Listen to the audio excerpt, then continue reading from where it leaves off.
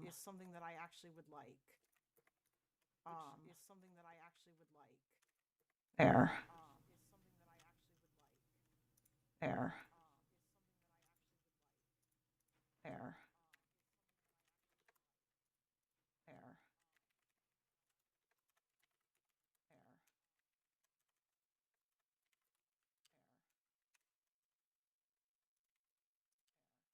There. Um,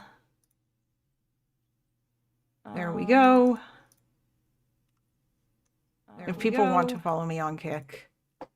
What are you debating? I'm going to debate about anti-Semitism with Fire. By Fellrunner. Anti-Semitism with by Fellrunner. Because that Fire has been downplaying anti-Semitism. Also, he has quibbles with the IHRA definition of anti-Semitism, which I don't really have quibbles with that. Which I don't really have quibbles with that. Oh, shit. Oh, shit. Oh, shit. Oh, shit. Oh, shit. Where's that coming from? Oh, there, it stopped now. That's fucking weird. I don't... God. Kick is okay, but geez. Sorry about that. It's because, I guess it's because I opened my Kick stream. I thought I was going crazy for a second. Yeah, me too, as soon as I plugged in the headphones. Echoing like a Nick Fuentes chat. Yeah, goddamn. What?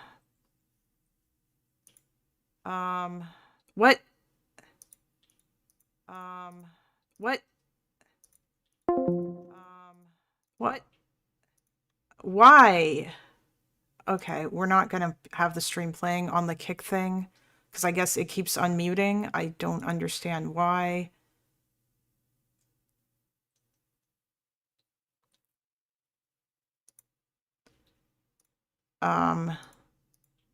Okay. What the hell? Okay.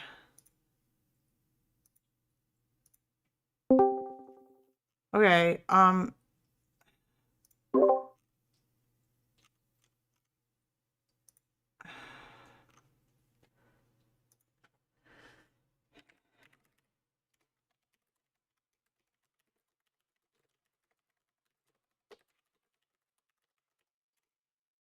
I hope that he's actually going to be able to debate today. His time zone is kind of fucked. Hello, Avi.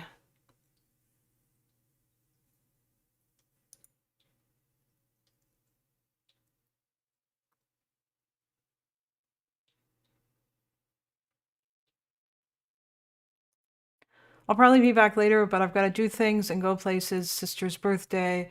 Have a good debate. Please make Fire look stupid. Yeah, we'll see what happens.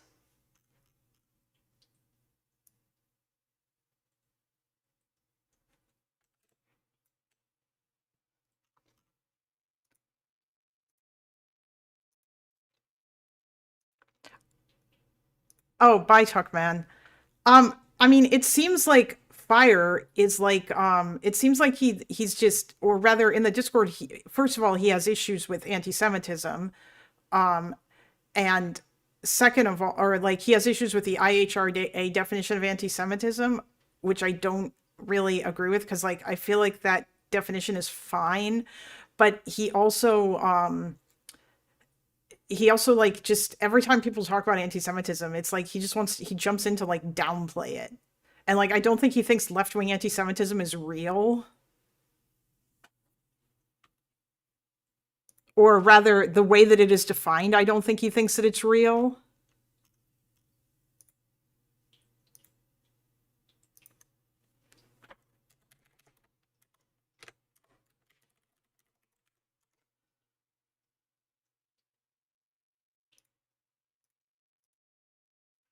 Fire doesn't like how it's presented in a way that implies Israel's a part of it. Yeah, but that's my problem. Especially, like, the IHRA definition of anti-Semitism says that saying that the existence of the state of Israel is a racist endeavor is anti-Semitic. And I think it's entirely fair to make that claim, because that by claiming that, by essentially saying that like the existence of the Jewish state is a racist endeavor, you are basically saying that Jewish people should not have a right to self-determine within their own, within like a country of their own, and that they should only be allowed to do it in other countries. And if that doesn't work out for them, well, fuck them. Because that's basically never worked out for them.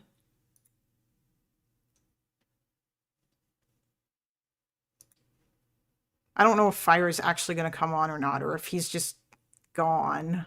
I don't know where he is. But what if they say Israel shouldn't exist for other reasons?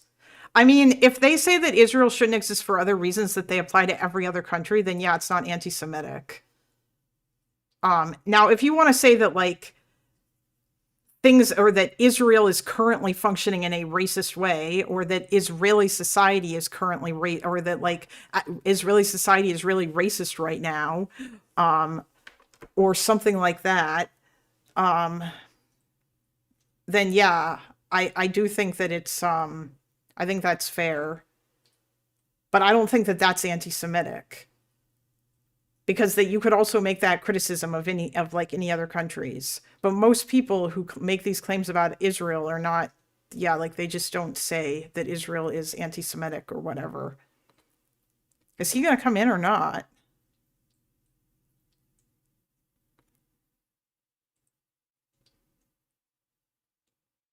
Or is it too late for him? He said sure when I asked. I mean, I wish that he would communicate more. If it's too late for him, then he should have told me, and I would have started this like 2 or 3 hours ago.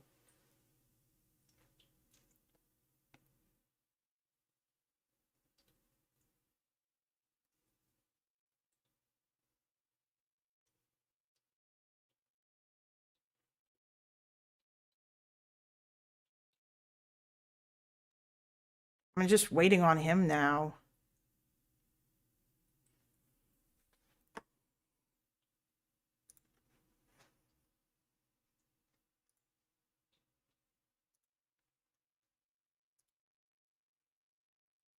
God damn it, Epic, stop debating with Fire and tell him to get in the VC. So often hear people say they just don't believe in nation states from people who only ever advocate for the destruction of it. Oh, you just redacted that message. Sorry, I was reading it out partly. But I mean, like, that is true. Like, oftentimes these same people will just say, oh, I don't believe in the concept of nation states, but all of their advocacy is centered around how they think Israel should be destroyed. Oh, finally, he's here. Hello? Oh, what's up? Hear me Hey. okay? Yes, can you talk for just a bit? Yep. Okay. Hello? Hello? Keep talking. Yeah. What's up? Okay. So in the Discord, I've recently heard you say a few things that I thought were kind of unhinged. I don't know how much of it is you memeing to just get reactions out of people, but you seem to not think that anti-Semitism is as big of a problem as everyone says. Is that true? Is that what you feel? No, that's not. Okay, okay. Half this shit I do is memeing just to get a reaction, but like it's not. It's memeing, but it's maybe reflective of my tr- thoughts. Okay, Say it wait, like wait, that. wait, wait. Now you're like cutting out randomly. Are you like on your phone? Yeah, I'm on my phone. I mean, Oh, I can get on my. It's like fucking 11. you don't Um, have to get on your but PC. I just hope that yeah, it's really choppy, so it just cuts out randomly. okay. Well, I'll put it closer. Do you have earbuds or something that you could use instead? No, it's worse. It doesn't have a good mic. Oh, That one. well, that So, sucks. uh, Okay. wait, hold on. Let me see. Okay, is this change anything? Trying trying shit out now. I mean, you can try to keep talking about what you think about anti-Semitism. What's reflective of your, yeah, like, do you think anti-Semitism isn't a big problem? I mean, it is a big problem, but like, it's a problem. Or my main problem is, uh, there are genuine things, there are genuine critiques of Israel people have that that gets framed as anti-Semitism. I think that's the majority of the things that happen in this community. Okay. Majority of that's majority of substantive problems within this community. So of Okay. course, like I would try It's I fight still against it's that. still it's still choppy and cutting out. I'm sorry, bro. Would getting on your computer be like a huge inconvenience? No, it's not that. I don't think it would be better if I get into my computer. Hmm. Mm, we'll see. Okay, Okay. I can try. Try. Or I guess I don't know, like put your phone someplace that's not I don't know. I don't know what's going on. You should. I've been on stream using my phone the Yeah, last few times that I showed up on yeah, and it's stream. been fine. Um Oh yeah, no, I can yeah, Duckbringer. I can understand him. It's low quality. The issue is that when it cuts out, it makes it harder to understand. And that's what it's been it's like choppy. Mm, mm, mm, mm. Okay, wait. Oh, let's see.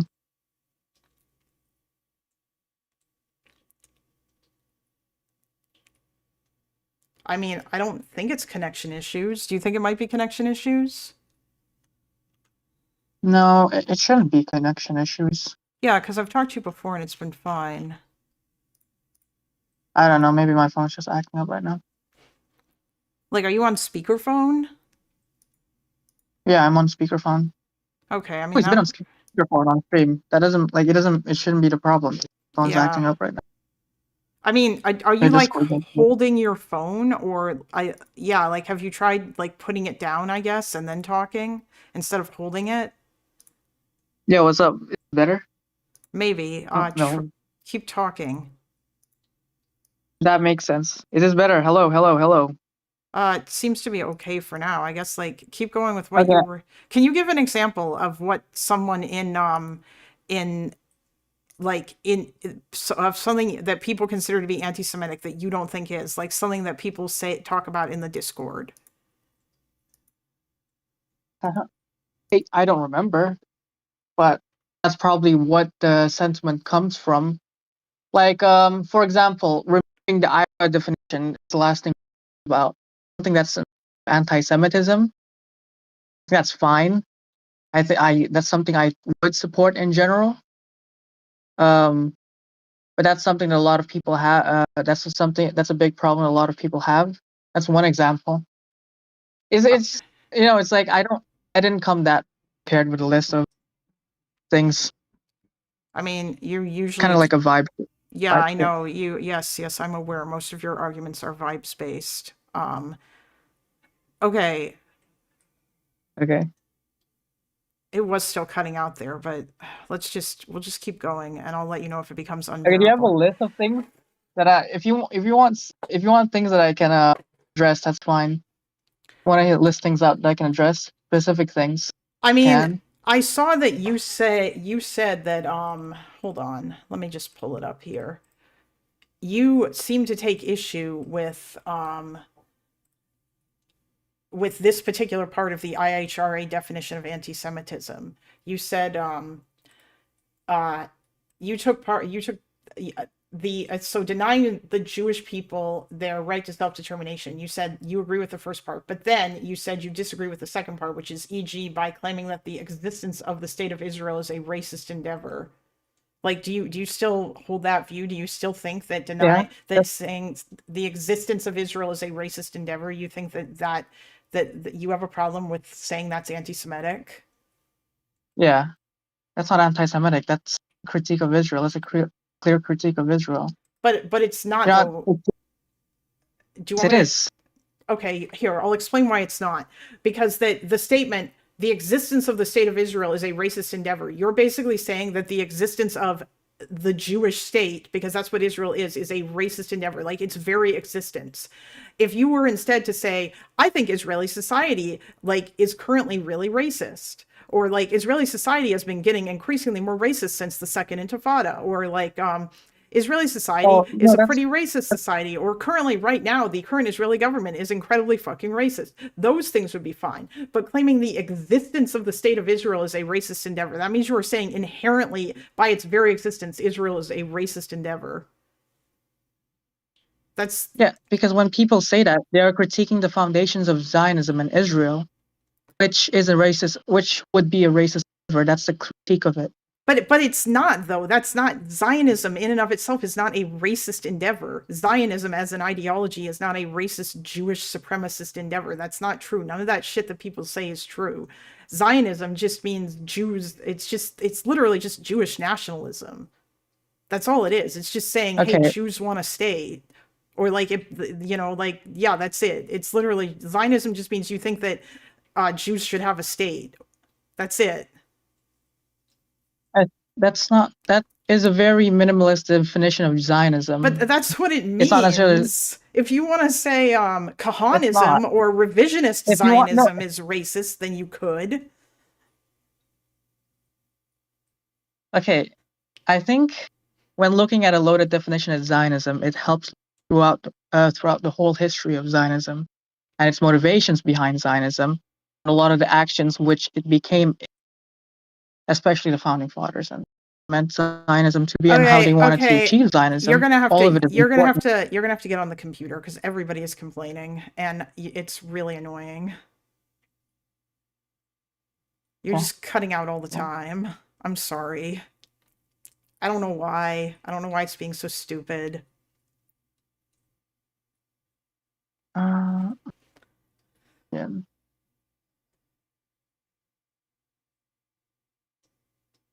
I would hope that it would be better when you're on your PC.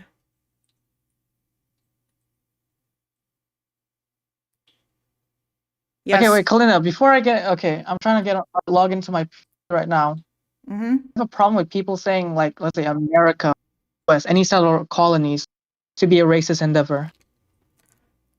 Um, I mean, like settler colonies specifically, it depends on like what the motivations were Well, behind the Israel founding is a of settler them. colony. Yeah, but Israel's not a It was settler. founded as a Hold settler on, colony, no, right? no. Israel's not a settler It was colony. founded as a settler. It's just a minute. It's not a Yes. settler colony in the way that everybody typically means when they use that term. Okay, the people who founded Yeah. Israel were not there because they wanted to plunder the land and extract its resources and exploit the local population, which is what like most other settler colonial people were there for. They didn't have a client state. It was a bunch of refugees who were trying to like make a country for themselves. Now, do I think that it was bad that they chose a place that had a bunch of people already living there? Yes, I do. But that does not mean that them wanting to have a country for themselves where they weren't persecuted is inherently a racist notion. I think that that is That's a. not I'm just saying, the like, the biggest problem of Zionism is that it is inherent place of Palestine or the place of Israel, the land of Israel, Israel Chai, is inherent to their ideology. It has to be Palestine or it has to be or that area surrounding it. That is inherent to their ideology. you're like cutting out all over the place, dude. I only got like half of that. Okay, wait, hold on. Uh, should reload it. Be a connection issue.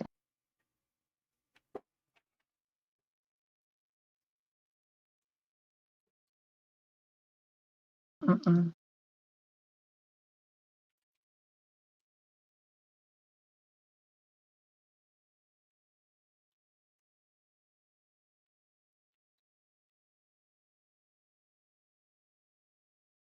Oh wait, hold on. Okay, I'll leave and come back. Okay. Jesus.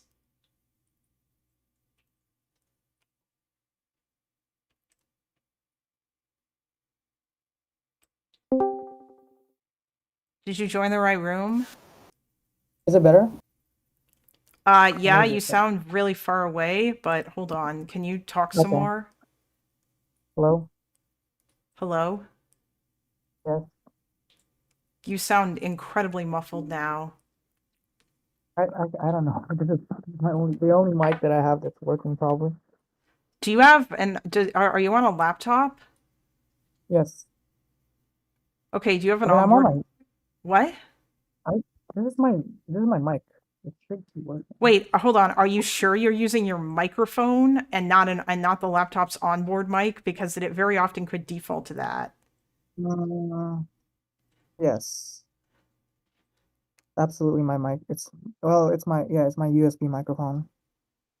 Okay, I mean that You don't. sounds better. Did you like move closer to it? Yeah, probably. Okay. Voice Okay, isolation. hold on. Hello, better. Wait, what did you just do? I just put my input profile something in Discord, some stupid shit. Oh, you just turned up your input profile? Okay, chat, do you hear him better? Can you like just talk a bunch, please? Like keep asking me what you were asking me before about Zionism or whatever. Okay, wait. What Zionism? Yeah, would you consider America to be a race? Like, if someone would say America to be a racist endeavor, why would you not? Like, that's fine. You would consider that as fine, right? Um, I mean, historical America, sure. I don't think that America today is a racist endeavor. If you want to say, like, I think that's the issue that I also have too, right? Is that like people say that the United States is inherently a white supremacist society, but I would not call it that today. No, in the past it was, sure, yeah, of course, but there's a difference between talking about its history. Yeah, like I also don't know if it would be fair entirely to compare America to Israel either, because that America as a country is pretty unique. So are most, and so's Canada for that matter. Although I think that like America, yeah, actually both Canada and America are fairly unique in terms of like their countries. Like in both of those countries and in a lot of like European countries, their populations self-determined to decide that they didn't want to just be a state for like insert one particular group. They decided that anybody could become a citizen there. And we all self-determined that and agreed that that was the case. And the majority of the people living there still believe that. Although you might quibble about the whole majority thing because there's issues with immigrants or whatever. And I'm not saying that I think that it would be okay if they all self-determined to become ethnostates or whatever, because that's against my values. And I would fight against that because I'm part of the majority group that wants to self-determine in that way. Like, do you kind of understand what I'm getting at, basically? Yes, Doobie, the early United States was a racist endeavor. Okay, but that's okay. You understand that that's the critique when people say mainly about Israel being a racist endeavor. No, no, no, That no. is founded. People say, no, no. The example is the existence of the state of Israel is a racist endeavor. If you want to say the current Israeli government has made the state of Israel a racist endeavor, Yeah, if you that's want to say the Kahanism existence. or revisionist Zionism are racist endeavors, I think that's fair. No, the existence of Israel, how it's founded, is what they are trying to Yeah, well, communicate. yeah, but the thing is that That's what they're trying that's to not what communicate. that's not what the definition is saying. The definition is not saying um the definition is saying that the very existence, if you claim the very existence of the state of Israel is a racist endeavor, then you're being anti-Semitic, because that baked into that claim is this notion that basically Jews don't get self-determination. Like all other nationalisms are fine, but Jewish nationalism isn't fine. I mean, that's Do you Jewish. You can understand? no. So okay, when some okay, can you just say yes or no? If someone says America or any set of colonial states would be a racist endeavor, or the existence would be a racist endeavor, is that fine or not fine for you? I mean, I would disagree with that. I think that's silly. I think that it's better to say the Do historical you or the early America was a racist endeavor because it was. okay? But And that's early what they are Canada trying. is a racist. Yeah, but that's not what it says. If you say the founding of Israel was like race, or like if there was racism in the founding of Israel, or if you say like there were unjust aspects to the founding of Israel, like the Nakba and shit, that's like different than saying that the very existence of Israel is a racist endeavor, is the problem that I have. What do you think people when people would say the existence of Israel is a racist endeavor? What is that communicating to you? it communicates to me that that person thinks Israel shouldn't exist as a Jewish state. Yeah. That's what that sounds like to me. So they're basically saying Jews don't get self-determination.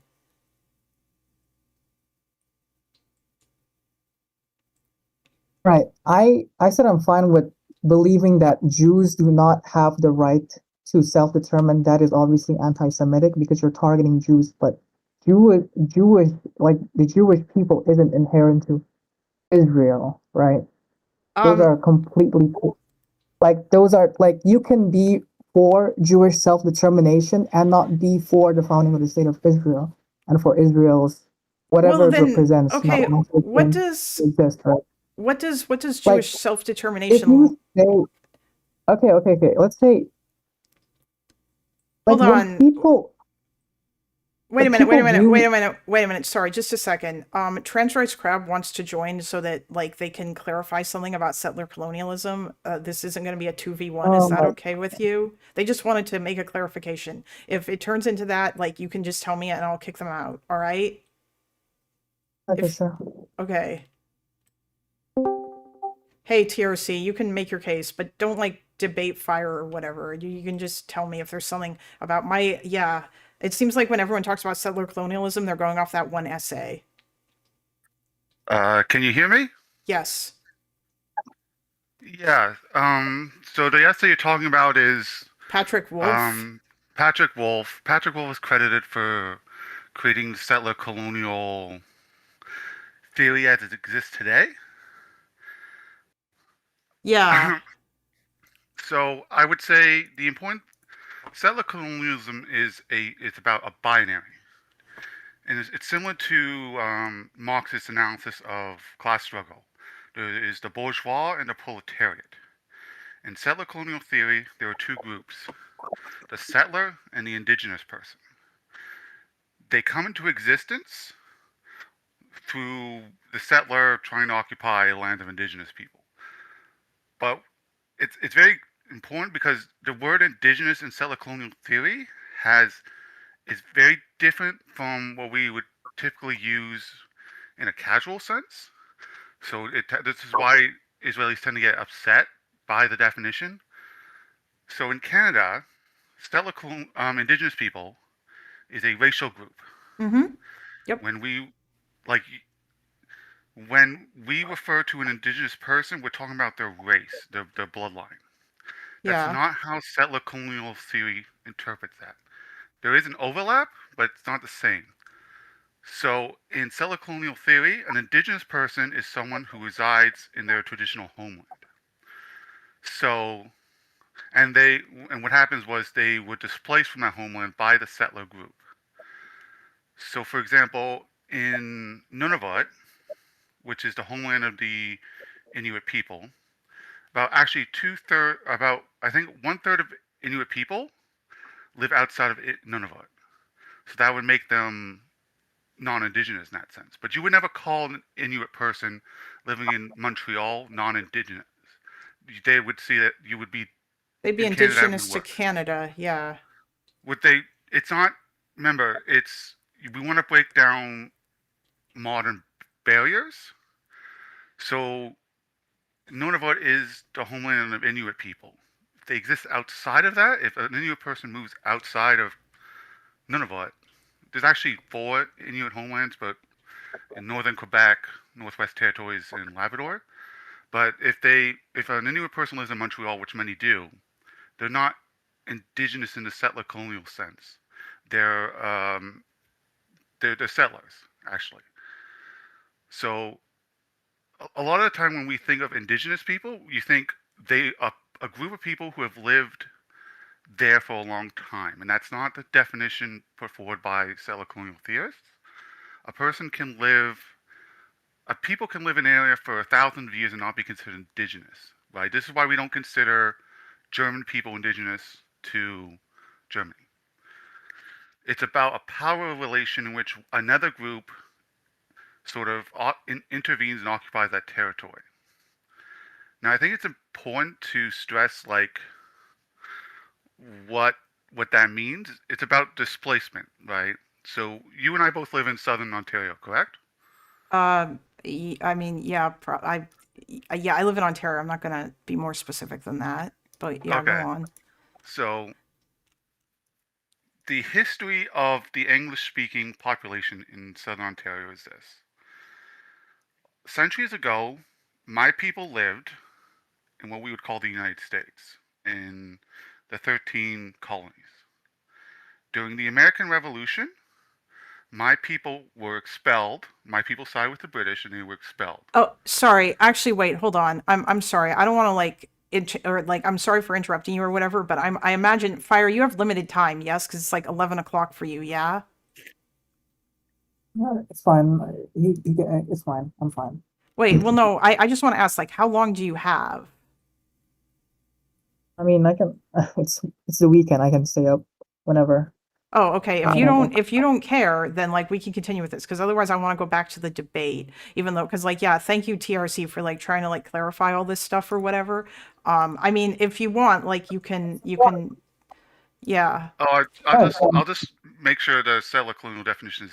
So my people were originally lived in the United States. After the American Revolution, we were expelled. The British government set up a program that allowed people from from what we call the United States to move to Canada.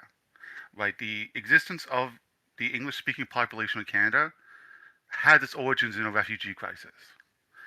So I live in an area where the British government went to a people called the Mississauga of the Credit River, and they asked to purchase land to place refugees from the American Revolution on it.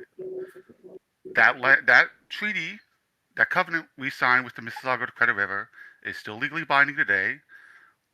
My government recognizes it, their government recognizes it. But what happened was we didn't take the land through force, but eventually, over time, we eroded their sovereignty.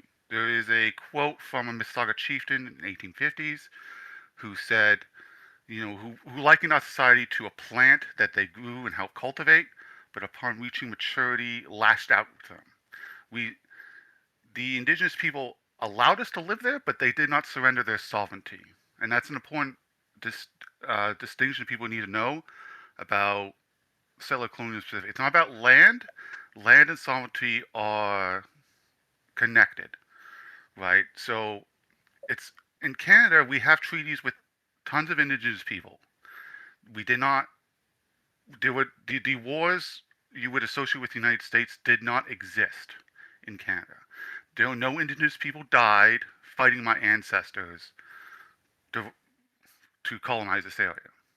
However, we still refer to it as colonization because you're transplanting a group from somewhere else and eroding the sovereignty of the people living there. That's why we refer to Israel as a settler colonial state. Okay. I can get more specific if you need any more questions. Wait. So wait, that example that you just gave was a settler was an example of settler colonialism. And they, Or yeah, and at the time, they would have referred okay. to it as a colonial enterprise. Remember, Okay. the major reason why Israelis object to these terms, is because of the stigma attached to colonialism in the modern sense. Yeah, That's the primary. I don't have a problem referring to Israel as a settler colonial state. It's just that like I guess like and also like Lonerbox says the issue is that when people use that they're attaching a whole bunch of moral weight to it. They're trying to say, "Oh, this is bad and Israel is this, therefore Israel is bad because Israel was founded as this thing." Sure, and people do the same thing with Canada and the United States. Yeah, I Um, know. I mean, I would argue to a certain degree though that would that has more that has more like weight, I guess, because that they are because of the bad stuff that happened to the indigenous people or whatever. But I mean, at the same time, if a bunch of people had just come to Canada and the United States and they hadn't like done terrible shit to the indigenous people, then I don't think it would have mattered. Like if they had been able to like live there together, okay, then I don't, then yeah, it would have been fine. But of course, that's not what ended up happening. sure, but the same thing happened in Palestine, in Yeah, Israel, right? exactly. Yeah, exactly. So Toby's asking what's the point of settler colonialism is? Like, so the major thesis of settler colonialism is these are not historic events. I exist in a binary conflict with indigenous people today. I occupy a separate group, and that group is in competition with indigenous Oh, people. sorry. Toby was no. Toby. Everyone's the reason why chat's going all crazy right now is because that Doobie is in chat, and Doobie is saying some shit in chat, and Doobie is incredibly anti-Israel. So, or at least he seems to be. I mean, I might be misrepresenting you, but I mean, Doobie's in chat saying Israel's an ethno-state and all this other stuff. Even though I kind of doubt that Doobie would say. I mean, Doobie, do you think Egypt is an ethno-state too? Do you think that any other Arab countries in the Middle East are ethno-states? Because they all discriminate against their minorities quite a lot. Oh yeah, so Doobie's the fog guy, right? Yes. He's argued with both Loner and Destiny about this subject. Yeah, so I can get into more detail if you have any questions, or I'm gonna just leave you be. Okay. Yeah, no, I think we're probably good. I'm mostly just gonna ignore chat and just keep talking to Fire. Okay, is that all right? All right, Alright. I'll see you later. All right, thanks. Bye. So okay, so you just agree to that the foundation of Israel is a settler colonial state. I mean, yeah, but like I said, people are using it in that way to try to like say that therefore Israel is bad. And that's kind of the issue that I have. And also like there are other problems too with like the whole Patrick Wolf essay, like the idea of like settler colonies are like they always have like a client state or whatever, and then saying that Israel's client state is like world Jewry, which I think is kind of silly. I don't, Like I don't, because I don't think that's that's something that's dumb. what? I haven't even heard of this essay. I think that's dumb. Okay, Settler because colonialism. No, settler colonialism. No, I mean what is dumb is the Patrick Wolf essay. I don't know. This guy, he said that it's world Jewry. I don't sorry, can like. you To me, wait. Are you like do you have your mic like pulled up to your chest? Is it just like you sound like you're all muffled? no.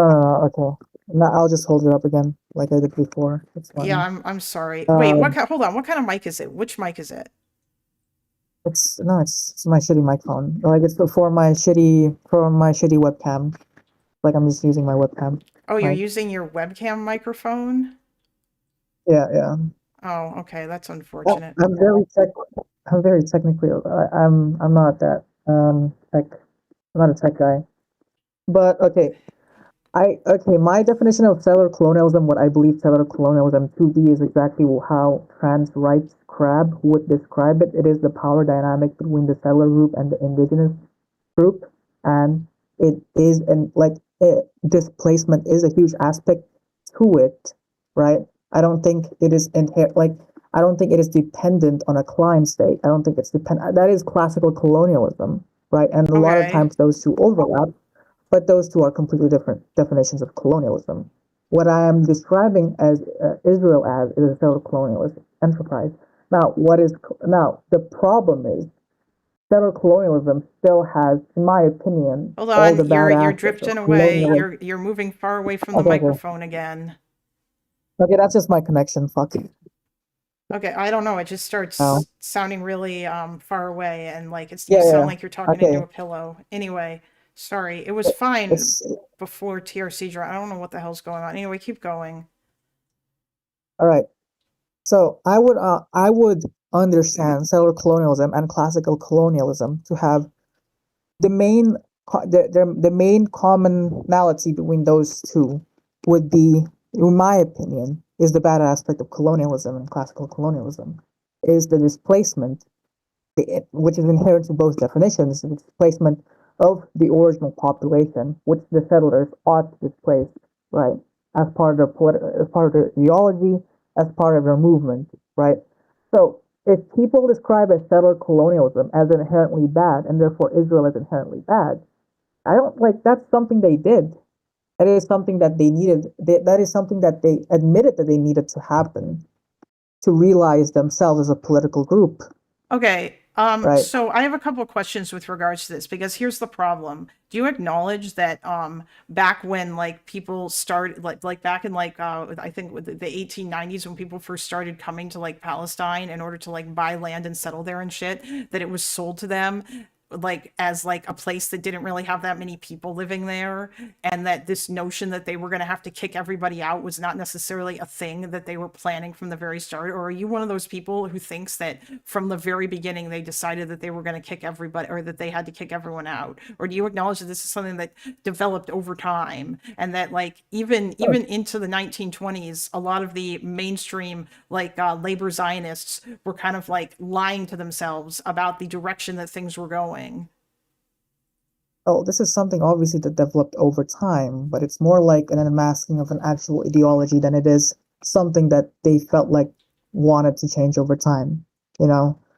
Um, Yeah, but the point that I'm trying to you make here know, is you that know, like okay. This is what you are like a lot of the things that Israel did to the Palestinians, you can compare it to a lot of classical colonialist yeah, states and exactly. how they Yes, you operated. can. And I don't It's have more a because that's what problem they with did. that.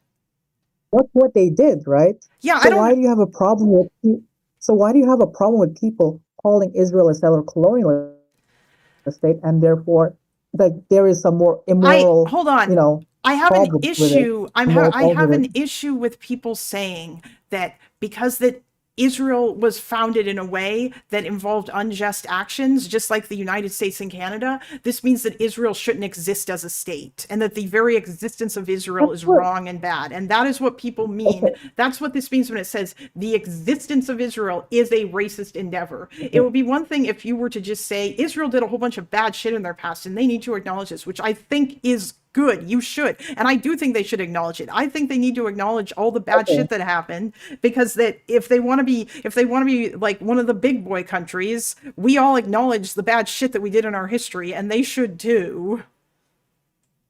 Okay. Let me clarify my position. I think Israel should exist. I'm not like that far into like, oh, like one place. I'm not that fucking retarded. Yeah, Like the I problem know is you I think that. still want to I still want to protect the speech of those people that generally do think that. And I don't think that opinion is inherently anti-Semitic. I think if you would say that America is bad because of settler colonialism and all that shit, and it's a racist institution and whatever, and you think it shouldn't exist, I don't think that's necessarily racist against like whatever the fucking whatever race they are, or the Canadians or whatever, or any other settler colonialist I states. mean, That it's logic to me is inherently no. Can I finish? That logic to me is inherently more critical over the state that they represent over rather than the actual people itself. You know, it's not like when people say Israel shouldn't exist because of this, blah blah blah. They're not thinking of Jews. They're not thinking of Jews shouldn't have the right to self-determine. That's like no. It is unfortunate that the only result of Jewish self-determination is a state like Israel, but it's also a critique of Israel in of itself, right? Like they are doing for, let's say, if they would say America shouldn't exist, or Canada, or Australia, or whatever, you know. Um, yeah, that's where I'm at, and that's why I want to protect that speech, that form of speech, as specific to okay. anti-Zionism and not anti-Semitism. Hold on. You know, Hold on a minute. Just a second. You do realize that, at least in the United States, when Congress passed that resolution saying that the IHRA definition of anti-Semitism is what anti-Semitism is, that wasn't them saying therefore if you express any of these opinions with your speech, it means that you're going to get prosecuted. You acknowledge that, correct? And that it was the same thing in New York. Like, do you acknowledge that that's the case? That like Mamdani revoking the IHRA definition of anti-Semitism didn't suddenly mean that people were free to be, that like that was that like he saved free speech or whatever, because that nobody's speech was being prosecuted. That wasn't the thing. He was just saying this is the definition of anti-Semitism we recognize, and I would imagine that therefore like okay, like I don't I don't say qualifies with free hate speech crimes in and an shit. okay. I don't say free speech in like a prosecution way. That's not like what I mean when I say free speech. Just in the sense that I think in general, if you say these things, people don't have the right to call, or people shouldn't call you anti-Semitic, and therefore I don't want maybe Okay. legal, or not necessarily legal basis, but official basis Yeah, supporting I that. mean, Like I don't mean free speech in the prosecution way, I but like disagree I don't know. with. That's a side. That's a side. You know, that's not that important. I think. No, I Like mean, I think that that is important um, though, because that kind of gets to the whole thing. Is that's the problem? Is that I feel like you don't think left wing anti-Semitism is a thing. I think no, I do think it is a thing. Okay, how would It's you just that I define? think a Or lot of the you things don't think that there's any overlap between anti-Zionism and anti-Semitism? um I mean, the way let's say the way Nazis would do it, that is an overlap of Okay, anti-Zionism and anti-Semitism. what about the way that leftists do it? Okay, depends because how? Like, give an example. Supporting Hamas, yeah, sure, that's but like I don't know if that's even that such Yeah, I do like the think majority supporting of Hamas is leftists. anti-Semitic because Hamas are also anti-Semitic. You acknowledge Yeah, Hamas is no, I agree with anti-Semitic, that. right? I agree with that. That's not the problem. But um, the majority of leftists, I don't know, would support Hamas. I think in the online, like fucking even Hassan, I don't think he would go out and actually say, "Oh yeah, I support Hamas full out." He would do just some like what he did in Twitter, like, "Oh, it's lesser evil" or whatever. Yeah, I know, but I mean, I But think that like the that's just squirrel girl, the squirrel girl, what the squirrel girl? Yeah, no, she's full on support, whatever. okay. Would you She's say fucking crazy, she's right? you? Would you say she's anti-Semitic? Because I would. Yeah, I mean, Okay, I don't know, I haven't what? seen that much I of her, mean, but like based on that all of her character, tweets, I don't know if she has had a single tweet lately where she doesn't use the word Zionism in like a weird pejorative way, to the point where like she basically does this Zog shit where like she called like Trump's kidnapping of Maduro, like she said like the CIA, Mossad, and like it's like she relates everything back to Israel. And when she talks about Israel, she's always like you know, the genocidal rape death cult army of the iOS. Like she's just fucking unhinged. okay. Yeah, no, Um, I don't think that she is absolutely anti-Semitic. And I think other people yeah, like her no, are as well. And like I definitely think Hassan's audience is full of people like that. Bad Empanada is anti-Semitic. Um I think that like honestly, if we're not like, I think it would be hard to say that Hassan isn't at this point. I think that he is, even though he doesn't think. The problem is leftist anti-Semitism doesn't look like Nazi anti-Semitism, and that's why people are like, oh well, it's not anti-Semitism because they're not specifically talking about Jews, but instead they're talking about the country that Jews have, and they disproportionately focus on it to a point where there's like a ridiculous amount of double standards applied here, where like they spend all their time talking about Israel and all like the bad shit Israel does, and then they basically ignore other conflicts that are way worse, like what happened in Syria or what's happening in Sudan or any of that other stuff. They like have no smoke for that. They don't care about that. It's all just Israel, Israel, Israel, Israel all the time, you know? And it's kind of insane. okay, so I think the point that you're trying to get at is the disproportionality is that points them into being anti-Semitic. Yeah, I think well no, that's one of the characteristics of I think left-wing anti-Semitism is the double standards, the fact that it's like the exaggeration of everything bad that Israel does. It like Israel can't it's not enough to say that the IDF is committing war crimes in Gaza, which they are, by the way. You have to say the IDF is targeting civilians on purpose because they're evil and genocidal and they just want to kill all Palestinians. And like if you say anything opposite to that, like we had this discussion before, if you don't buy into that truism, then you are purity tested and called a genocide supporter. And yeah, I Okay. think that's kind of Well, insane. I mean, I think if people believe in a genocide and you're saying that it doesn't exist, I think it's fine to be emotional. I mean, yeah, sure, it's fine to be I mean, when, emotional, but you don't need to strawman the other person and claim that means that they support everything Israel is doing. yeah, that's cringe, but like it's pretty expected. You're saying that hey, a country that you think is committing a genocide is not actually committing a genocide. Yeah, I know, I'm Like- aware. The other problem too, also, and I do think it's anti-Semitic when people do this, is people claiming that Israel is like Nazi Germany. And a lot of the people who like get mad about the anti-Semitism or about like the genocide shit will then turn around and do that truism, and they'll claim that Israel is like, and they'll think Israel is like Nazi Germany, which, by the way, is another part of the like saying that Israel is it like drawing comparisons of contemporary Israeli policy to that of the Nazis. Like, do you think that saying Israel is like Nazi Germany is anti-Semitic? Do you recognize that that is the case? Yeah, to most people, I think I would say, yeah. Okay. But okay, I think if you're like the only context would I be fine with that is very niche spaces where you are an academic and you are professional about it and you are actually credited with doing these historical comparisons, because you do, like, historians do this all the time, you know.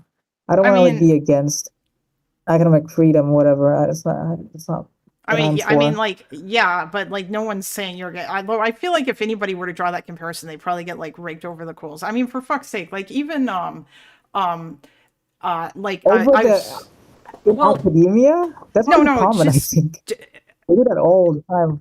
no. Sorry, wait. What do you mean? Like in academia, they make all these comparisons all the time. Yeah, I know. I think that's bad. Like, I think there's a whole bunch of cringe shit that has gone on in academia. Like Okay, why do you there's think that's bad? what comparing Israel to Nazi Germany? Yeah, Because I if think if you're a historian, you have an interest in doing it, right? You have an interest in if connecting hold the on, past into the present. if you hold on just a sec. When I say comparing Israel to Nazi Germany, what I mean is saying that Israel. I'm not saying. It's one thing to like, let's say, compare and contrast the two of them, but I'm talking about people who are flat out saying, whether they're a historian or not, that Israel is like Nazi Germany and that Zionism and Nazism are similar ideologies. That's what I take issue with, and that's what I would say would be anti-Semitic and fucking ridiculous. Really. Okay, I agree with that. Okay. Because, yeah, like But I that. mean, And I think you if know, it. okay, for most people, you know, there are academics that could make that argument, right? Sorry, what'd you say? There could be. There could be. That's why they would try to compare it. They would try to analyze. They would try to historically analyze both ideologies as a movement. Yeah, You want to try to link the past to the I present. mean, I've been doing that too. And the more I did it, the more it became pretty clear that like these two things aren't the same and that comparing them is Okay. ridiculous. Or rather, not comparing them, Okay. but sorry, saying they are the same is ridiculous. When I say comparing them, what I mean is saying that they're the same. But that's not So, typically what well, these people are yeah, that doing. is ridiculous. I don't think if you like if you try to historically analyze it from that perspective, I don't. But like the reason, okay, why I only reserve this good faith to like academics and not normal people is the majority of normal people aren't really doing it because of that. They're mainly just doing it just to like fucking because it's like a cheap flow to like Jews. And I think that's anti-Semitic. Yeah, I mean, well, Obviously. yeah, I think most people who do it are doing it because that they are trying to say bad shit about, or because they're trying to get under Jewish people and Israeli people's skin by saying, "Oh, you're just like the people who tried to exterminate you in Europe," which is insane. Yeah, Like, I mean that's the majority of people probably, yeah. but I But like mean, you know, like I think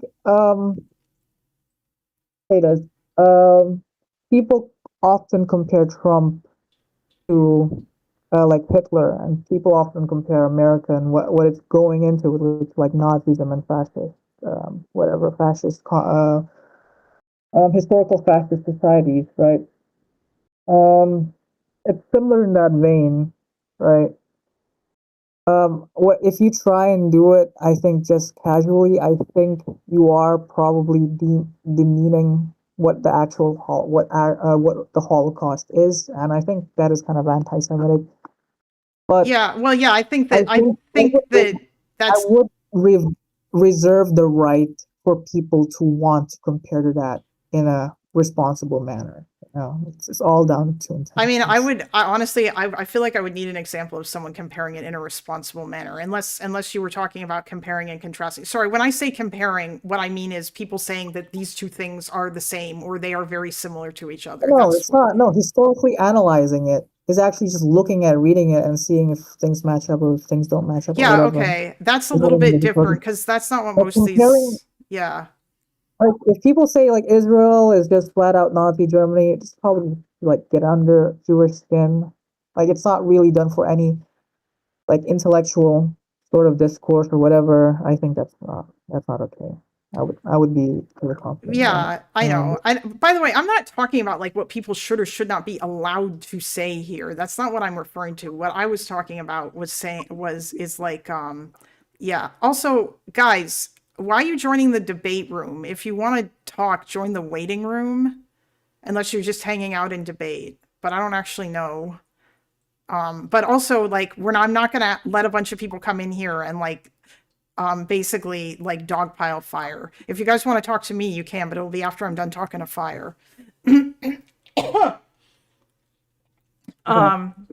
Anyway, That's my. what? What else you? No, I just wanted to ask. What else did you want to talk about? I mean, I guess that like you and I have a a sort of misunderstanding about left-wing anti-Semitism or whatever, or it seems like you don't want people who don't think Israel should exist to be labeled as anti-Semitic, but like I do think that that is anti-Semitic, at least in today's world, in the current context of the world in which we live. Now, if the Middle East were different, and if Israel no longer existing as as a Jewish state wouldn't result in all of the Israelis getting discriminated against, potentially ethnically cleansed, or possibly even genocided, depending upon whether or not Hamas was in charge, then I do think that that would be a different sort of then yeah, like you wouldn't be able to get away with saying, oh, that's anti-Semitic, right? Like it's like, for example, with white people. Like I don't think that white people I don't like people talking whenever people say, oh, Israel is an ethno state, therefore Israel is bad. My issue with making that claim is that they're doing it by drawing a comparison between Israel, but they're trying to say that Israel is an ethno state, like, you know, the white supremacist ethno state.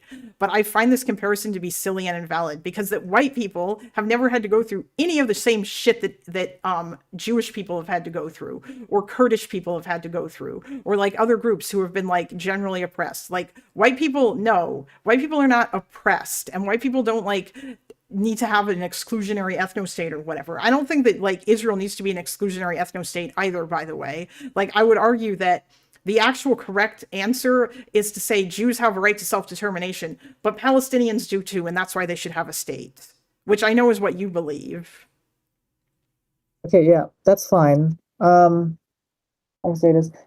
When I wanted to, okay, so what I wanted to touch on earlier is also the motivations of why someone would think that that Israel shouldn't exist in any manner.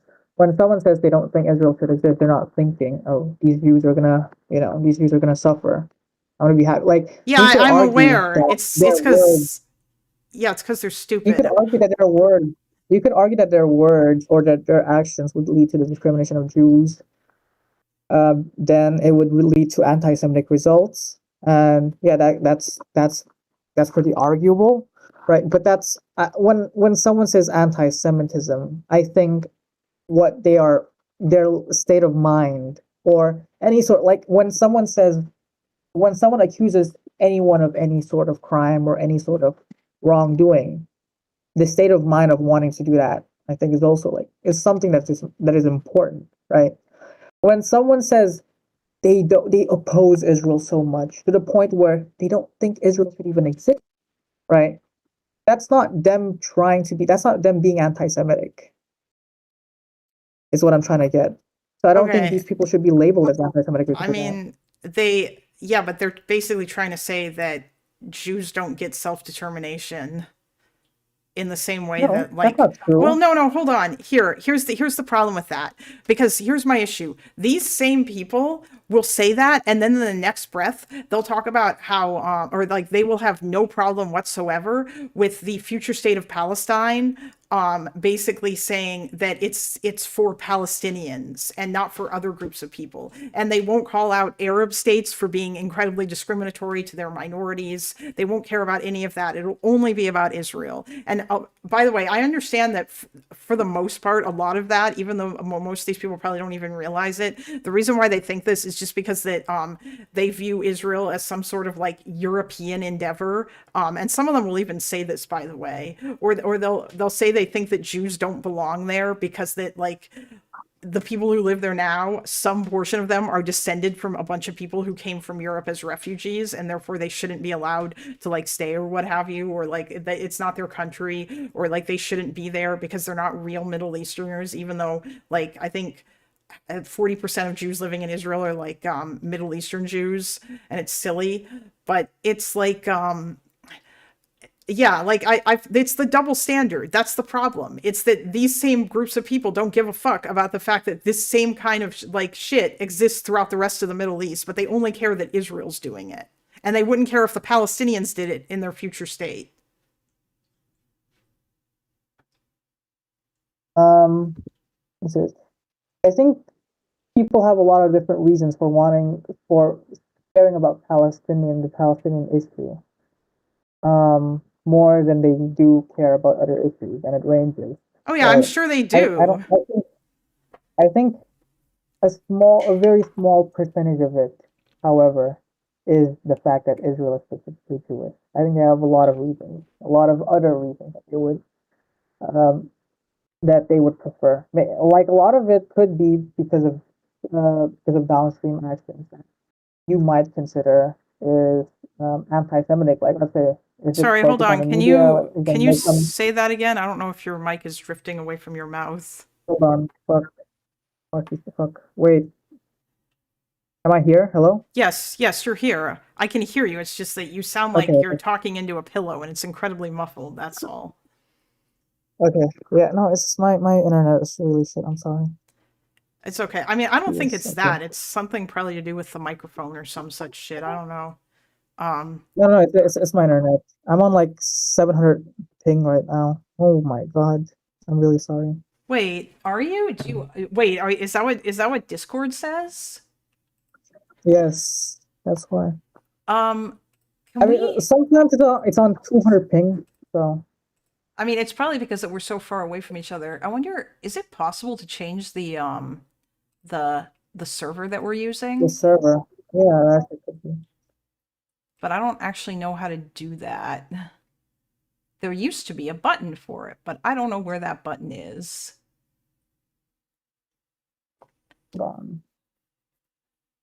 Connections. Okay.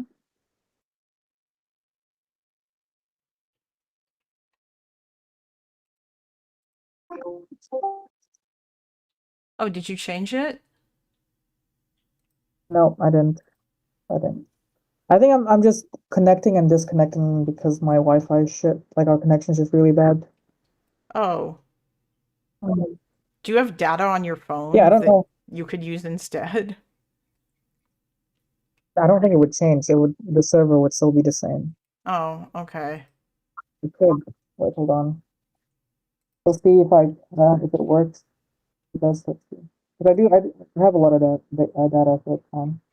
Well, hold on. Are you running Windows? You might need to be careful with that because you don't want Windows to be using your you don't want Windows to start using your data to download updates. That would be bad.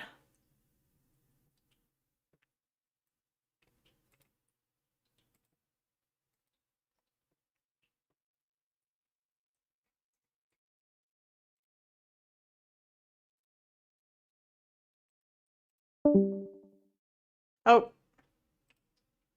Oh. Hello? Hello. Hi. The ping is actually a lot better. Hell yeah, based. Decent. Okay. Right. So, fuck. What was Oh, I saying? can I just say something? I just want to ask you a question because I think that this is, sort of gets to the heart of the problem. Do you think that unconscious biases can be a thing? Or like, do you recognize that someone can be racist without like thinking that they're being racist? Yeah. Okay, then I why don't can't like. the same be true of anti-Semitism? Because that's all my argument is. That's what I mostly I think left-wing anti-Semitism is often that. Unconscious bias. I don't know because I don't even know if I would like my grandma sometimes exhibits this sort of racism. I don't know if I would like I don't it's not something I'd care that much about, you know. It's when someone exhibits a sort of racism that is just embedded within them and so they're just reflecting it on society or whatever. That's something I wouldn't take that much seriously compared to someone that is actually knowingly being that, you know? Hey, Dante, Um, if you want to talk to me, we can totally talk about this after I'm done with fire. I'm down. Hello, so Spider. We can play Marvel Rivals later if you want. Anyway, go ahead. So you don't that's necessarily think that it's this. I mean, you could argue that one is worse. You could say explicit, like conscious racism is worse than unconscious racism. But the point is that they're both still racism, right? I don't know if I would consider them with like even on the same magnitude, like the same tier, like not like two within two tier levels of bad.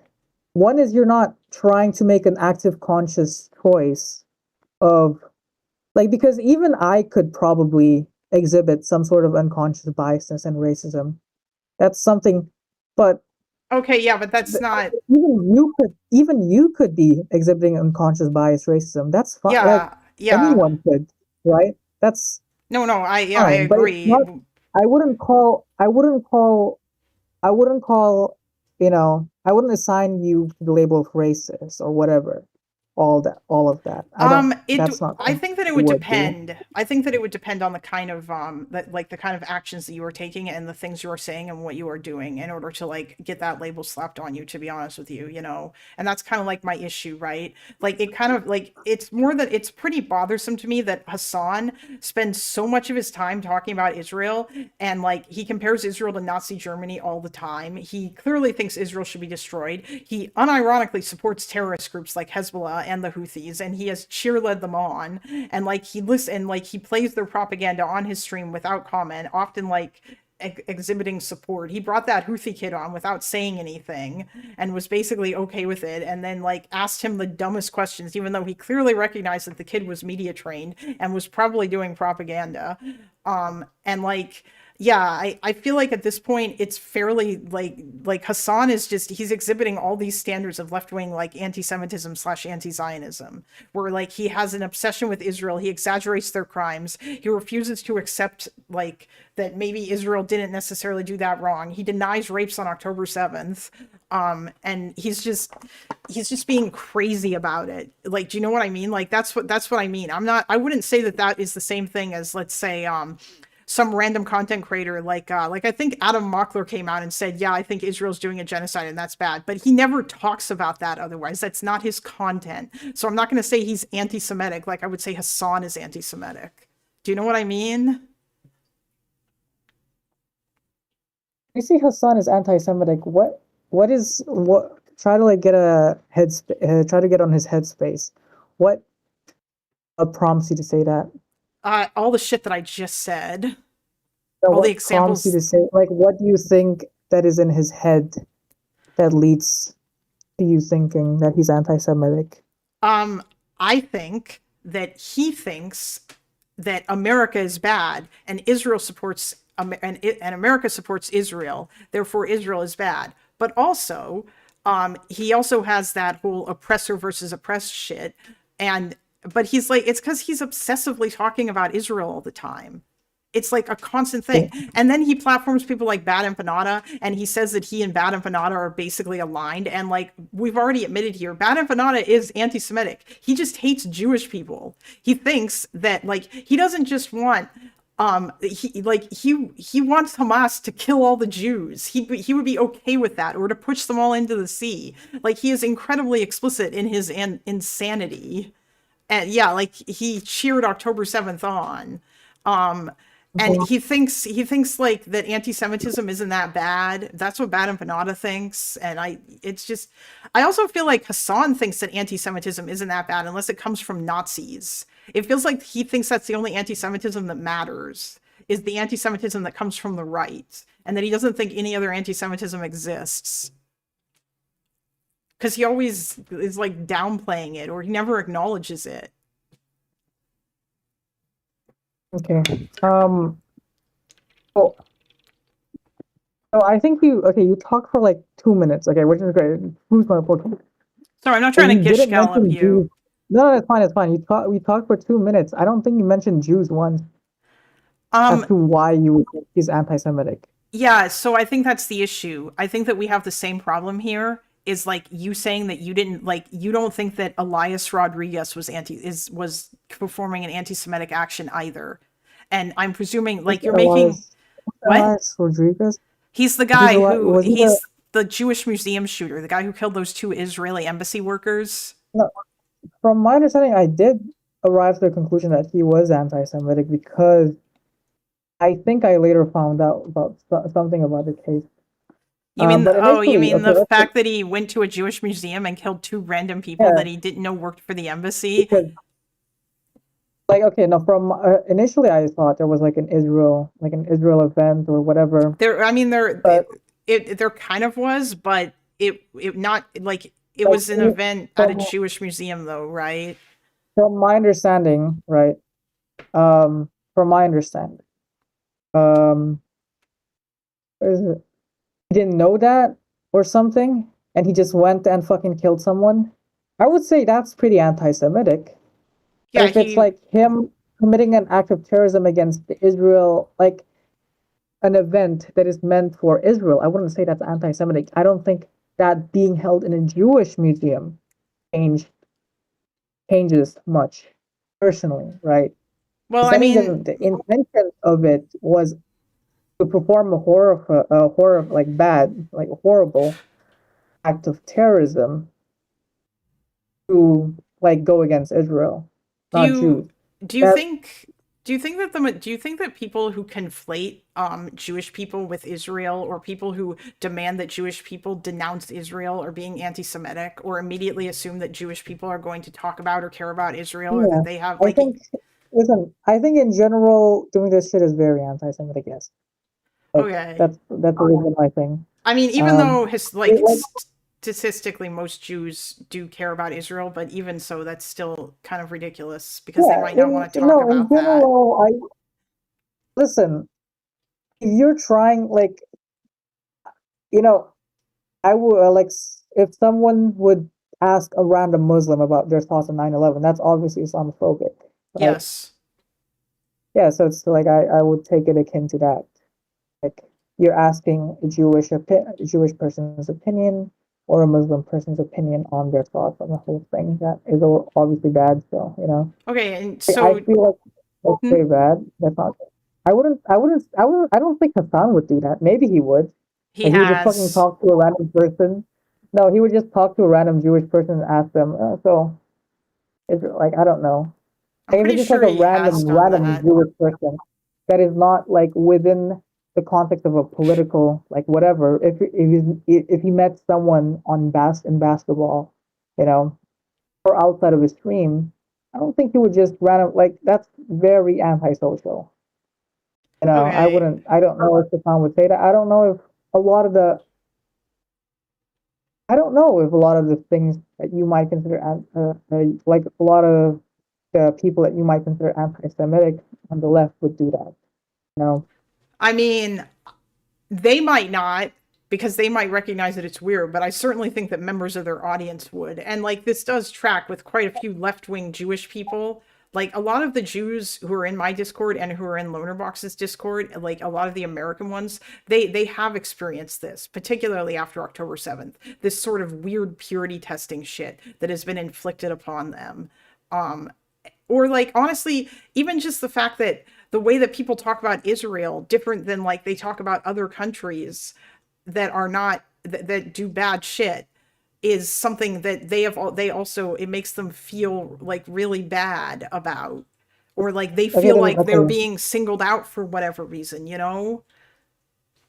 Okay, then we can go back to that. Why, okay, why do you think a lot of leftists feel this different about Israel compared to like other Arab states, maybe?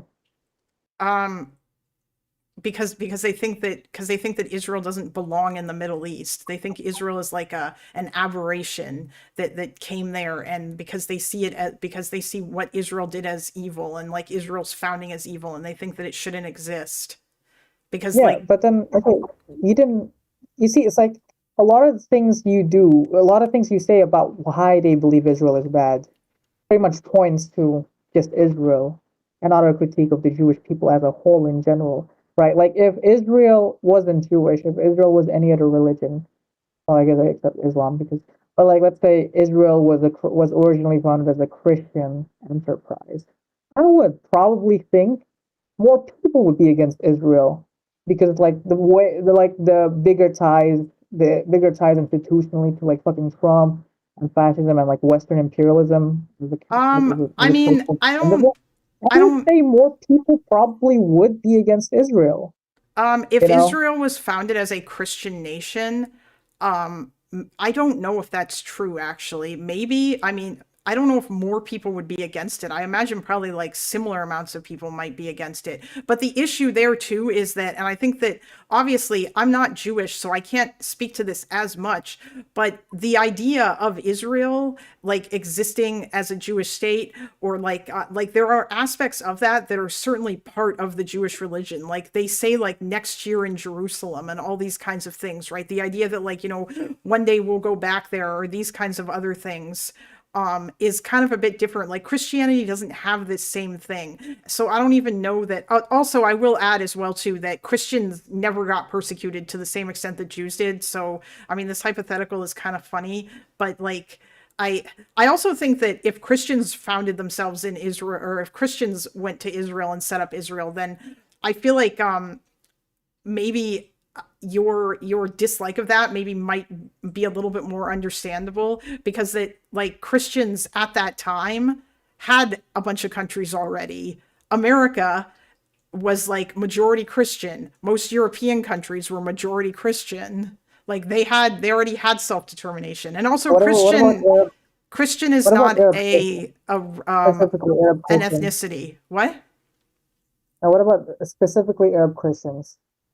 I like no, you are. I think right now, um, you're giving a lot of you're giving a lot of examples of why the comparison is one to one. Yeah, the comparison isn't one to one. It's not supposed to be one to one. But what is it trying to prove is that why people disagree with Israel in general, right? Is nothing. It has nothing. It has very little to do with them being Jewish. Hold on. So here's the thing though, because there's a bunch of other aspects of Jewish anti-Semitism that, or sorry, not Jewish anti-Semitism, left-wing anti-Semitism as well too, that I like. The problem is left-wing anti-Semitism isn't just, oh man, you hate Jews. It's a little bit more complicated than that. And I think that's maybe part of the issue, is because a lot of people look at it and they're like, oh, well, hey, you have to be talking specifically about Jews like the Nazis do when they talk about Israel controlling America, and they say Jews control America and they do it through Israel or whatever. So I agree with you that like I think that if it was Arab Christians who founded the like a state of Israel for Christians in the Middle East or whatever, I certainly think that in the Muslim world, at least in the Middle East, there'd probably be like at least some number of people who were mad about it, um depending on like how that happened or how that came about or whatever. Although if it was Arabs that were doing it, then that might be a little bit different, because like there's like that sort of racial aspect to it as well. But I do think that at least like for some of them they might be mad about the whole thing. Although actually, you know what, then again, maybe they wouldn't. Or no, I think they probably, I don't know if they would have cared as much or not. Sorry, I'm just like thinking about this because a lot of the initial dislike of the Jews coming over, some of it was religious based obviously, but some of it was also just like these people were really fucking mad that a bunch of Europeans were coming in and taking their shit, or like Yes, or that's taking the away their majority of it. ability to make a state. Now, if it was a bunch of European Christians that came over and decided to settle Israel instead, then I think like probably it would have been similar. But like the dislike of it would have been, instead of coming at it from an anti-Semitic perspective for the Arabs, they'd probably like come at it from like a sort of anti-Christian thing in the same sort of, well, these people are dhimmis kind of way. But there was absolutely an Yeah. anti-Semitic element to the opposition to the founding of the state of Israel among Arab people. But that's not the kind of anti-Semitism that I'm referring to now. The kind of Okay, okay. the anti-Zionism, like today's modern anti-Zionism, comes from the Soviet Union, and it continues like, and when the Soviets started selling that to leftist movements around the world or like other countries or whatever, they did so in a way that also brought up anti-Semitism. Like the notion, for example, that Israel always received help and aid from the United States because there's no way that they could have done it on their own. That means that because like Israel's a tiny Jewish state and so they must have been controlling America to help them. The idea, like the whole Zog thing, like you agree that saying Zog is anti-Semitic, right? Because it's basically playing on an old Jewish trope that Jews control America or the world. Yeah, I would say that is. Okay, Zog came from Soviet anti-Zionism, and that's like a part of it. And so the exaggeration, or for example, saying Israel's an apartheid state is because the Soviets, like they saw that in South Africa and they wanted to get the South Africans to be on board with them, and so like they related it to their struggle by saying Israel's doing apartheid. So wait, hold on. That's very interesting. So would you consider saying Israel is an apartheid state, would that be anti-Semitic just because it had those roots? I think that saying Israel in and of itself is an apartheid state is kind of, yeah, or like, actually, yeah, you know what? I would say that it is, because that you're holding Israel to a different standard than literally every other country in the Middle East, which also treats their minorities like shit, except they do it worse than Israel proper, because the Arabs who live in Israel proper are not treated as badly as the Coptics in Egypt. State, it's not Israel proper. Specifically, it is mostly the West Bank. Yeah, I agree the West Bank is apartheid. Yeah, you could make an argument with like, yeah, and the West Bank would like, it would be like Israel is committing apartheid. No, that's where Israel apartheid is from, right? You could make an argument that is not as strong, but I think it is like it is pretty valid as well. Is that initially because Israel is an ethno state that grants the right that grants more right towards Jews, that could be, a sort of an apartheid.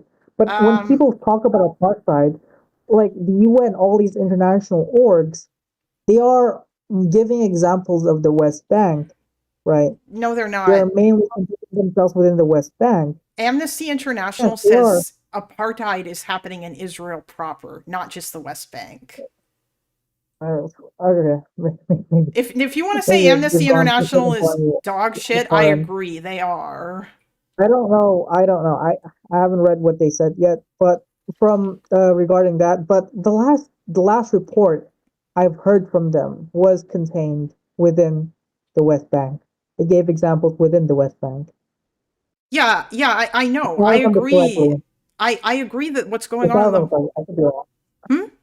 So no, I could be wrong. Maybe Amnesty International changed their position, or they added something. They added a few things more. Yeah, position. But the last time I've heard from them was the report was of a report that is related to them. Fuck, did I cut out again? Kind of, but go on. Sorry, not really. Just keep talking. The report that is related to them and apartheid is mainly contained within the West Bank. So when most people talk about Israel and apartheid, they're talking about like 90% the West Bank and 10% Israel. I don't agree. When people, really? Yes, I do not agree, because that a lot of leftists will say that Israel is an apartheid state, and when they say that, they ain't talking about the West Bank. They're talking about all of it. They think that Israel proper practices apartheid because they don't know about how, like, the lives that Palestinians with Israeli citizenship or Arab Israelis, whichever name you would like to apply to them, they don't know, like, basically what their lives are like or the extent or the rights that they have or whatever. Like Dante, for example, said in chat that there's a law that he asked, is there a law in Egypt forbidding Copts from buying land? I don't know, but I would imagine there's probably discrimination against them, just like there's discrimination in Israel against Jews buying or against Arabs buying land. But I don't believe there's a law in Israel that says Arabs can't buy land. Although Israel is weirdly complicated in that the government wants to own all the land and then they lease the land to you. And the discrimination comes in the form of if you're Jewish and you want to lease land, then you're able to do so more easily because you have the Jewish National Fund behind you to lend you money, whereas Arabs don't have that. So if you're an Arab and you want to buy land in Israel or lease land in Israel, then you have to have a lot of money already, but you can still do it. So it's not really necessarily that it's written into the law. It's that this discrimination is systemic. It's that it's there's an environmental aspect to it that causes the issue there, you know. Okay, even if you think your argument is bad, okay, what if Israel was actually committing an apartheid, right? Let's say in this hypothetical, if Israel was committing an apartheid, would you say if people say Israel is committing an apartheid, is that anti-Semitic just because of its roots with being an anti-Zionist propaganda filled with shit? I don't know.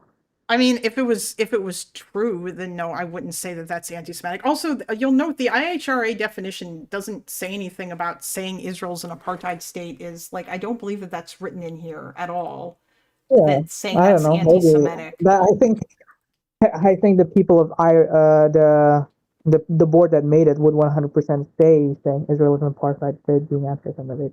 You know, I mean, maybe I feel like that one is a little bit different because, like you said, that can be read in different ways. Some people who say that are talking about the West Bank, and I don't think that's anti-Semitic.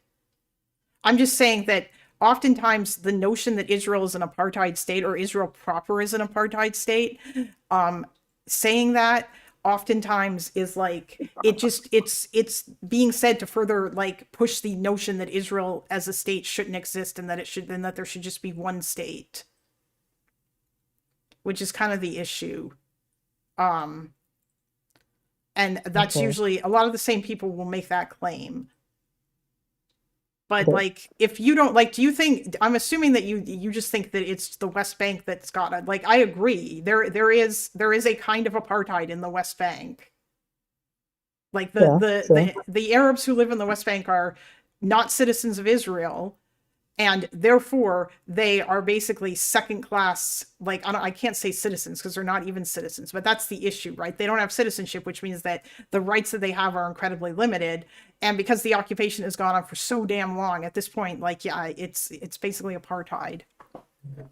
Yeah, very much. I would agree with that. I don't know if I would call Israel proper an apartheid state. I do think that there is discrimination written Yeah, into it's the law. systemic discrimination. They Israel have is proper. I don't know. Well, I mean, there is discrimination written into the law now in the sense that the nation state law is a thing, and that's not good. I don't know if, like, I would have to ask Sev specifically for more information. Sev is a Palestinian who lives in Israel. Like, he has Israeli citizenship. He's talked a lot about the various issues that Israel has and like the issues with racism and how it's gotten so much worse after October 7th that Arabs face. I think that he has said that, like, but like when I asked him, do you see yourself as a second class citizen? His answer was that it's complicated because that in some ways they're not. And in other ways he feels like he is. So like even that isn't necessarily a straight up simple thing.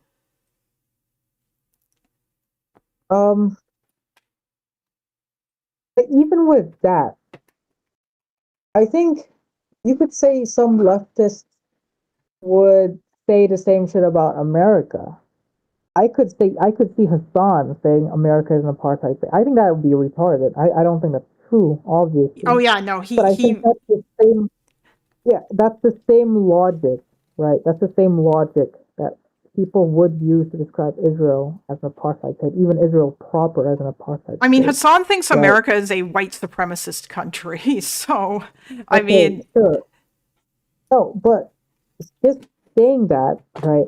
what I'm trying to get at is why I think anti-Semitism can only be described as if you actually have the idea of the Jewish people in your logic somewhere to be anti-Semitic, Well, right? it's because that Israel is a state for Jews, right? And like, if I guess I don't know if you've heard. There's a guy named Haviv who does YouTube content, and he looks like he's a liberal Israeli. I don't know if he's not. Like, he probably thinks the conflict is more about religion than I think than I would agree that it is. I don't think the conflict.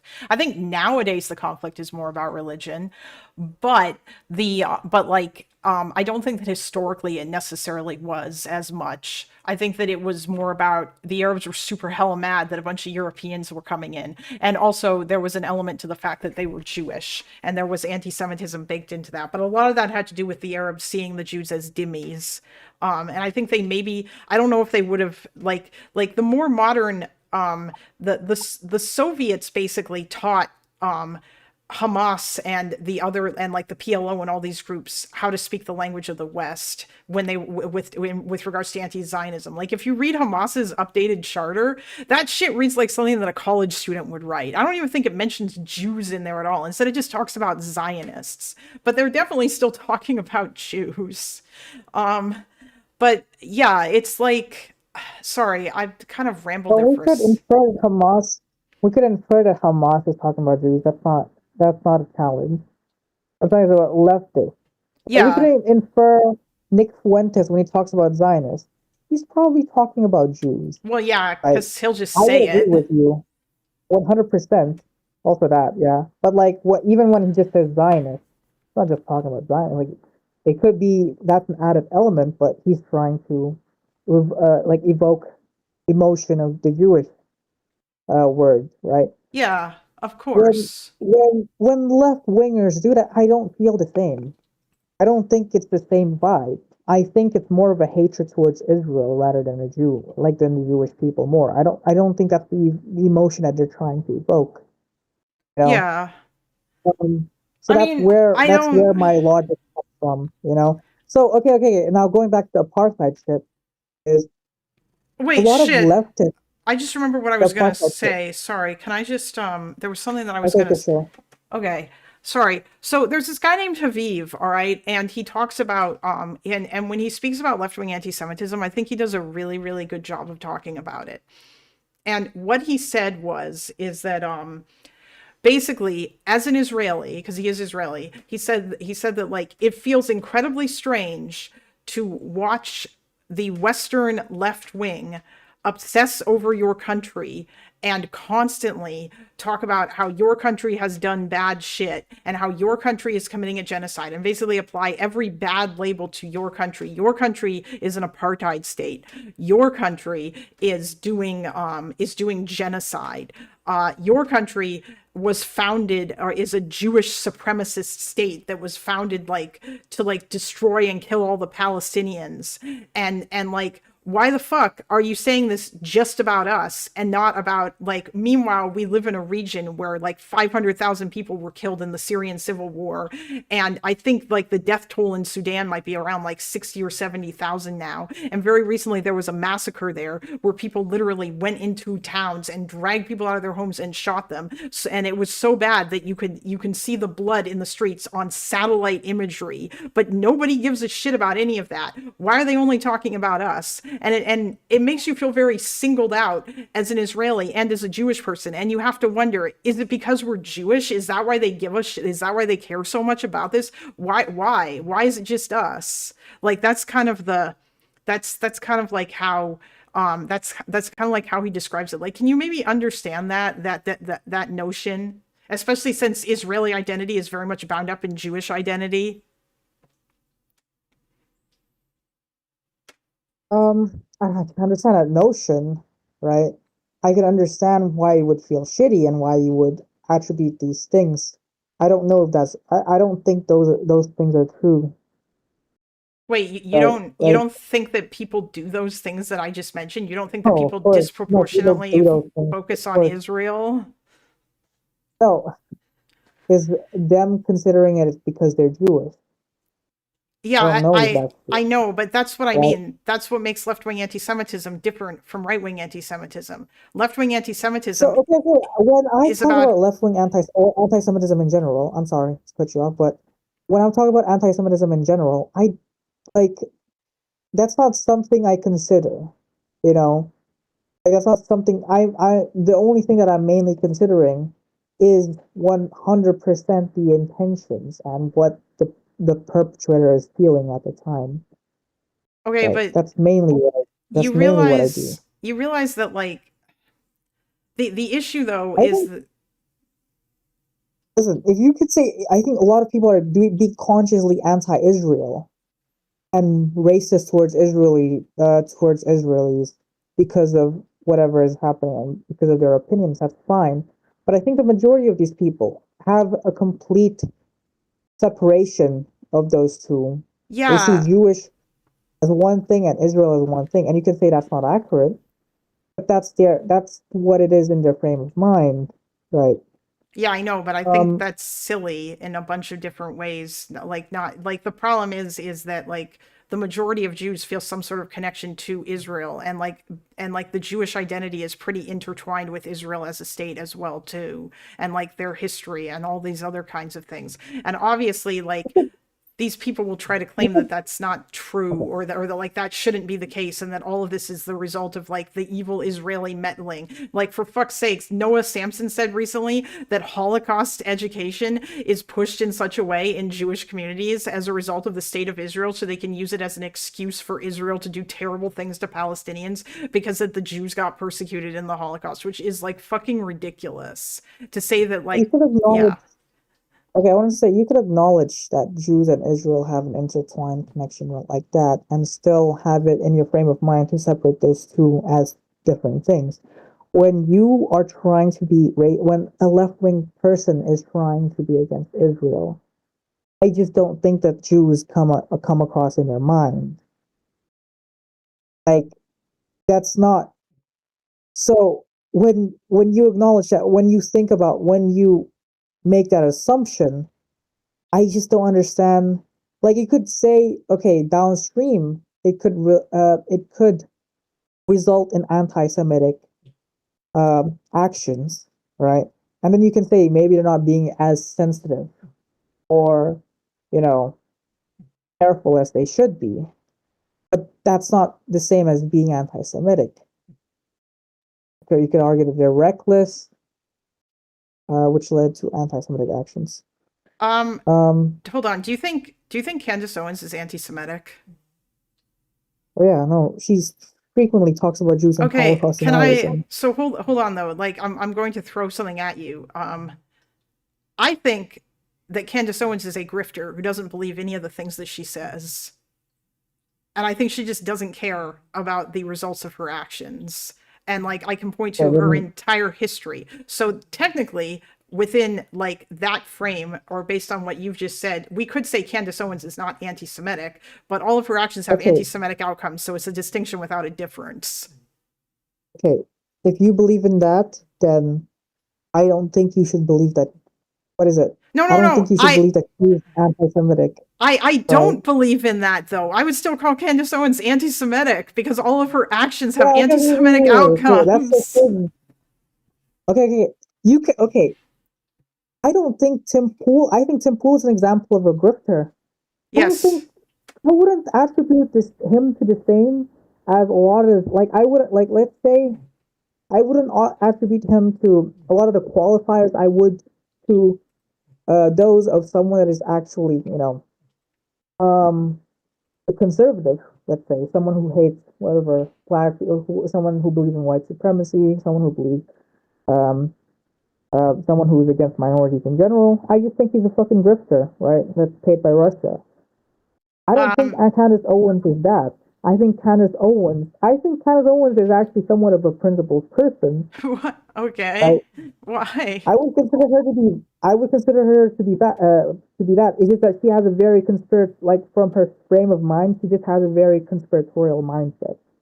Okay, yeah. You know, I don't she's think that very extremist in that sense. I think a lot of the things that she believes is ideological, can right? I you don't think it's have just you ignorant. Have you watched Willie Okay, Mack's just to be video fair, on Candace Owens? I don't, Because I haven't researched that much on her. It's just what I think, right? And that's why I think she's anti-Semitic. okay, oh Right? no, I I mean really think when she's thinking, okay, so if I were to have done as much research as you, that could be true, right? And then if I were to come into that conclusion that, hey, right, she doesn't actually believe in anything, then I'd be, she's actually not anti-Semitic. She just fucking says shit because it's gonna make her popular. I wouldn't say that she's anti-Semitic. I would say she's a fucking grifter, you know? I wouldn't attribute that her to that. Now, what if she continuously says things that are anti-Semitic, like she does the same Holocaust denialism shit, basically being one to Nick Fuentes, in terms of, then I would criticize them on that fact, on that basis, not in their ideology, right? I wouldn't say she's anti-Semitic ideology. Like I wouldn't use that as a critic, as a critique. I would say all the other stuff, like she's being a grifter and she's doing all that shit, and yeah, the actions is anti-Semitic downstream. But I would never attribute that to her because, in my opinion, she would be a grifter. You know, okay. I mean, like to me, I feel like it's kind of in a bunch of ways. Like, yes, I do think that intent matters, but at the same time, if your intent is to make money and you don't care about the outcomes of your actions, then I think that's a pretty big indictment on your character. And at that point, I feel like we could just say it's kind of a distinction without a difference. That being said, now if you, in terms of Candace Owens, Willie Mack did an excellent video on her recently.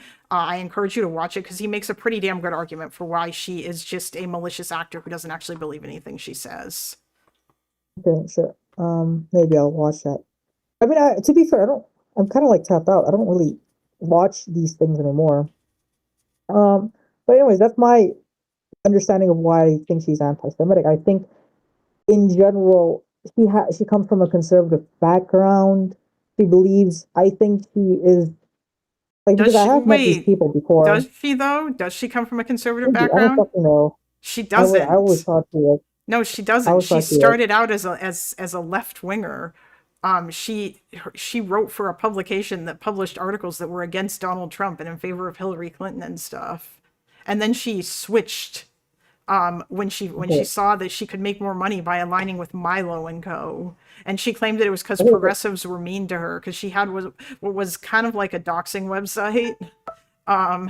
And people called her out for it, but it was a website that was supposed to be calling out like bad people on both sides, but then she came out and claimed that everybody who called her out for it were all progressives because it was during like Gamergate and shit, I think. And Milo was saying actually, I don't know if it was during Gamergate, but yeah, like Milo basically defended her, and so she decided to join him in his cause. And also she was like, she's friendly with Kanye, and that's when she started saying all this shit about like Jews and stuff, because I think she got it from him. And then she really picked it up after the Israel thing. But she used to be like super pro-Israel. Like she used to be a bog standard conservative, except she was black. And because she was a black conservative, she like kind of baked that in and started and talked about how the Democratic Party takes advantage of black people and shit. I don't know, like she had like her entire past, she just seems very inauthentic as a person. It just like her trajectory Okay. just doesn't feel real to me. But personally, I have met these type of people that they don't like. Their values are different in the sense that you can't really map them into like a political graph. They have certain sorts of values. They kind of like just they're kind of all over the place, right? Wait, who That's how is? I view that's how I view Candace Owens as, right? I don't know. Maybe if I didn't watch the video, I would change my opinion. But that's how I view Candace Owens as, and that's why I would consider her to be anti-Semitic because that frame of mind is there. Um. But okay, So but yeah, you wouldn't consider her to be anti-Semitic if Willie's video changed your mind and you decided she's just a grifter. she's a fucking grifter. And yeah, like Okay, I would so say she's a disgusting human being that doesn't consider anyone's, that doesn't consider anyone's refuge, including Jews, when she takes in, when she when she factor, or in terms of what she factors into when doing her actions, when doing shit. So that's how I would view her. that, and that's probably worse than me calling her an anti-Semite. That's more of an attack. That's more of an attack on her not having any value. I mean, maybe like okay, that's just me, but me personally, I think not having any values is the worst sort of. I mean, Like, I I don't don't like people. I don't I don't like entirely people like that. disagree because people like that will like they are more prone to just like switch on a dime to believing whatever. I don't know if a lot of people consciously have no values or consciously are grifters. I think a lot of it has to do with like social validation. Like Drew Pavlou, for example, I think that like he changed a lot of his views and like became an insane right winger because he was getting more attention from people on the right than he managed to get on the left. And I think that like he kind of but I don't know that he consciously just woke up one day and was like, you know what? I'm just going to be a crazy anti-immigration racist right winger now. I think that he just like I think it was this he got social validation from one group of people and that was what ultimately propelled him into and that's what I think a lot of it is. I mean, with Candace that may have also Every other to a thing. certain extent like her grifting might even be not even entirely like I'm sure some of it has to be conscious. At least now it does. It has to be like Yeah, I I but think what qualifies for me as a grifter is that you're doing it because of some other social, like some other gain that is other than ideological. Maybe I mean, maybe that in of itself isn't ideology, but like that is what to me a grifter is. I mean, Tim Pool is the perfect example. I mean, we all know he's getting paid out by Russia, right? So oh, that's an obvious he's sign that not he's. anymore as far as we know, but he was. Yeah, Yeah. but like it's that I don't think. Listen, I don't think if you change. This is why I don't. I would even if knowing that Candace Owens were originally a leftist. I don't know if that would consider if I would consider her to be a grifter because of that. Because that has happened to me, as it has happened to a lot of other people. That you have certain. I think this is true for everyone. I think people's values can't be mapped into like a simple graph. I think people have certain values that they hold dear, that is part of them, that is core uh, within them, and then it can be represented and can be exhibited through like a lot of different political ideologies, and it can evolve over time, right? That's how I that's how I've changed over time. Like that's how a lot of people have changed over time. So I don't think people like I don't think people changing their opinion is necessarily proof of being a grift, right? I don't No, in I don't that sense think I it don't is even know if either. group. I think it's like for why they are. I think that like I think all the people who stopped being liberals and turned into conservatives because the left wingers were mean to them on Twitter or whatever. I think that's an awful lot of that is like I think that that's they did it for social validation because they didn't like what people were saying about them on Twitter. Or because people were mean to them. Like the same thing happened with Brianna Wu, I think. Like she got brain broken by Twitter leftists. Although really like there's I guess I stuff wouldn't that consider yeah. Brianna Wu as a grifter No. personally. I'm not. Yeah, but Yeah. I don't know that I would consider those people grifters. I have a very specific definition of grifter. To me, a grifter is a person who is doing a thing that they are doing to make money, and they don't actually believe in anything. I think people who change their views because of social validation fall into a different category. I wouldn't say that they are grifters. I'm just saying that like for them, I don't think it's about their beliefs. I think it's entirely about like wanting to be part of a social group, and because like conservatives were I nice mean, to them. to Yeah. me, like grifter would be that they're doing it for some other than ideological, but also there's a level of consciousness level of that you should know that you're grifting and you're not just like I think um I think if you have like you can't never know whether you change your like you can't ever know whether you change your political beliefs because of something genuine or something genuine. I wouldn't because like I could attribute it to myself. Who knows? You know, maybe I did it like maybe I got too fucking into Discord politics and I fell into the rabbit hole of like race baiting too hard and I ended up being like the anti destiny and then a lot of my political beliefs which I think are genuine is that I wouldn't consider myself a grifter because of that, right? And I don't know exactly how pure these beliefs are, right? Like it could be something within me. It could be something within my psyche that is far from, genuine ideology that is pushing me towards these beliefs, right? And I think that's true for a lot of people. I wouldn't consider that drifting. I think it has to be a conscious thing. I am doing this because I know I'm doing this for social validation, right? Well, Um, I mean, I don't, I feel like a lot of people don't or for necessarily financial reasons. realize that that's what they're doing. Or that they're like, I think a lot of people don't necessarily realize that they're doing all these things for social validation. But Well, in how do any you know? case, But like, how? What is grifting then? grifting is lying about your beliefs for money, like what I think Dave Rubin Yeah. does Okay. and what Sure. I think Candace does. It's, Oh, okay. yeah. Okay. So we agree that it is a conscious decision to be made, Yeah. right? Yes, I think However, grifting, we I just think, disagree. yes. Yeah, we disagree that it's because of like we just think it's because of money. I think it could be because of social validation, or I mean, whatever. like you can say that if you want to. I don't know. My definition isn't might change, but like I don't Yeah. I don't actually care that much about that or about like I in general even though sometimes I will occasionally like I guess Reddit psychology or whatever. I try not to like I don't really necessarily like mind reading people and then assuming well they're doing this because of X, Y, or Z or whatever, unless it's like something I guess very sort of surface level or maybe you're taking a guess at somebody's reasons for doing something. But like I don't I guess what I'm saying is that I don't necessarily care if Hassan has hatred for Jews in his heart.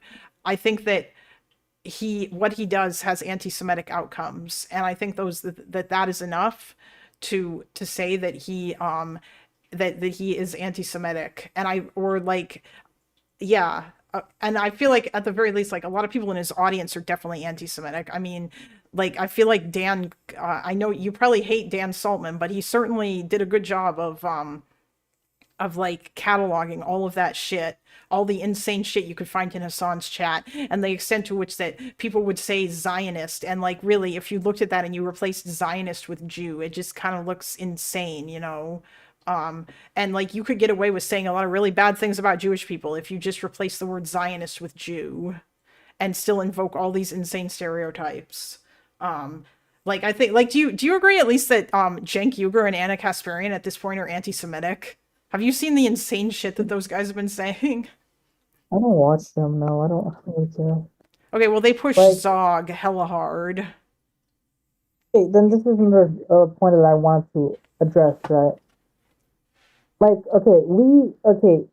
so apartheid initially, let's say if Israel was actually committing an apartheid, and that is a belief that certain people have, right? Because of that, you wouldn't consider that anti-Semitic, right? But um, and another situation is, let's say Israel, in Israel proper, they aren't actually committing an apartheid. Um, but people genuinely believe in that. Why do you consider that to be anti-Semitic? I mean, some Is it purely people because Is it purely because, right? Is it purely because that it started off as having anti-Semitic roots, right? But it doesn't change the logical frame. It doesn't even change sorry, the hold outcome. on. You Maybe in a world, you sound hella muffled again. Like I can okay, mostly okay, hear I'm sorry. you, but like Yeah, yeah. yeah. But what I'm saying is essentially within those two hypotheticals, it doesn't change the logical, like the chain of thoughts there. And I don't think it would even change the outcome, right? In a world where if Israel is committing an apartheid, and you would say, hey, Israel is committing an apartheid, that could result in you know, anti-Semitic actions. That could result in downstream anti-Semitic things and events to happen. That's true. Even today, if you have a genuine critique of Israel, right, that could downstream result in anti-Semitic action, right? That's not, but okay, in that hypothetical, if you would say that Israel is committing an apartheid, that could be factual and therefore not anti-Semitic. So, is it the fact that you would not consider Israel to be committing an apartheid to be the main sole reason why you would consider it to be anti-Semitic if um if you accuse them of committing an apartheid. Is the factual like the main differing thing there. Oh, you're asking about the factuality of a statement, and you're asking if that means that it like the issue that I have with you saying these people genuinely believe this thing and therefore it's probably not anti-Semitic. Like I mean Nick Fuentes probably genuinely believes that not that Jews control the world. I don't think that means that he's not anti-Semitic because he But that's genuinely believes that. specifically Jews. That's What? specifically Jews, right? That's specifically Jews. Sorry, hold Like on. we know Okay, Nick wait. Fuentes. Stop. Okay. Are you moving your head away from the microphone? Because when I tell you to like, it's you sound all muffled again. It seems like you do something and then you stop sounding hella muffled. Yeah, it's just that I sometimes like forget to yeah to Okay, put my mic closer. because you Because I'm sound, holding it, with my hand, so it's not like yeah, I know. I'm sorry about that. I mean, I wish that's that there it's was a way that you could like do it. no, But it's fine, it's fine. okay, but yeah, like just try not to let it drift too far away because as soon as you do, you start sounding hella muffled. It's not your internet or Alright, anything, it's just the mic. And how yeah. close it has to be to your face. Okay. So I understand that because you're saying it's about Jews, but I mean like at the end of the day, like why does that matter? In the chain of thought, like there has to be like connected to the Jews somehow. I mean, Oh, so you're saying that it has to that like in order in order for you to consider something to be anti-Semitic, it has to specifically be connected to Jews, and it can't just be about Israel, even though Israel is a Jewish state and most of its citizens are yeah. Jewish. I don't And think listen, I don't care about Israel being like if someone says if someone's chain of thought is I don't like Israel because it's full of Jewish people, that's obviously anti-Semitic. That's not what it is though, right? That's not much in their chain of thought. It's not that. It's primarily about them being Israel. I would say it's only for most people it would just be that. I It mean, has nothing to do with the Jewish part. yeah, well, But I mean that's so no, oh my thing, my wait. question. Stop. Insomniac, are you here to dogpile? Because I don't want that. If you're just here to talk to me after I'm done with Fire, that's fine. But I don't think Fire is not my Teuton. I don't think he's okay with a billion people coming in here and dogpiling. Anyway, No, I won't dogpile. okay. I wanted to pose a respectful question. I won't even need to be here for the answer so that nothing will get inflamed. Okay, go ahead. Uh, I I just wanted to ask if you apply when those people, most of those people talk about Israel, and when you say that they hate Israel, do they mean all of Israelis? Do they also mean the Palestinian Israelis? Do they mean the Christian Arabs who live in Israel?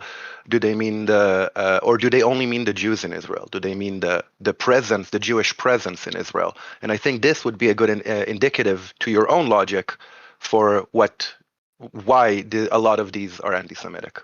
I'll step out now so that you could also, respond to that without me dogpiling or anything. Wanted to keep it respectful. Thank you, Kalinda, for giving me the chance. Yeah, you're welcome. Thanks, Insomniac.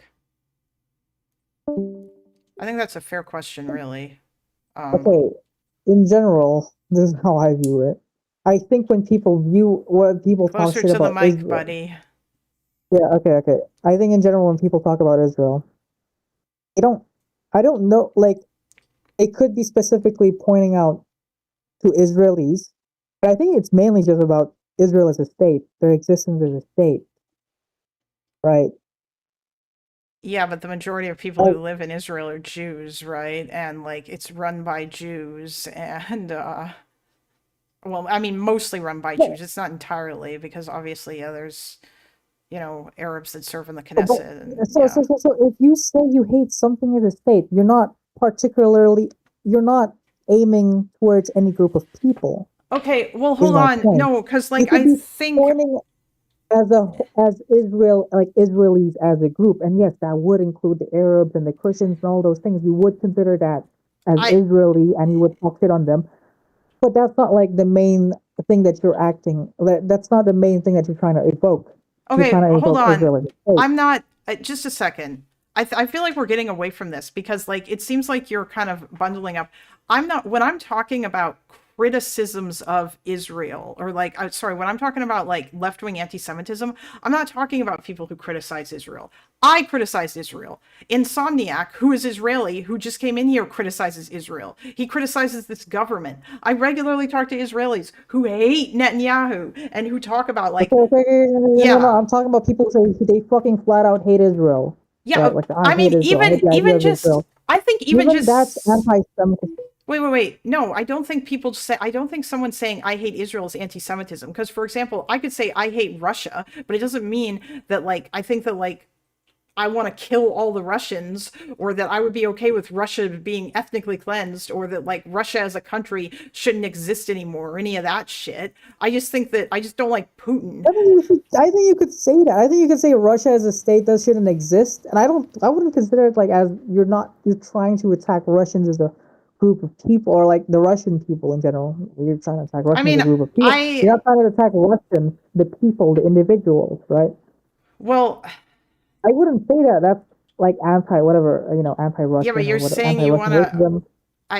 I don't know. I feel like that would be weird because you're basically saying that you want to destroy their country, which kind of comes off as like, yeah, anti-Russia or whatever. I would say that I think Russia as a country should No, but change. okay, anti-Russia, but not the like the individuals themselves, right? Which could hold other identities other than Russia, which could hold other identities other than Russia. You're you are not talk you.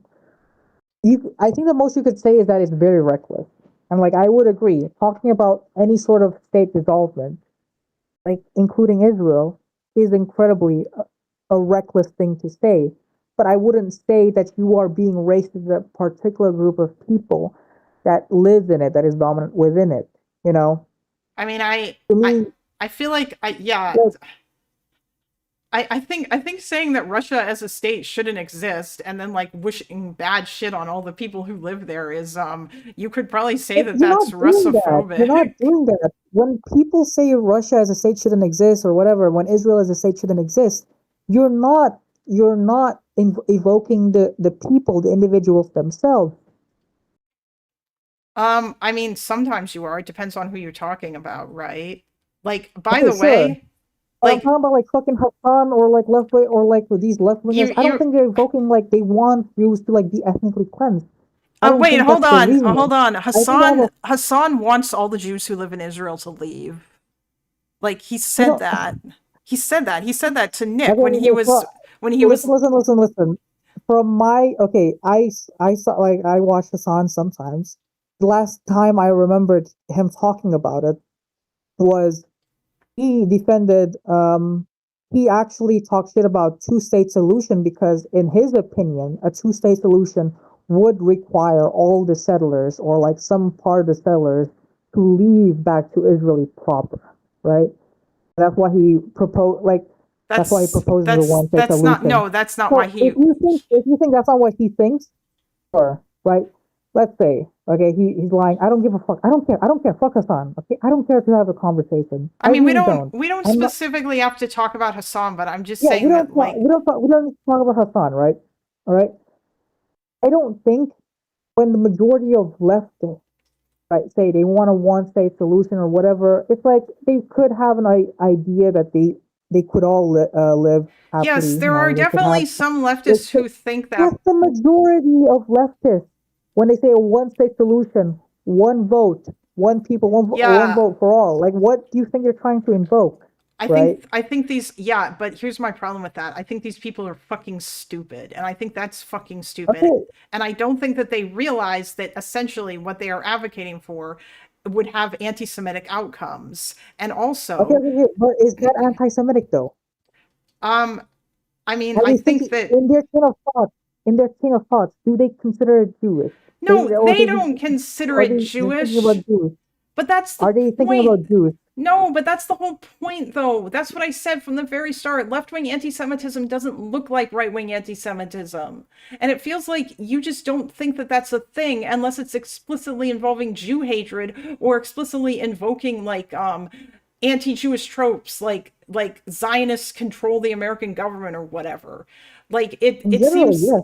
yeah, okay, then In general, yes. your Like definition of, that's for every single, like that's for every single. I think, I don't know. From my understanding of like anti any sort of racism, that's how I would apply it. You know. okay, I mean that's Um. fine. Then like for you it's entirely about intent. And yeah, I think intent matters a lot of the time, but I think that anti-Semitism, or I think that like unconsciously like having a problem with a specific country, and that country like being a country full of Jews, and then that leading you to advocate for things that's going to result in a lot of Jews either dying or essentially getting kicked out of the only homeland they've ever known, is like, yeah, I would say that that's basically probably pretty anti-Semitic. And that's kind of the whole thing about it. That's what left-wing anti-Semitism is. But it's not just that, it's a bunch of other stuff too. It's also the the it's also the double standards and like all the other shit with regards We to could say like, it's double standards. Listen. I could agree with you about the double standards, but I asked you this question multiple times, and a lot of about why they would think about why they truly think about this specifically for Israel and other countries. You couldn't come up with an answer that has Jews in it, and the definition of anti-Semitism is quite literally prejudice against the Jewish people. yeah, but Right? Israelis are Jewish people. The majority of Israelis are Jewish. It's the Jewish country. I think the disconnect here is that you don't seem to think that that this matters. Like, okay, fuck, I don't want like if you say that fuck Russia or like whatever, you think if you advocate for or like any other country to dissolve for whatever reason, you are specifically being racist to that group of people. If that's the only country that that particular group of people has, then I mean, and if that if the identity of that group of people is bound up in the existence of that country, then yeah, I do think Okay, that. wait. Okay, I don't want to do Nazi Germany comparison. What about the Japanese, like let's say the Japanese Empire?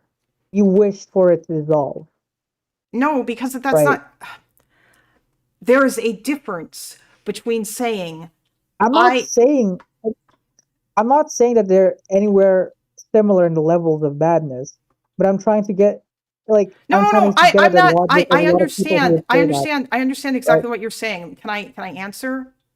I'm not Okay. saying that you're saying that Israel is like the empire of Japan. I understand that's not what you're saying.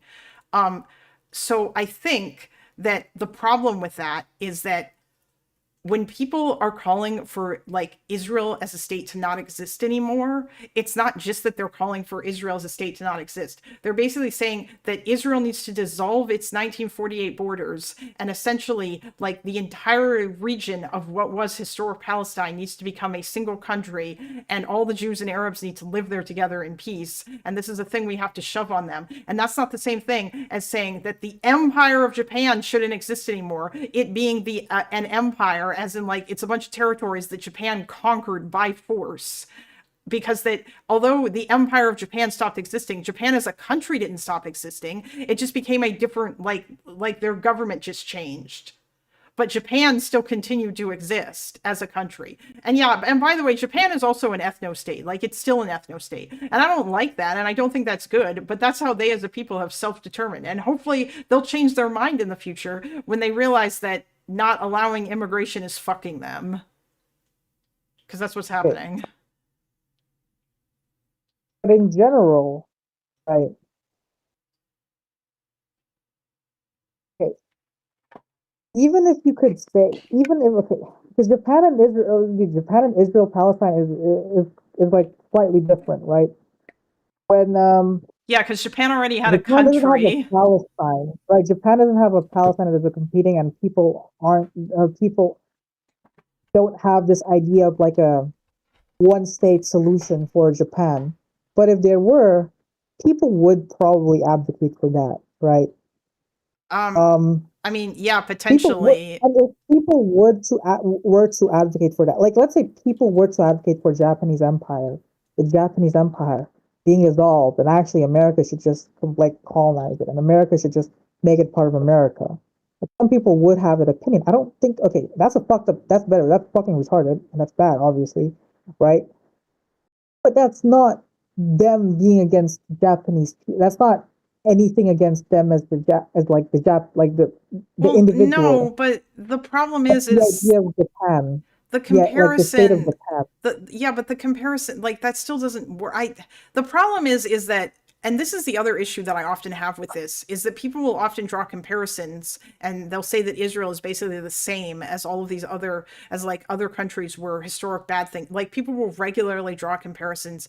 Basically, anytime I say what I said about how if you shove Israelis and Palestinians together into the same country and expect that that'll just go fine and that they'll be able to live together and get on fine, even though neither group wants to live together, you will usually get a response about how you are racist. And then, like, people will say, oh yeah, well, in apartheid South Africa it worked out fine, even though these two things are completely different, and Nelson Mandela used completely different tactics than the PLO and Hamas are using, and that's why it worked out there, and it wouldn't work out in Israel and Palestine for not for like a long time. Like, I think in the future, like some sort of confederacy where there's like, or confederate, like some sort of confederation, or like EU style thing where there's more freedom of movement between the two states will work. But first they got to work out their shit, because right now they hate each other way too much for that to work well. But yeah, like, I don't really think that. Yes, I said a confederacy. I'm sorry. I don't mean that kind of, not that kind of confederacy, Orpheus. But yeah, like, I don't feel like they're necessarily the same. That's the problem, is that there is so many. Like, I understand what you're trying to say. Let me try to think of a different analogy to make it work. If like I don't know, if you wanted to say like Japan conquered, it doesn't even really work, because the problem is actually, no, how about this, how about like there were a bunch of people who were living in Japan, and then a bunch of refugees from China came over there. A bunch of like Uyghur people, let's say, who left Japan, who left China, and they came over. And then they, like, if it were to be exactly like Israel Palestine, and you had two groups of people who didn't want to live together, who were trying to be forced to live together, and this necessitated the destruction of the state belonging to one of those groups, then yeah, I would say the same thing. I would say that that's bad if that's the only state that that particular group actually had, where they were like, it was like their state and they felt like they had self-determination. It was the only place where they felt like they were safe from the hatred that they've dealt with for a gazillion years. Hello? I mean, Oh, you're still yeah, here. yeah, no, I'm still here. I guess it's just a disagreement. I wouldn't say that's anti-Semitic. I wouldn't say that's anything against the Jewish people. I don't think that's anything against the Japanese people in that hypothetical. It's like, I don't know. I mean, we just disagree, I guess. Okay, that's A fine. hard, like, it's Also, core be sure disagreement. to, you need to speak into your mic. Yeah. You need to eat the mic. Yeah, Okay. no, I get But it. if anyone has any questions, I don't mind taking them. Like, if like Oh, people you, want to talk to me, I mean, I really if, don't care. honestly, if you want to do that, that's fine, because I need to go and grab some lunch. So It's if fine. there's people who want to talk to Fire, but I'm assuming that you don't want like multiple people coming in here and dogpiling you. Yes, would you want it to be one Yeah, at a time? that's not. No, I would like. I don't mind that sometimes. No, it's not like I don't feel like it now. Okay, that's fine. So if one person wants to talk to Fire right now, they can join, and then other people can join the waiting room. Okay, thanks. Is there anybody else besides Chase who, like, what about you, Insomniac? Yes, Chase, you can talk to Fire, but oh, Lannis. Oh God. I'll let Lannis in, just because that I know that it's getting later in Israel right now, and I don't, because it's like 8 o'clock there, and Fire said that he can stay for a while, whereas Chase, you can I'll let you in after, because that, yeah. Okay, Lannis, I hope to God that your microphone isn't fucking garbage. Oh, Johan, you want to talk to me? I mean, you can talk to me later. Hello, Lannis. Is your microphone better than it was last time? Hey, what's up? Is my Okay. microphone So, better? Yes, you sound much better. Hey, what's up, Fire? Okay. what's up, Lannis? I'm gonna be right back. Can I ask you where you're from? Nobody Like what break state? I'm Tio. Indonesian. He's from Indonesia. Nobody break TOS. Indonesia. I'll be right back. Yeah. Very nice, Indonesia. I'm from Israel. He's lived How are in you? Europe though. Yeah, I've Yeah, it's lived nice. in outside of Indonesia for half of my life. So there we Oh, go. that's nice. That's nice. Now I'm back. So listen, I mean, you discussed it with Kalinda, but I feel like there's kind of a Israeli exceptionalism in what you're saying. Like, you know, when you say we want to Israel not to exist or something like this, when leftists say it, it's basically denying the Jews of the right of self-determination. And I feel that you didn't answer well enough telling this Mm. question that why wouldn't the left deny self-determination to any other bad state or bad group of people? For example, I don't know, Russia does shitty things now. Okay, yeah, no, I agree. Turkey did. Um, okay, the reason why, okay, those are two different questions, I think. Okay, when people, in my opinion, right, when leftists say that Israel shouldn't exist, it's not them trying to say Jews shouldn't have the right of self-determination. It's them making an assessment that Israel is an immoral state and therefore shouldn't exist. Now, I do agree that there is some sort of Israel exceptionalism, right? I think that is apparent. I don't know how much of it has to do with that being actual anti-Semitism and them actually having the Jewish thought in their head versus them thinking that Israel is a vessel of American enterprise. It's them having all these leftist beliefs. It's like it's and all But the bad shit Israel that is not Israel does. American enterprise Yeah, entirely. yeah, You no, know no, that. I know that. yeah, no. I know we both. Yeah, I agree. Right, but if they believe in that, right, I don't think that is that that points them being an anti. But I'm saying that that's just another reason for them to believe in their things, other than the fact that they're Jews. That Israel is a Jewish Yeah, state. I understand. But let me tell you what I get from all of your conversation. If I need to summarize your argument, I feel that you say, well, maybe they're not intending to be anti-Semitic, like, neo-Nazis are intending to be anti-Semitic, but you don't answer the question or you don't answer the claim that, well, even if they don't intend to be anti-Semitic, in practice, they're anti-Semitic. For example, they deny only the Jews the right of self-determination, basically. You understand what I mean? Understand what I'm Yeah, getting at? So maybe the intent is not there, although I don't know. I'm very skeptical about this because there's so much of it. But let's say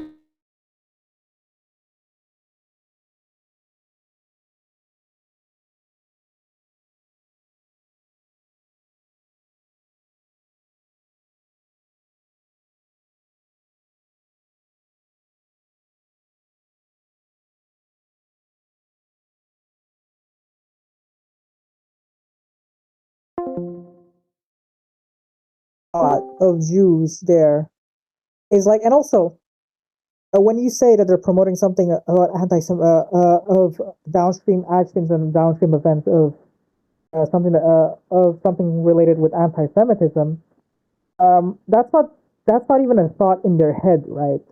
Like a lot of these I people don't would care. say, "Well, we want a one state." No, you may not care, but to me, that's where I'm at, and that's my opinion. Is that I think I really do. I think for any type of discrimination, you need to be knowingly discriminatory. You know, or else like it kind of loses its punch. It's not like So you don't believe in systemic racism? Because systemic racism is actually, refers to unintentional discrimination that stems from processes that Hey, pre you know that pre-exist. So you don't believe in systemic racism? Yeah, no, Again, systemic I mean, hey, racism. Fire, be sure to speak into the mic. I'll be right Yeah, I'm back. sorry. Okay, so systemic racism um isn't the idea of saying everyone is actually racist, right? It's saying that the system is particularly in favor of one race over the other, and that in that sense that there is that sort of racism. It's not yes, saying but that, if you hinge hey, on intention, if you hinge on intention, right, then systemic racism is doesn't exist because there is no yeah, yeah, intention, yeah, explicit yeah, but intention. like So like, I, I don't think systemic racism needs intention though, because it's about it's not a group, it's not a people, it's not a group of people, right? that You're is being pointing to the racist. system, and the system isn't. It doesn't need to have intention. A system isn't a person. It doesn't have any sort of agency. It's it's a structure, right? That particularly favors one group of people over the other. Like it doesn't need to have intention. Me as racism, like individual racism does. You know, that's where I'm at.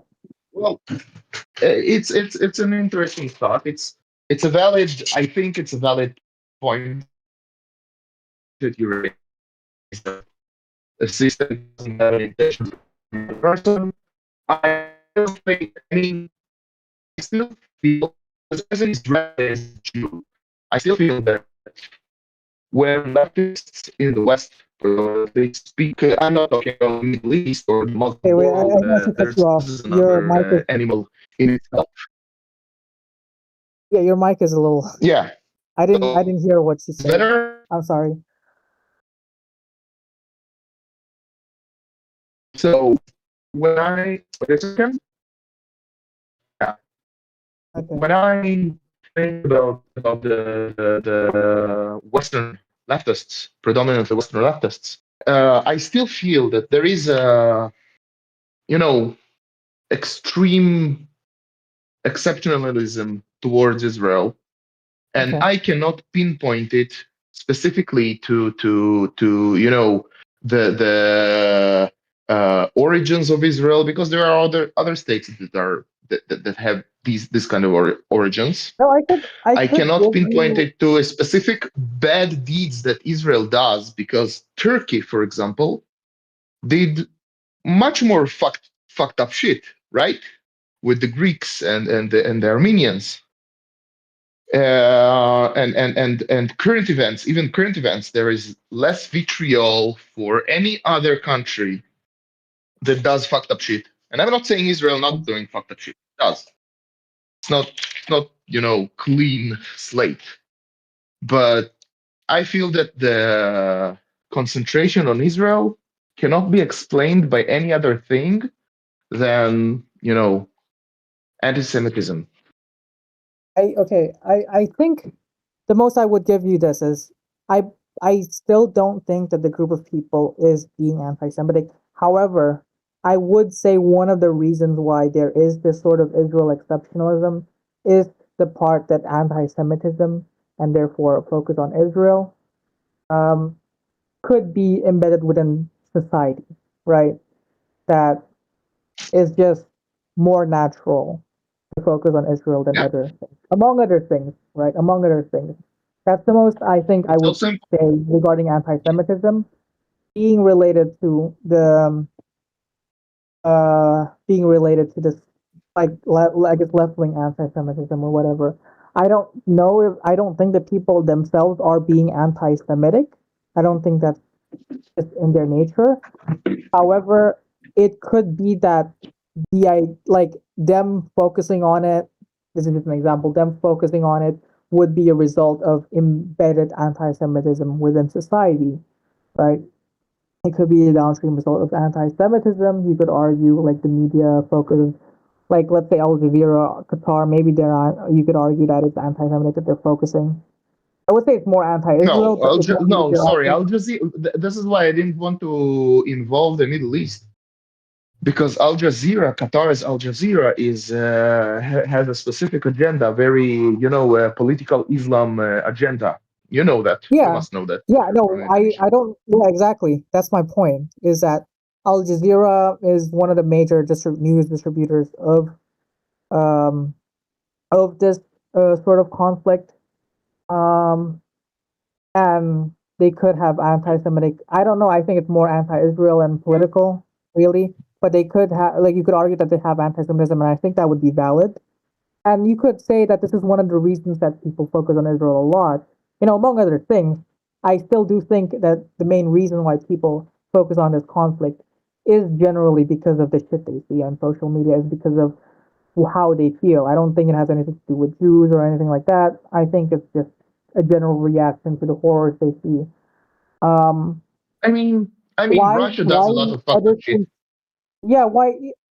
You know, Nobody shut up. that's a good Nobody shut question. That's up a good question. their Russian history museum somewhere in Europe. Yeah, I don't Although they know. have I don't know why. reasons. Yeah, I understand that. You don't know why, but well, let me tell you. When I look at research, for example, about the pay gap between men and women, right? And one research that I read about it had a specific approach to it. They try to look at the gap and they try to explain the gap, right? And they say, well, there's a gap. 80% of it is explained by different workload, different occupations, blah blah blah. And there's 20% that is not explained. And then they claim the unexplained part probably is because of discrimination against women, right? So when I'm Okay. looking at the Israel critique thing, you know, there is part that is explained because Israel does probably war crimes. Sure. Like I would claim like any other army, but that's whatever. And there is a percentage that explained by political disagreement. But all of the critique, as a whole, is not only cannot be only explained by these like objective factors. So the missing unexplained factor, I assume it to be anti-Semitism. I don't know. I mean, how can you prove that though? It's an assumption that you make because, um, in your eyes, there's no other. In your eyes or in your mind, there isn't any other possible reasons. But I think to me, there would need to be that link. There would need to be that evidence for me to comfortably say it's anti-Semitic. Because also one of the main problems of it is, um, in general, I don't want to frame. I want to try and avoid framing a lot of the pro-Palestinians as anti-Semitic as much as possible. Really, Of course, that's because an it doesn't interest serve that your I have. agenda, but it's okay. Fine, I understand. Yeah, it's also that um and I am open about this. I think I talked about it with Share once in chat. Is that a lot of the things that I do, a lot of the things that I think when I speak, that are true, right? I do it knowingly that, like, listen, it might downstream lead to anti-Semitic beliefs or thoughts, but I still do it because I do believe in this truth, and I think that preserving that truth is more important. And to me, that's how I view a lot of Palestinians, and how I that's how I can empathize with that belief that you want to speak your truth, right? And even if you think that there is a chance of it leading to some things that you don't necessarily agree with, you believe in this truth, so you want to spread it, right? That's why I am protective about, generally, people being genuine. When it comes, my certain limiting, my certain, like, my bar, right, where I draw the line is when they are knowingly being discriminatory. That's when that's when that's where I don't that's when I stop being fine with it. So Well, Right. my standard for anti-Semitism is basically the 3 Ds of Natan Sharansky, who was a prisoner of Zion in the Soviet Union. By the way, I immigrated to Israel from Russia at a very early age, so I have this background as well. I don't really connect with the communists, and I think that a lot of the modern left-wing anti-Semitism basically stems from there, right? So the 3 Ds are basically discrimination. Sorry, not discrimination. Double standards towards Israel, demonization of Israel, and delegitimization of Israel. If somebody ticks these 3 checkboxes, in my opinion, I can safely assume that this person is anti-Semitic. If he But applies why double though? standards, This is nothing to do with Jewish people as a whole. This is something to do exactly with Israel. well, it's a Jewish state. It's a Jewish Yeah, state. but like, um, okay, you're also Would you Russian, say right? would you say somebody that demonizes Russian Indonesians has double standards As a only towards state, Indonesian policies? Wait a second, as a state, right? As a state, yeah. somebody who demonizes everything they do has double standards and says that the state is illegitimate or tries to delegitimize it. Would you say that this person is anti-Indonesian? Has No, anti-Indonesian it biases? has. Listen, I don't know why they're so. I don't know why they would be so specifically because Indonesia is not put in the news front. It's not. It's like I don't know why that Yeah, certain person would have a certain obsession with Indonesia. But I don't. I but would. let's Okay, say he has. regardless. Okay, he does right. Regardless, Mhm. and that's where I'm getting at. Unless I see that, and let's say he is. Let's say he is one of our victims of our many genocides. Right? And he wants, No, and let's because say of he's that, not. Let's say he's a Western person. Let's say as a Western person who lives in the West has nothing to do with Indonesia or any victims of Indonesian genocides, which I don't know of. I'm sorry. My okay, history and geography part on this part of the world is very loose. no, But let's no, say but this it's is not. just a Western person. Yeah, but the idea, okay, a Western person usually wouldn't know this, but if they do know this, okay, and they try to empathize with that, okay, okay, I guess I shouldn't say victim. Let's say that they're doing it specifically. They have a logical reason, right? Indonesia is a Yeah, disgusting country because we What if are. what if they're a Um, Western diaspora person, or what if there's someone who lives in the West and they're like they're like a diaspora, and their parents and grandparents grew up, but they're like a part of that I can group, but understand. they. I can empathize with diaspora. This is why I said specifically. I'm not saying like Oh, okay, all Indonesian or right, no, I fine. somebody understand Let's what who. you're say saying. a citizen of like some other country that is that like I guess fuck it, just say a Western person. It's fine, even if they wouldn't know about it. Just pretend they would, for the sake of the Yeah, hypothetical. okay, so if they do know all this shit that we get up to, and then they would try to delegitimize Indonesia as a state as the as our founding. Let's say a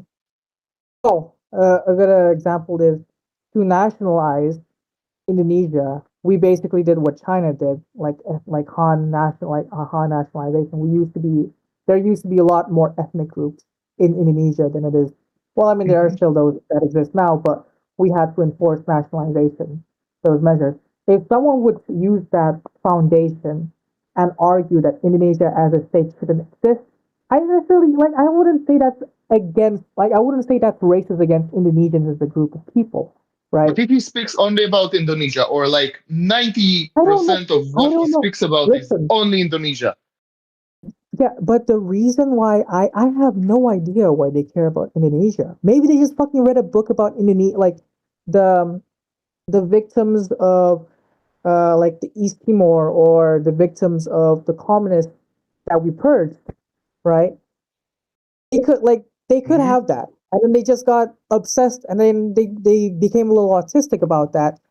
But like I think, okay, that's one thing. That's a very niche thing. But like with the with the protesters and with the leftists, the reason why they're obsessed is it's kind of obvious. It's kind of easy. It's because they look at a lot of media, right?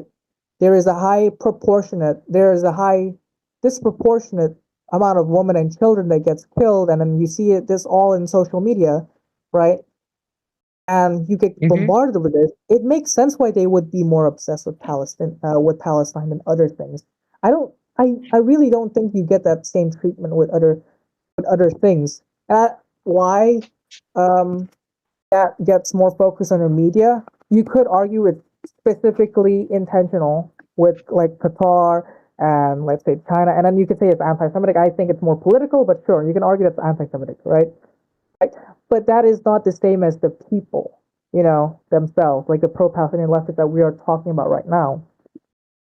I'm not going specifically into Qatar because this raises the question of anti-Semitism in Islam, which I don't know if you're a religious person or not, but it kind of exists. Regardless that the Jews were relatively well treated in the Arab world, in the Muslim countries, regardless that they were relatively well treated, they still were like second class The citizens bar is usually. in hell. And there's a lot Yeah, of but you, other contexts of Muslims not being able to accept Muslims as a group, as a system, is having a hard time accepting a Jewish sovereignty. So this is why I'm not going into this specifically on by intention. okay, yeah, but that's not. I'm not specifically talking about those people now. Yeah, I'm talking about the pro-Palestinian leftists. I yeah, no, I but just wanted to give you. I just wanted to, further my point. I wouldn't have a problem with saying that a lot of these people believe and exclusion about Israel, double standards about Israel or whatever, has things to do with like other countries trying to be anti-Semitic. Is what I'm trying to give you. Is what I'm trying to get at you. I think that could be true, right? But yeah, wait a second. So I mean, I like to do this exercise with myself about anti-Semitism and racism and stuff like this. I say, well, they say this about the Jews, they do this about the Jews. What would happen if they would do and say the same things or the same style of things about black people in the United States? Basically, your defense of I don't know, discriminatory coverage and discriminatory like excessive what we said Israeli exceptionalism. Your defense of this, that there might be like reasonable causes for this. Okay, somebody in the United States who's the white supremacist racist might defend in the with the same tools might defend redlining.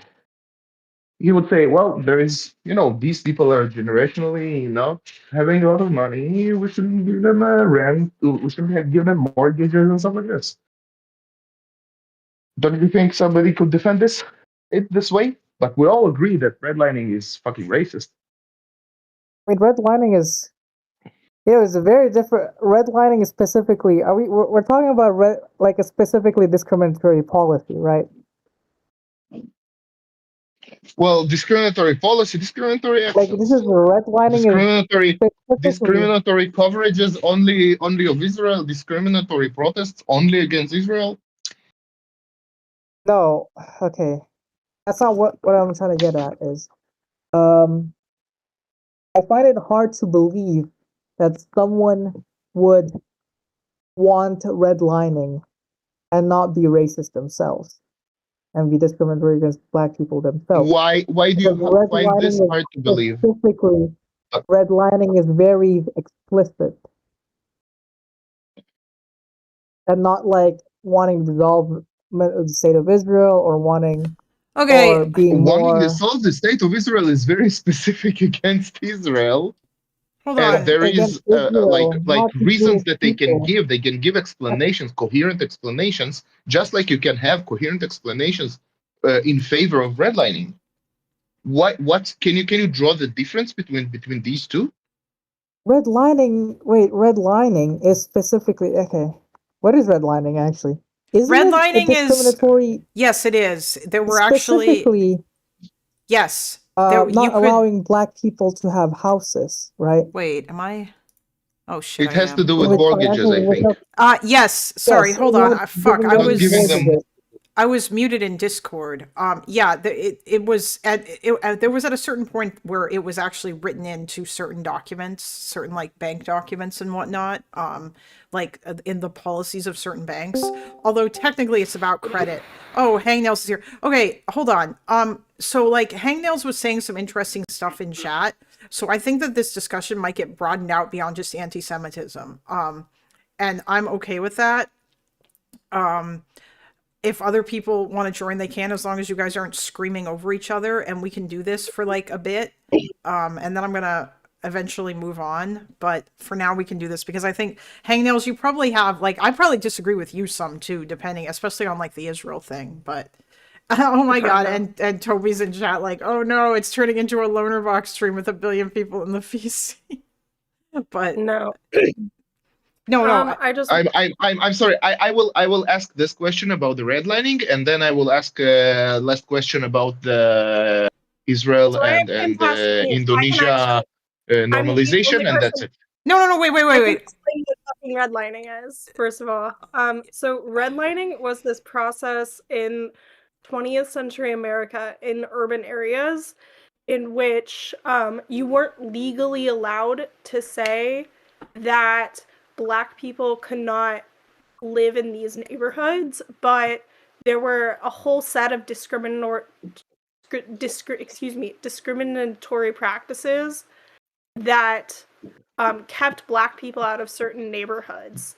So, as a result of redlining, there ended up being that's how you get neighborhoods in the United States and urban areas that are like completely black versus completely white. And then, of course, all of the money would be funneled into these white majority areas. So in cities, like for example, Kansas City, there's this street called Troost Avenue, which one side of Troost Avenue is pretty, it's not wealthy, but it's well developed, it's nice, it's a lot safer, and then you cross Troost Avenue, and it's,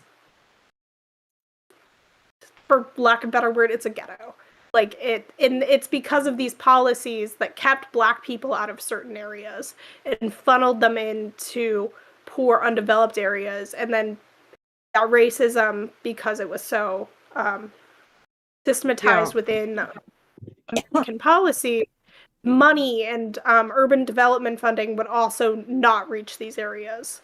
So it's this system, and I do want to say that I don't think that any of this really maps on to discussions about anti-Semitism, both because anti-Semitism fundamentally works differently than other types of discrimination. It doesn't map on to anti-blackness at all. And also, the idea that you can... Also, Lannis, no offense, Israel's a fucking country. Israel's a state, and with the United States has relations with. Like, ultimately, like... you're allowed to criticize countries. Of course, you're allowed to criticize. Yeah, sure. I'm speaking about a group of people which criticizes only Israel, nothing but Israel. Worst cases of wars and genocides are being unnoticed. And the defense I'm hearing here, right, is that, well, they have, good reasons. So maybe the redliners had good reasons, Okay, can you bite this bullet? Okay. No. We're black people. Actually, we're black people. Like, you have to. Oh my god! 1 second. It's okay. Lannis, here's the It's thing. it's from God. It's from God. No, Lannis, listen. So the thing is that we can like I guess Excuse me, my voice stopped working. no, it's okay. Hangnails, the kind of sorry, I don't know if Lannis is getting the point across, although he might disagree. I don't know. With me. No, I'm not because- getting angry, but I'm not angry with anyone. I'm happy with everyone. Yeah, okay. The Lannis. points that I'm listen, I'll drag you in, but you need to I want you to keep your mic muted because I know you're always on your phone, and yeah, like unless you want to talk, you should keep your mic muted. Um okay, but yeah, I don't want this to turn into like people are shouting over each other or any of that shit. So um I guess hangnails, I think that like we were talking specifically about sorry. We're talking specifically about the kind of people that are critical of Israel in the I don't think Israel should be allowed to exist and Israel needs to be destroyed, like like in the way that Hassan Piker and like the insane left-wing anti-Zionist people are critical of Israel, that kind of thing, not like just being critical of the Israeli government or Israel as a country or saying you don't like Israel as a country. That's not the same I kind think of thing. I like I guess I should just state like what I feel about what I personally think about this before like and then Lannis can like Go ahead. speak his piece. I think that there probably is a component of anti-Semitism. If you look at their rhetoric, if you look at the way the kind of the lack of sympathy or like refusal to understand like the Jewish perspective of the issues and how these issues or how the Jewish perspective kind of I think differs from other cases of like for lack of I don't not that ethno state's not like the perfect word here, but like ethno states acting belligerently against their neighbors. Um I do think that the motivations behind Israeli actions and why those actions are supported within the diaspora is really important. And also just like the rhetoric that's used, I think, is a lot of it deeply anti-Semitic. Like this fixation on AIPAC as like controlling the American government and American politics, I read as Yeah. kind of shielded anti-Semitism, the way it like funnels over and the alliances that they found with far-right figures is also, I think, proof of anti-Semitic thinking. But I think that there is a lot of I think that you need to be careful with just frankly, I think that in a lot of ways we can, I think, call out the anti-Semitism as we see it, but I think that it's also important to keep in mind that these people have legitimate reasons to be angry and legitimate reasons to be mobilized. I don't disagree. I think they do have legitimate reasons to be angry. I guess although like I fundamentally do disagree with like their end goals and some of their criticisms or whatever, Well, you know. I also like I would also question like to the degree to which these people have coherent end goals. Like they have like a coherent short-term goal, which is like as in we can I'm not going to debate this, but like stop the genocide in Gaza. That was like their short-term coherent end goal. But I think that like the anti-Israel left has, or the left that focuses on Israel-Palestine issues doesn't necessarily have like a coherent end goal. Like people like Hassan have openly stated that they want like a dissolution of the state of Israel and like a one state for two people solution, whatever the fuck. And then like there are people like Norman Finkelstein, who is a lifelong two-stater. So Yeah, although I he like it's not a coherent. They don't have a coherent vision, as coherent of a vision as one might expect. yeah, I know. That's kind of the problem too though, right? Like, or at least I think it's part of the issue is that like they don't really want to it seems like they don't talk about a lot of solutions. And even like the whole stop the genocide thing. I mean, yeah, Well, but that's also true. I mean, aside from like the most radicalized people on either side, there's not like like I would say like, and again, this is just like kind of what I've noticed from like having like Israeli friends and like talking to people extensively. It's like in Lannis, I'm sure you would have more to say about this than I would. Israelis and Palestinians, just because of like the prolonged nature of this conflict and like the levels of violence that have been experienced, people really struggle to have like a vision of the future, right?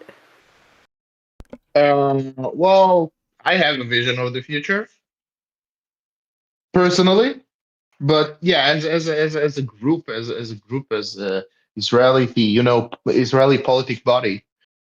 Yeah, there is. This is why the Likud wins, because they want to uphold the status quo, and this has a lot of traction in Israel. It's the biggest party, and they are pro status quo. So yeah, as a politic body, I don't think there is a vision for peace. There was a vision for peace. There was before the second Intifada. There was during Oslo. There was, but things, water goes under the bridge. Yeah, the second, I think, as Addy said, the second Intifada broke a lot of people's brains, and then I think October 7th Yeah, did the yeah, same thing. And I mean, it's I not, agree yeah. with this. I think the second Intifada broke much more brains. I mean, I lived in a Jerusalem suburb during the second Intifada, and it's like, well, I felt it personally. Mm-hmm. It was much worse than the 7th of October because this war happens in Gaza. Yeah, the rockets, fuck them. Nobody cares about this here. Most of people don't care about this. You go to the shelter, you're fine. But when you're going to Jerusalem, and I had an experience with a bus stop that was bombed, and the same day I had to be on this bus stop, I just skipped whatever meeting I had or something like this in Jerusalem, some event that had to go to, but I skipped it, and I was not bombed because because I'm a lazy fuck. Yeah, that's pretty crazy. Yeah, I Yeah, it's mean, shit. Like you're going near the station. There was like a kiosk which would sell cigarettes and stuff, and you see like shrapnel holes in this kiosk that you're standing next to, and well, yesterday I could have been here. It's kind of shit. yeah. No, I This is my understand. personal experience. I have a quick little question for a Fire. Um, so Fire, you being from Indonesia, I've read a little bit about Indonesia's history, believe it or not. I know a little bit about it, not everything, but I know some stuff. And I think Landis kind of touched on this earlier, but Indonesia, at least in its modern form, was largely formed through Dutch colonialism, Dutch imperialism, and all those other things. There's all sorts of ethnic mistreatment. You had like the big East Timor conquest, the genocides there, which lasted like a few decades. You had the big purges in 1965 under Suharto, all this horrible, evil stuff. But if someone were to basically use those themes as an excuse to say Indonesia shouldn't exist, wouldn't you think those people are kind of crazy?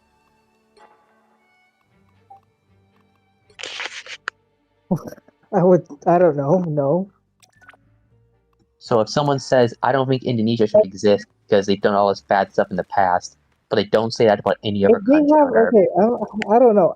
It's very weird because, again, there isn't like, there isn't a one-size solution alternative to this. But like, I view it the same as like, a leftist saying America shouldn't exist or Australia, or like whatever, all these horrible countries that they believe to be bad shouldn't exist. I don't view it that differently from that. Like you could say crazy as in like they're dumb politically, but I think they're speaking emotionally and they're not really thinking. They I don't have a see. coherent end goal. So that's you how I would view it. apply. Sorry. Like You would, I don't think they're against me as a people. They're against me as an individual.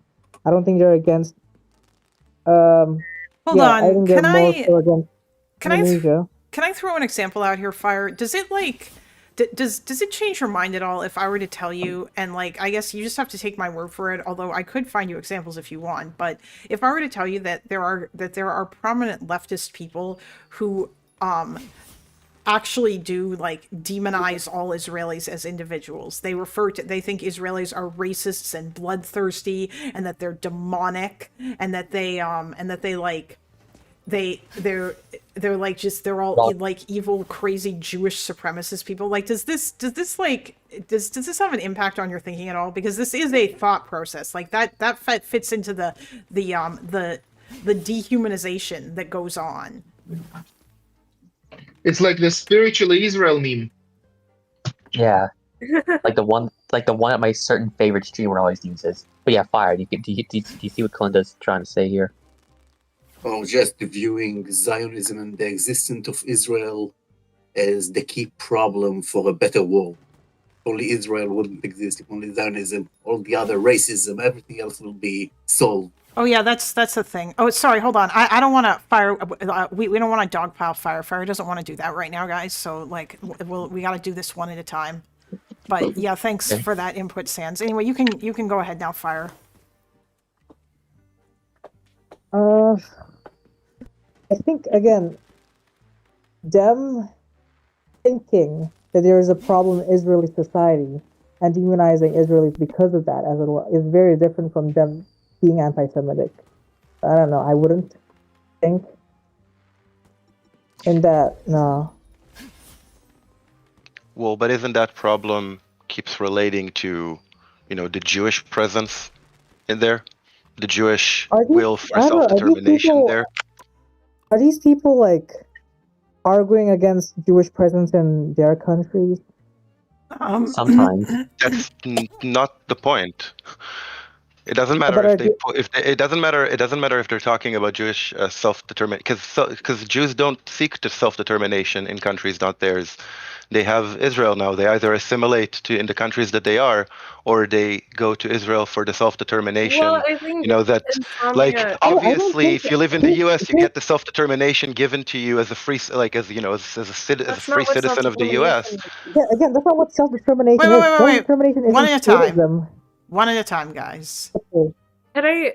Can I just say, Insomnia? I think that these people's grievance is that Israel's state is founded on, and you're gonna disagree with this, on other people's land. No. I didn't disagree with that. No. No, okay. This is also one thing that gets misconstrued a lot. Self-determination isn't one-to-one to state building, right? Like, you can be for self-determination as a concept, but not have the belief that every single minority should have their own state, and all those states that We're not result talking about every in single those minority, though. self-determination should be protected. Yeah, That but we're not isn't- talking about every those aren't single minority here. contradictory. So my point is, if you are against Israel as a state existing, it does not say anything about your opinion on Jewish self-determination, right? Yeah, I'm sorry, Israel is a manifestation of self-determination. Israel, the ultimate. Sure. I don't. You know what else is okay? I'm not doing that shit right now. But a lot of things Yeah, can you be a can do everything. manifestation of self-determination, right? A lot of things can be a manifestation of self-determination. Being against that isn't anything against the people in general. Isn't like the right for them to have self-determination. It is, Right. but it is because you're denying all the steps that led this group of people to understand that this is their only recourse for self-determination. Their only recourse for self-determination is to have a country of their own, a state of their own that can protect them, where other countries, other entities, other bodies in the past repeatedly have failed to do so. The fact that Jews can integrate in the U.S. today. Wait, the fact that Jews can integrate in the U.S. today and had integrated in Central Western Europe in the 19th century, that's not the norm. Those were blips in history, and you can see that every time that this blimp in history happens, the Jews get actually integrated. They're immediately called for their extermination, for their displacement of their self-determination. And now, when there is a manifestation of Jewish self-determination, those people, then there is a reason why most people don't call for a two-state solution and fight on the one state. Well, that's not entirely correct. Insomnia. Wait. Guys, don't talk over each other. Okay, Hangnails, if you want to say stuff, you can. Like, if you want to, like, I guess, help out Fire, although I don't think you entirely agree with him, but whatever. Yeah, go ahead. But just, yeah, one at a time, guys. Okay, what I wanted to say is, you're correct, Insomnia, that tolerance of Jewish presence within states has ebbed and flowed historically, like going back to the medieval and pre-modern periods. But what you're talking about, this tension between assimilation versus Zionism, is a modern thing, right? Like, and like what I think differs between the American Jewish project and American Jewish identity as it distinguishes itself from the Israeli national project is that assimilationism was a path to success and was a path to ingratiation within Until they decide that they don't want you anymore, right? right, and didn't like, but work. that's a big if, I think. I mean, wasn't it- I wasn't- think I personally think that's an until, not an if. But okay. Well, I think Well, that I This is where we differ. assimilation One at a time. Right. Stop. and I don't think that you have like the right to say that, frankly, as a Okay. foreigner. I mean, I'm speak hearing a on, lot of people hearing about like talking like they have the right to decide if my country should exist or not. So, I mean, that's I'm not sinning over that. You know, I'm not doing anything that's more than that. I mean, Okay. Wait, don't- Can I say something about assimilation? sure. It didn't work. It just didn't work. It failed miserably. You know, the German Jews who were massacred were mostly assimilationists. Yeah, Germany's stayed Jewish in population Germany. was Germany's Jewish population was one of Very the most related assimilationist. in all of Europe. Then if you look in France, like you had at one point the Jews were very assimilated, but then you had the Dreyfus affair, where a very Yeah, patriotic Hold French on. Jewish Can guy. I just want to say something because, like, I guess, and this isn't necessarily against you, Insomniac, because obviously, and I looked this up this morning because I thought foolishly that data might actually come into this debate, but then I should have remembered that Fire prefers to debate based on vibes, and therefore, sorry. There's no Yeah, reason. that's why I come with my most Vio. Yes. I Sorry, mean, hold on. you can bring data. I sometimes bring out polls. I sometimes bring out data. It's not like I'm not against it. I just cringe sometimes, you know, when we're fucking talking about like a full research paper. Hold on. I don't know, I don't First of wanna all, get I into didn't the details, even but- wait a minute. I didn't catch most of that because you are not eating your microphone. But what I'm saying is no, it's fine if you want to bring out data into it. Like, Okay, I'll just well, accept it. So I think that to say that, like, I don't know that it is inevitable that things are going to be exactly the same as it was previously or whatever. Because That's fair. because that, like, things have changed and the way in which we view things, like, we've made a lot of strides with regards to racism and whatnot. Jesus Christ. That's fair. And That's Yeah, fair. that's what the Jews in the Weimar. well, no, yeah, okay. No, I mean, no, no, it's fair, but hold on, I'm not done yet. It's not the same. However, I will say that if you do look at hate crime statistics, especially since 2023, like the end of 2023, they are pretty through the roof. Like, I was surprised. Like, people talk about Islamophobia being a problem, and yeah, no one said Islamophobia is good. It's not good. But, like, Jesus Christ. Anti-Semitism is insanely on the uptick in so many of these countries.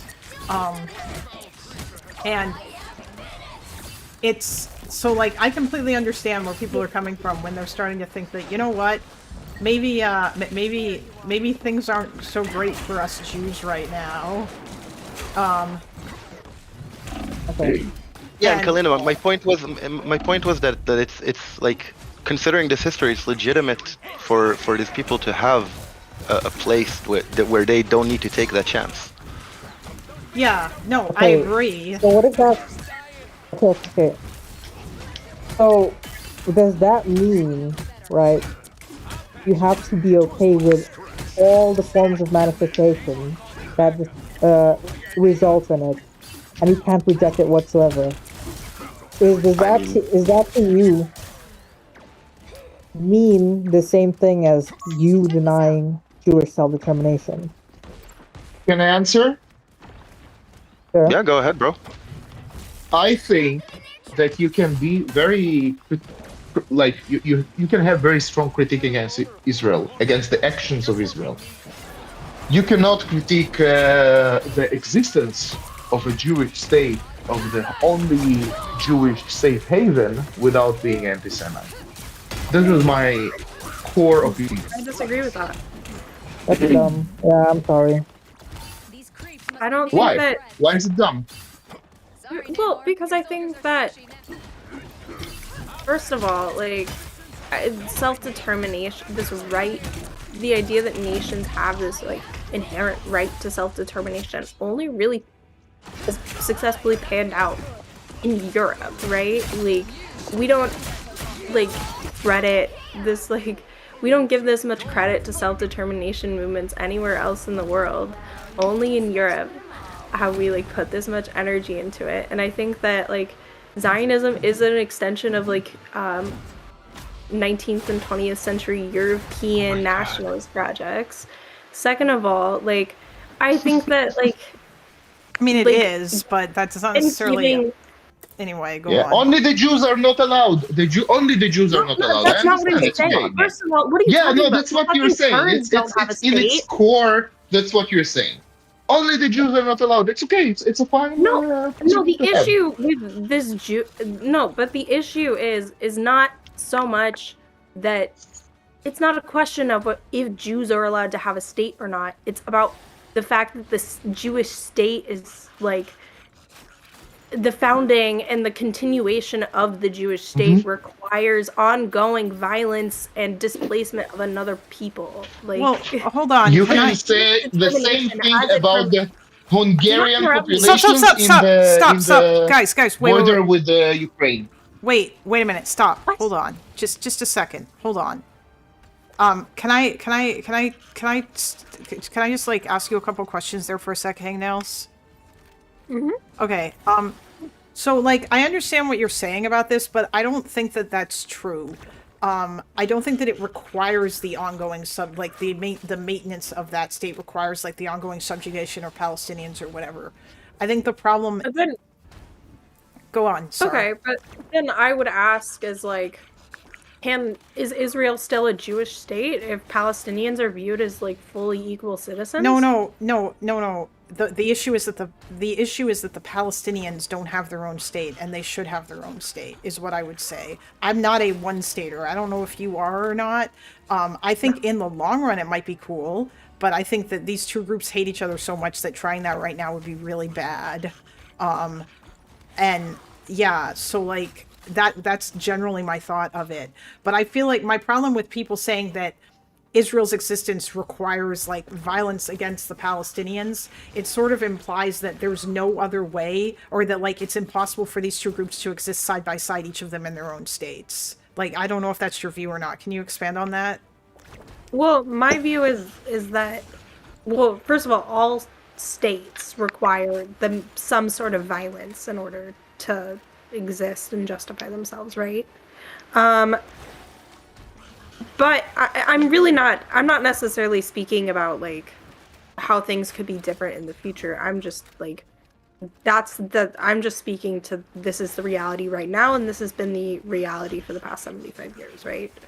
Kind of. Although, I mean, in fairness as well, too, like, I guess I'm trying to think of how to say this without coming across, because that I'm not.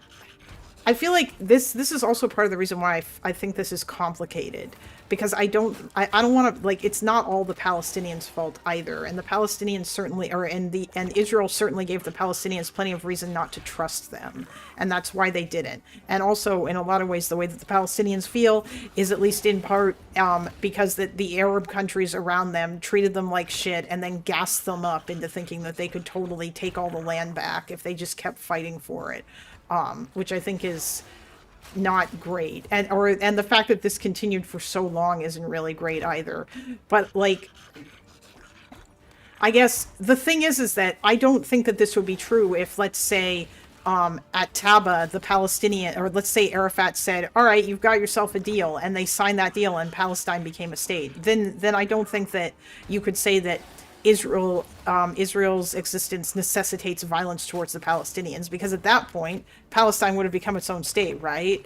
Like, do you think that that's fair to say that, like, at least in part, it's partially a result of the fact that this group of people that they are going that are fighting against them and that they are fighting against, and that now they have become radicalized against, part of it is because that this particular, that like actors within this group of people believe certain things about taking back the entirety of the land, and as such, Yeah, it means that, yeah. Yeah, I do think that like Palestinians also have a role to play in the fact that the conflict hasn't been resolved. Yeah, sure. Okay. I don't disagree with that. Yeah, well then I think that yeah, because like I would argue that I think Israel has a right to exist like as a Jewish state right now, and have the right to self-determine or whatever, but I don't think that should come at the expense of Palestinian self-determination, and Palestinians should have the right to self-determine in their own state. No, I agree, but I also like, first of all, there's this question of like, does any ethnic group have the right to like pursue ethno-nationalist policies to the exclusion of other people living within their states, right? Because like this is true of Israel, and this is true of other ethno-states. Like this is true of the Baltic states, this is true of the states in Central Europe. They're not actually like, if we think of like a model ethno-state as like a state that is like 100% one ethnicity, that does not exist. Like that is a hypothetical. And so, and again, like this is an incredibly complicated question. I don't have a coherent definition of what this would look like. I think other people would probably struggle with this as well. Like, what does a Jewish state ultimately mean? Right? Like, I think that's also like an important question here. I think Lannis' point is kind of got lost in the way. He's not criticizing the definition of having an ethno-state. He is criticizing the fixation about specifically this ethnos as being basically anti-Semitic. Well, You know, for a few years, the world was really, really obsessed with Black Lives Matter as a movement. Well, was it the world or was it For Americans? No, it was the world. For about 6 months. It was the world, man. For about 6 months. It was the world. Yes. No, the point is, it was the world. It wasn't just fucking America. It had huge effects. Oh, wait, no, I don't know. Sometimes the world just decides to care about one topic more than the other. It's a mix of different things. Wait, Now, that doesn't the sound point that is- doesn't sound kind of sick. That like, because we're talking about people's lives here, black people in the case of Black Lives Matter, Yeah, but why Palestinian specifically people, that Israeli group? people in the case of like IP, like Wait, what? what, like doesn't it strike you a little bit odd that like this is like casually what we're so like hanging on to And as our trends? how many random people who have relatives who are police officers being attacked all over the world because the actions of the American police? what? Yeah, no. Okay, if you're actually whatever, that's fine. But my point is, sometimes, right? Belinda There said to are argue in certain vibe. I'm things doing a vibe check. that get trendy. What? Kalinda said that we're arguing on vibe, so I was just doing a vibe check. Yeah, sure. Do more vibe checks, please. But my point is, sometimes certain movements get more traction than others. It's like, I don't know. Who knows? The wind goes sometimes, you know. I think after October 7th, And we're giving you the reason. The reason is anti-Semitism, and you say, nah, nobody knows why.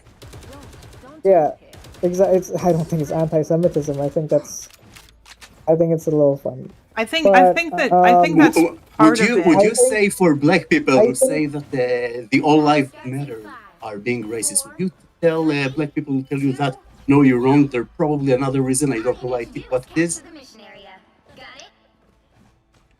I've seen a lot of stuff I never signed up That was a serious for in question, special man. forces. Sorry, Fire, what did you say? You're not speaking into your mic again. Is that, I don't know. I don't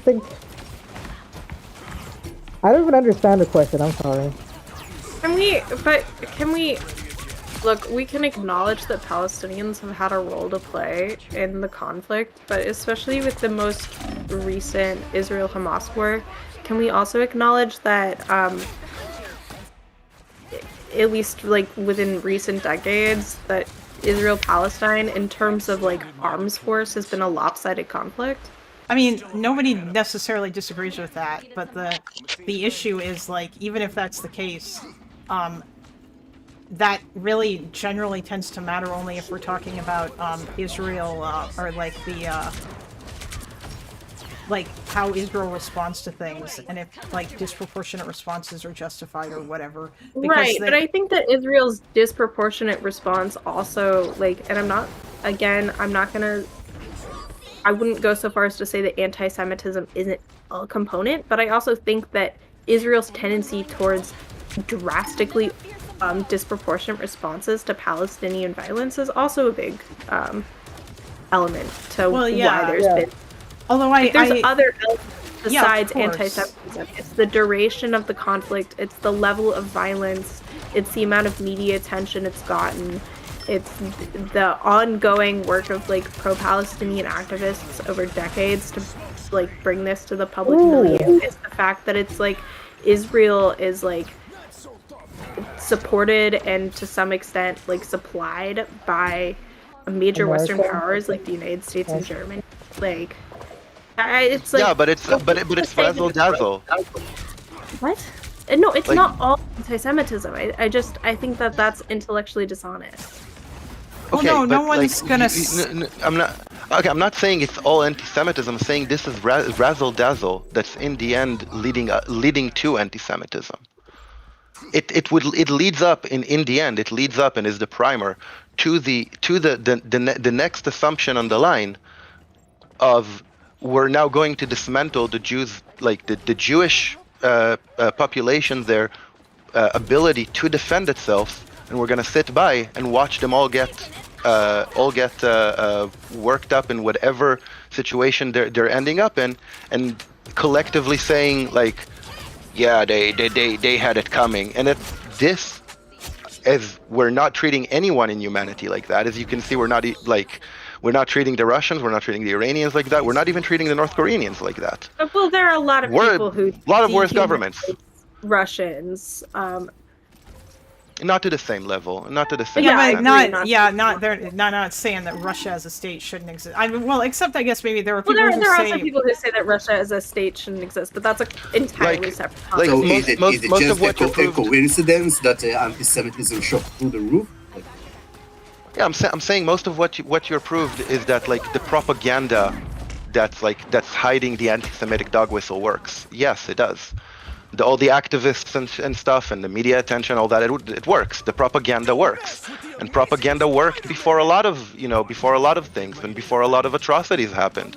Same as the propaganda in Israel works to still to a lot of the population, like not take action for example against commanders on the field which committed atrocities and ordered atrocities. Right? Oh, you disagreed with us then. And it is not anti-Semitism. There is a system that is pushing anti-Semitic beliefs, but it's not the people being anti-Semitic itself. Well, I mean, if you're holding the dog whistle and you're blowing the dog whistle, I don't care if you hear the frequency. Okay. You're still blowing the dog whistle, and those who hear the frequency will hear it, and you will prime the people to do that. That's not what we're arguing about, necessarily. Hold on, just a sec. I just want to hey Nels, I think I agree with you actually about yeah, it's definitely not all anti-Semitism. There's a lot of reasons why people care about the conflict, but I think the problem is at least with I guess the overlap between anti-Semitism and left-wing like anti-Zionism is this idea that like Jews, or that it's the solutions that people propose to the conflict that ultimately lead to people basically saying that you can't or that Israel shouldn't exist or whatever.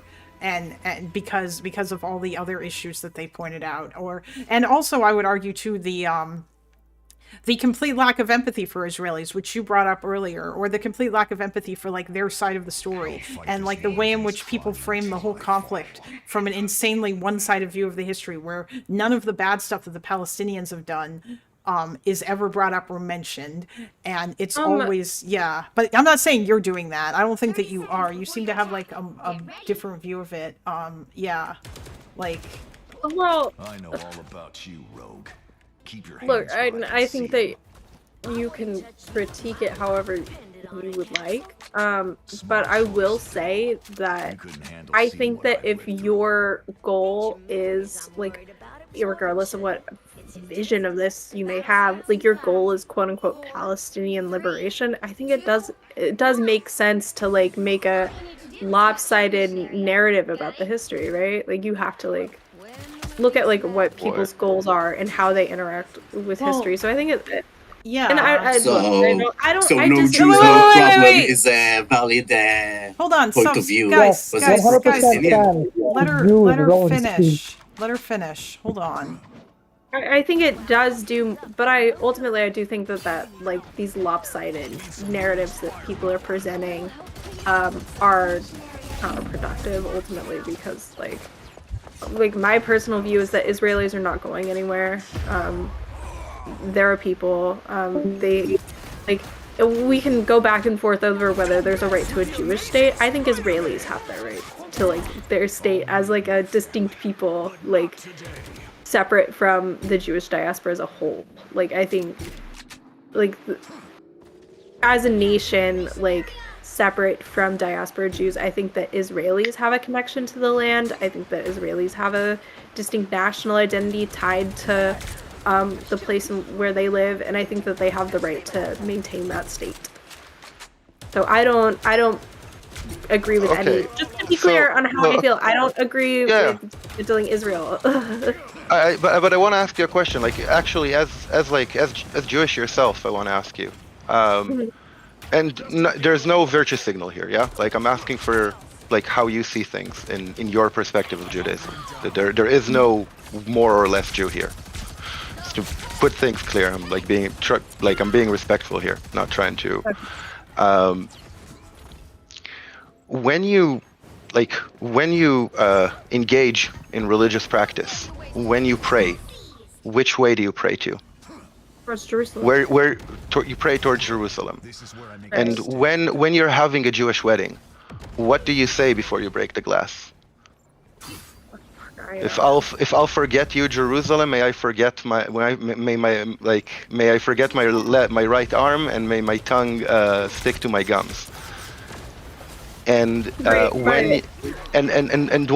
when you celebrate like Passover, right? Like, it's very hard. I mean, and ask me, because I'm not a diasporoid, right? I was born here in Israel. Like, how can you practice that and keep it like complete separate from the actual like Israel? Because I see. Well, for one thing, I'm not really religious. I don't give a fuck about. Like in my personal life, I don't really give a fuck about what the Torah says. But I mean, I don't think Insomniac is particularly religious either. But right, but like I get what he's saying. No, I get what he's saying. I do. But I guess I see. Like I see everything through a very secular lens. Like I see Israel as a political project. I mean, so did the founders, right? Because they were. Yeah. Like religious Zionism like came later. Well, and like nation is a political body, like, right? I'm not swayed by religious arguments, I guess is what I would say to that. Insomnia. Yeah. I'm not making the we own the land because 3,000 years ago. I'm saying like if we take into account, because you stated that like you could have like there should be a separation between like Jews abroad and Jews here, and I this is what I'm asking about is from like the perspective of someone who does maintain like a Jewish lifestyle or does maintain like the religious aspect of it. Like how can you expect them to detach themselves from the entity, from the the democratic and Jewish entity that is now in the place like holding up a Jewish haven in the place where they're praying to, in the place where like most of their prayer beckon back to. Well, I think that there are religious arguments against Zionism, right? Like there's like those like Haredim who like don't like are anti-Israel because they want to like wait for the Messiah to return. Naturi Karta, that group. They're not. They're like they're not the only ones who are anti-Zionist. They're like a niche radical group. Chase. I do know that there are. I do know that there are other Haredis who believe that, though. The Naturi Karta is the only ones I know the name of. So. Yeah, but most Haredis who believe that live in Israel. Yeah, which is the irony, right? But yeah, so in practice, they are here. And they are also like registered as citizens and getting the benefits even more so than most people. Yeah, but that's a separate conversation. Whether but deserve their subsidies. Yeah, but most of the people that you're talking about live in Israel. Yeah, not all of them. Most of the Jews abroad, like you would agree with me, feel this connection for those reasons, right? Yeah, I mean, I think, to be clear, I think that Jewish people in the diaspora have legitimate reasons for supporting the Israeli state and like supporting Israel as the Israeli or Israel's specifically this like Jewish haven function. I don't fault people for believing that. I just don't personally. I just think that there's other elements that need to be considered. That like, personally, like of course, there's other elements that needs to be considered, like a Palestinian state.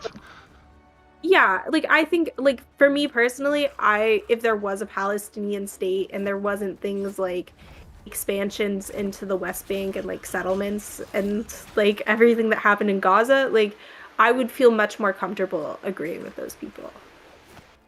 Man, Hangnails, I really want to interrogate, or well, not interrogate, but I really wanted to like get into like what you were talking, like your opinions about like the whole Gaza thing, because like I know you, or it seems like you think it's a genocide, and we probably disagree about that. But I understand if you don't want to argue about that because that's incredibly fucking boring.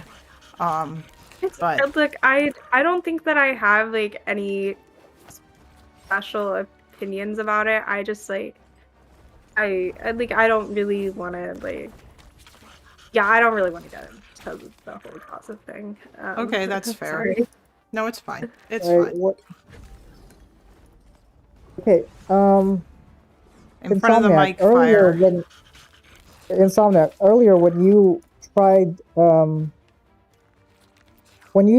to phrase Israel, you intentionally phrased it as a democratic Jewish state that it's serving as a safe haven, right? That's not entirely Israel. That's part of Israel. That's not entirely Israel. My point is, Jews that are abroad can have disagreements with Israel and the founding of Israel and still have those religious beliefs regarding Jerusalem. They could. I'm not sure how my statement relates to that. Okay. No, Jews can be for Jerusalem and that being their spiritual ancestral place that is important for religious reasons, but they could disagree with Israel as a state in general, right? Like that is part. Like for example, that probably a lot of Western Jewish diasporans feel like that right now. That is possible for them to feel. That's a possible sentiment. That it's a. But I then, mean, okay. it's a lot of things are possible sentiments, but to the data that we have, and or at least as far as we know about the data, like it's very very small numbers, very very very small numbers, and the majority, the vast majority, does support, does feel this connection and does feel this support. So like, we can talk about all the possibilities in which it isn't, but like to a reality, those disagreements like would stay up in the air.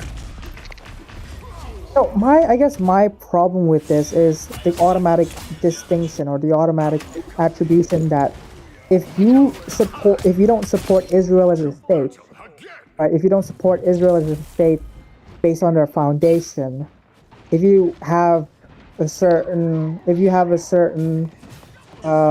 preference about talking with Israel, about Israeli issues, how they relate to Palestinian society for whatever reason, you are automatically deemed as anti-Semitic. I don't like because you're neglecting the fact because you're neglecting, and it seems when it's done so why? much, Okay, as people here, I'm trying to answer you, as people here, other Israelis here commented about the volume of it all, and like the facetiousness of some of those arguments. Wait, the assumption being created here. The assumption being created here, when you're talking about that, is that you are also purposefully neglecting that as a byproduct of dismantling the Israeli state, you are leaving the Jewish people that have found their self-determination here in Israel, that have found safety for themselves, to once again rely on how much the people around them feel they should be safe. Okay, do you think, in general, right, when people oppose Israel as a state, right, it's because they want to deny Jewish self-determination? Or is it because of other reasons? Do you think if Israel found itself in completely, in a manner which is completely avoidance of violence, right? You know, we live in this world, hypothetical. Do you think people would oppose that Israel? At least to the even near to the level. Okay, I don't know. I think that's delusional. I'm sorry. I can point out to what people think of Israel now. Like, did someone? Because Did Israel right now somebody? is an apartheid state. Wait, does somebody remember? Does somebody remember that the IDF is also one of the first people, because of relations with other people, even nations that don't like us, that the IDF is one of the first people to offer humanitarian aid in Turkey whenever they have an earthquake, for example, just a blimp out of there. But this is where more anti-Semitic points come to, when Israel can't do anything beneficial that can actually buy it some kind of, credit or etc., because you immediately go to those conspiracy theories of, no, they're just doing it for pink washing, or they're just doing it so that they can then degrade the Palestinian. No, those are separate issues that the Israeli society and that Israel as a country deals with, as well as the occupation of the Palestinian people that's been lasting way too long, as well as the atrocities in Gaza. And the war, and the war aside, the atrocities, the war that's been fought in Gaza for 2 years. It's also taking its toll on the Israeli people.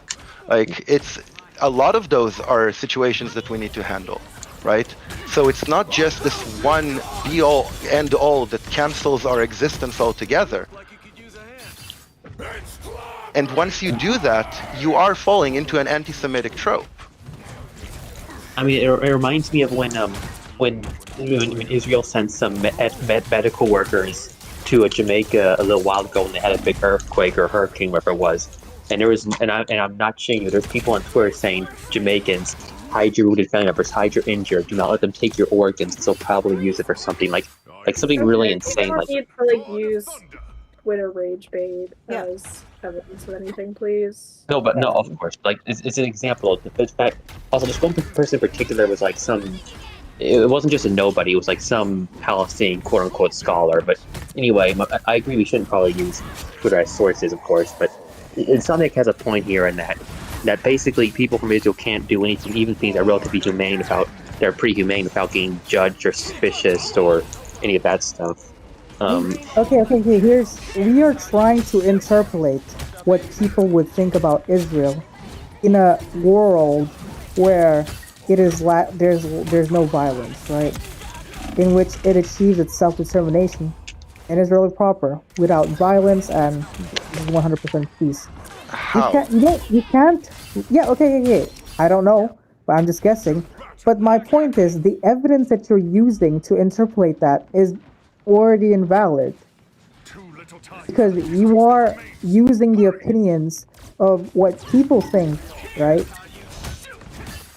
of Israel in the current state, where it is incredibly violent, right, where it displaces people on the regular, where its foundation was founded upon federal colonialism. Like, you are taking all A lot, but taking that's in a lot. all But those that's a lot facts. of countries who don't get that treatment. That's Yeah, what I'm every saying. single country in the Middle East, every single country.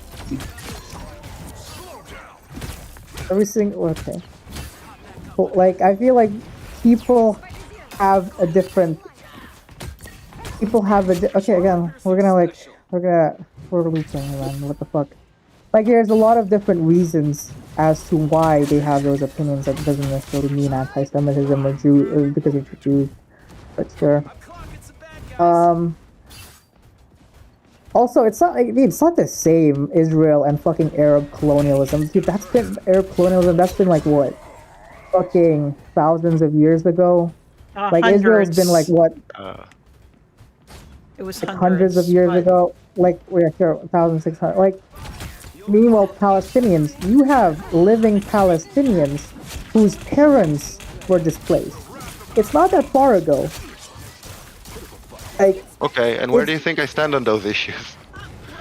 no, the point is, it's not this thing, like, you can't it's not a one-to-one thing about how people feel about Israel and how people feel about Arab countries. Oh, just because they're like Arab. When you're denying someone's right to exist as a nation, you're also denying that nation any right to do anything right. That's Yeah, part of what I'm saying. You're also denying the way for it.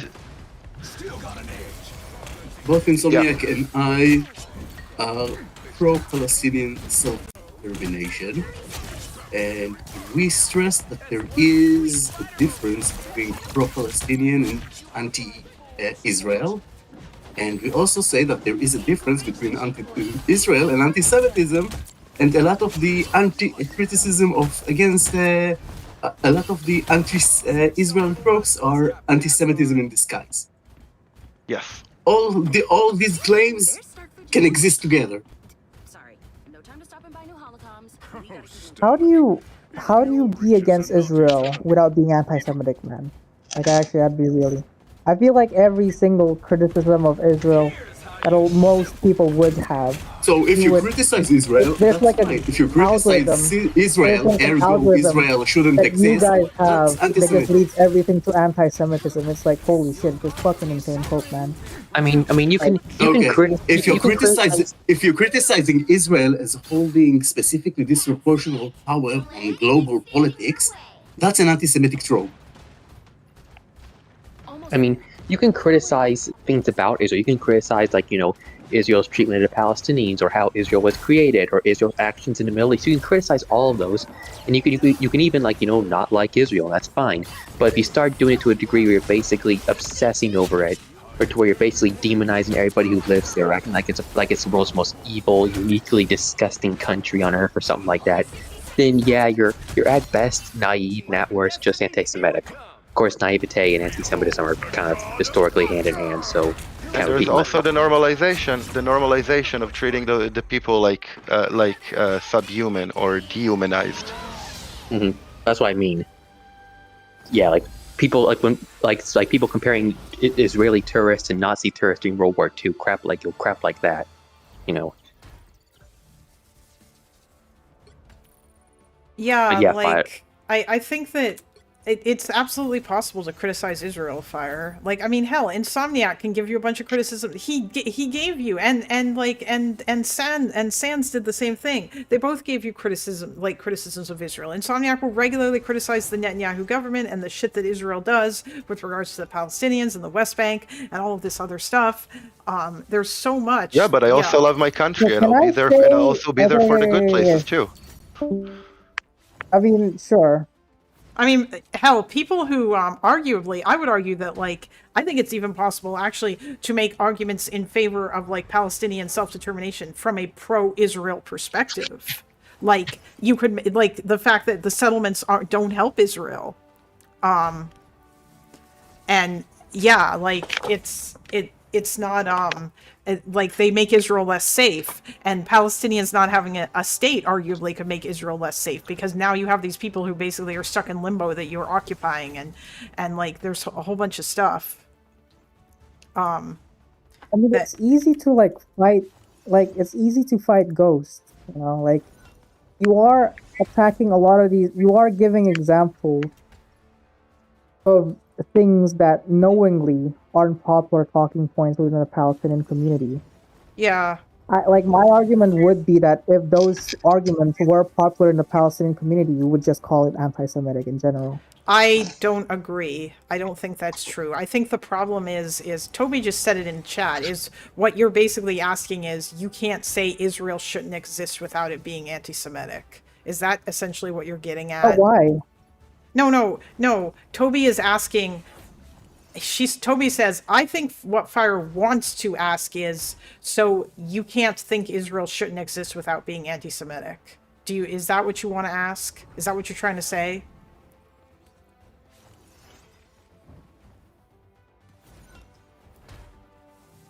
Is she asking me? Am I supposed to answer? I'm not sure No, she's not asking you. She's saying, is what you're trying to say, Fire? Are you trying to ask that? Are you trying to ask so you can't say Israel shouldn't exist without being anti-Semitic? Is that what you're trying to ask? Is that what you're? Is that one of it? That's one of it. I feel like a lot of the things would also be considered anti-Semitic that are just like, for example, from the river to the sea, free Palestine. A lot of those is anti-Semitic. From the river to the sea, Palestine will be free. I mean, within or that, free Palestine in general. Right, like what Benjamin Netanyahu said. Like, you know, it's like from the river to the sea, from the river to the sea is an anti-Semitic saying. Yeah, but a lot of people might not understand. A lot of people might not understand why. I mean, in the original Arabic version, it was from the water to the water, Palestine will be Arab. Yeah, from water to water, Palestine is Arab. Yeah, yeah, but even if we take it on the on the other scale there, from the river to the sea, Palestine will be free. When you're when you're also side by side putting a statement that Israel does not have the right to exist as a country. The combination of those two is an anti-Semitic statement of we are going to purge the Jews from the land. Yeah, because that's what they're trying to say. Now, that's what it translates to. I don't think saying free Palestine is necessarily like anti-Semitic or whatever. That's one of the things that are being said. Saying free Palestine is not anti-Semitic. No. Yeah, but that's pro-Palestinian. Just because BB said, yeah. But listen, nobody here likes BB. I don't think it's gonna be common. I think in like 5 years, it's gonna be. I think a lot of the same people in this DC is gonna be saying the same shit. Like, I think you have an interest. I think a lot of people here would have an interest in just generally silencing popular Palestinian voices. No. And popular Palestinian. We want a Palestinian state. My interest. Okay, brother, my interest. Do you think we'll have an issue with stating from the river to the 1967 border, Palestine will be free?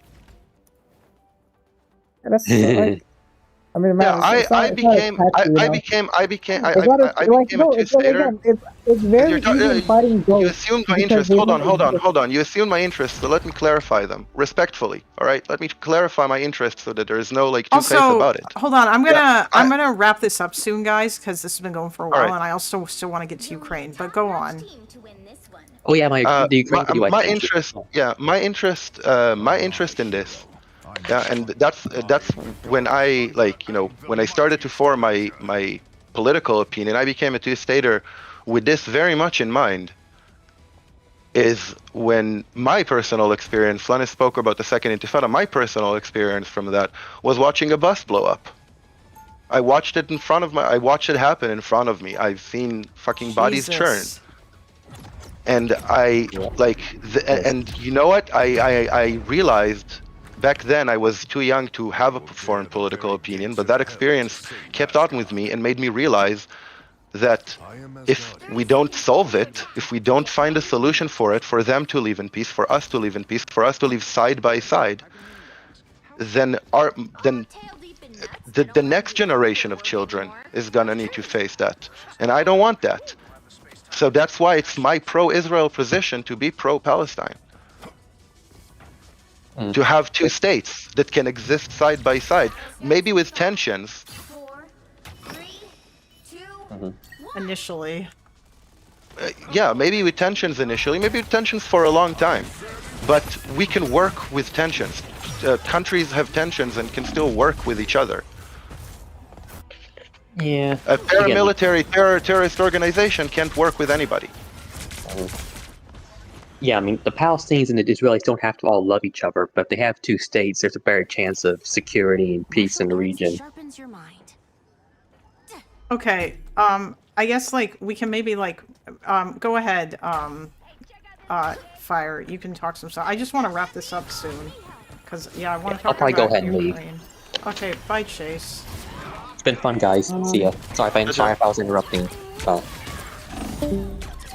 don't know. It's just not much I can like do. There's not much else I can say.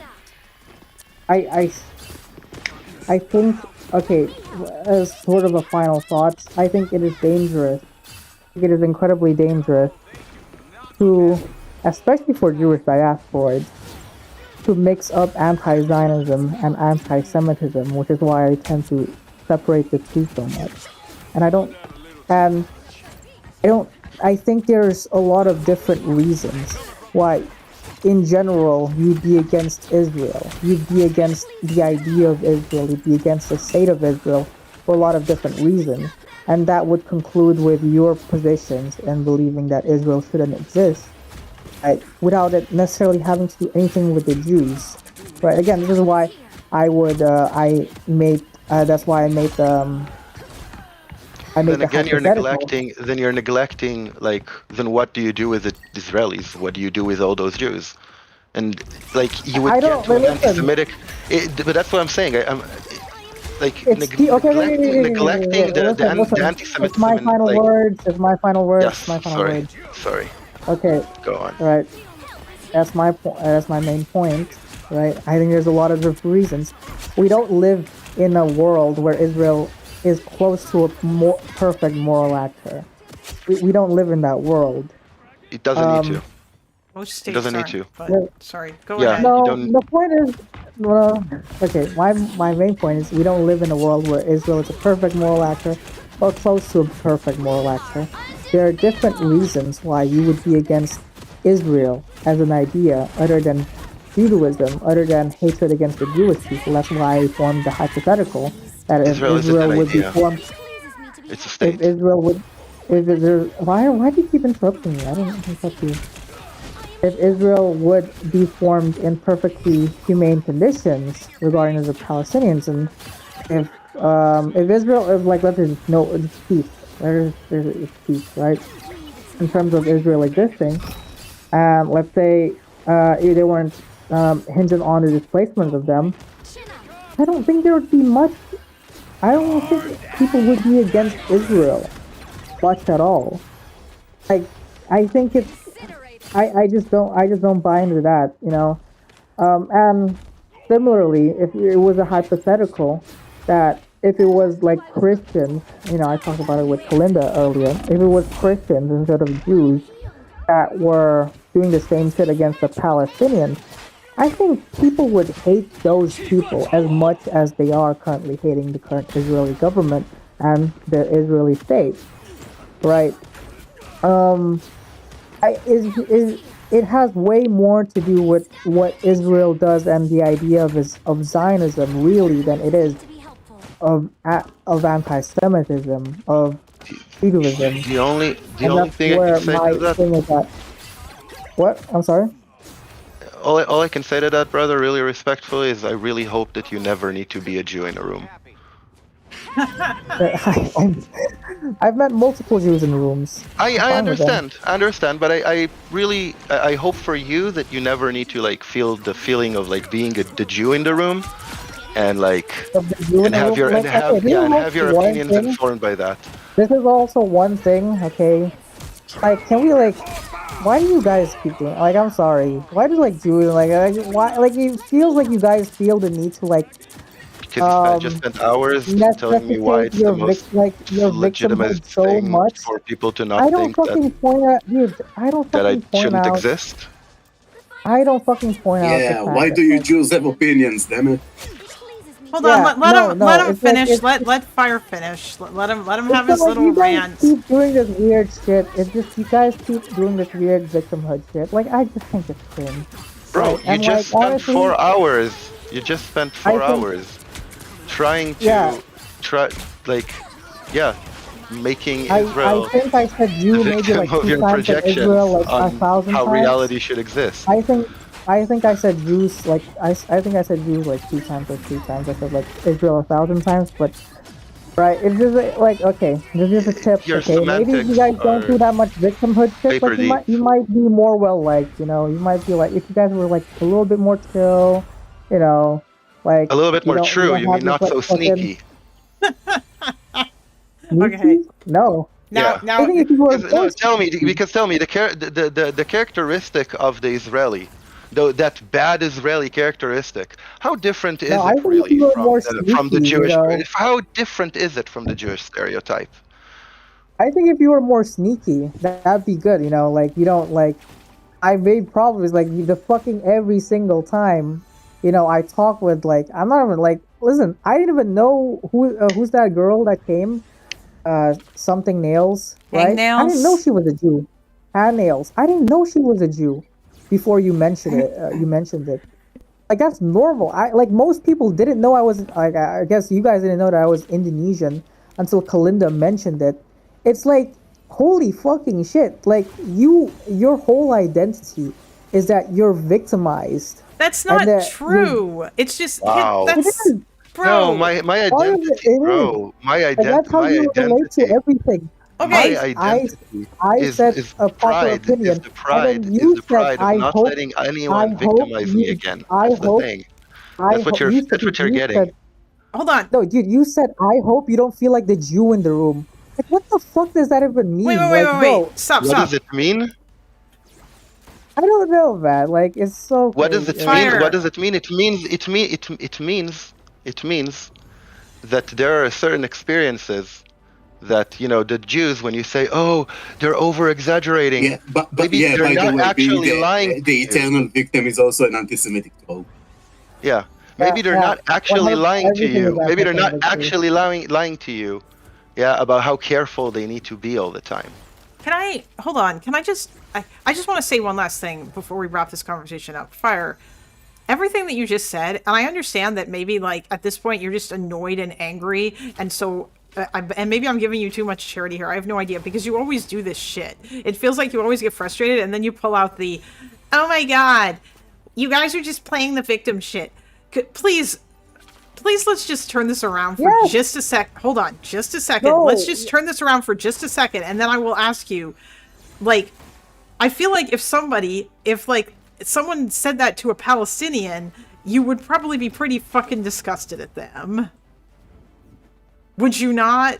I don't know, depends on the, honestly, sometimes it's also a little, but, it's like, we are having a serious conversation and you just dropped that comment. I don't know. Or I feel like, I don't know. Was it really like? I think Insomniac was expressing his frustration about the fact that it felt like you continuously dismiss, and like you do this a lot in Gen Chat too, a lot of the shit that people have to say about Israel and stuff. I don't do that. Well, like for example, when I'm talking with Avi, and apparently Avi, I'm pretty sure is way more conservative than any of you. Like he's able to like I don't know, he's able to be normal. Well, yeah, but Avi's also very tongue-in-cheek as well. I mean, if he's normal by your standards, I don't know how normal that makes him. I mean, Avi is... listen, bro, Avi's a shit poster. Of course he's able to be normal. I think that's fucking hilarious.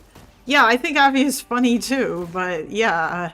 It's because he's a shit poster, and he just doesn't take any of this seriously. Yeah, take it. Okay, then I think that's a better approach to this. Okay, like, I mean it just comes off. You can say that, but like some people are like a little bit more detached from this. But you understand that in some way, and some people kind of have to be detached for their like for their their mental health, but that doesn't mean that it's I don't know, it just sucks because that like we're literally like in the case of Insomniac and Sans too. Sans, I don't know if you're in Israel right now or not, but like it's just like I don't like imagine if I were to just completely fill this conversation up with you don't know how it is to be like Muslim or like oh the Palestinians is like it's this identity politics is okay. So here is the difference. When a Palestinian told me, "I wish you would never feel what it's like to be a Palestinian in a room full of Israelis," I took a step back and empathized. Yeah, I think that's probably what Insomniac was trying to was trying to say, Fire, is that he was annoyed with you, and in his frustration he made that point is because it felt like you were downplaying like all of the shit that Jews have to deal with or that Jews go through, and it often does feel like that too. By the way, like I think you argued against people about whether or not those football riots, whether or not there was any anti-Semitism involved in that or whatever. And yeah, I don't know. It feels weird that you kind of like you seem to like question whether or not something is anti-Semitic, when people say that it's anti-Semitic or whatever, and I don't know. Also, we need to wrap this up soon though, because Hangnails wants to talk to me about Ukraine and she doesn't have long. Anyway, sorry, what'd you say? No, you can have. I'll tap out then. I'll tap out then also to leave Fire to answer without me being provoked to call back. But thanks everyone for like a respectful conversation. Yeah, thanks Insomniac. Are you guys subscribed yet? Did you like the video? No? Do it. Do it. Yes. For the Mossad. Yes. Based. I'm gonna go home now. All right. Yeah. Have a good night. Have a good stream. Oh, all right. Yeah. Okay. Sure thing. All right. Good night, Fire. Sleep well. I don't know if you're still here or not, Sans. Hangnails, if you're here, you can come. Actually, I just need to message you. I'm here and bowing out to you. What? Oh, okay. Not defined by strength, but by courage. 30 seconds before you attack. I hope you're feeling worthy today, Goldilocks. You can come in now.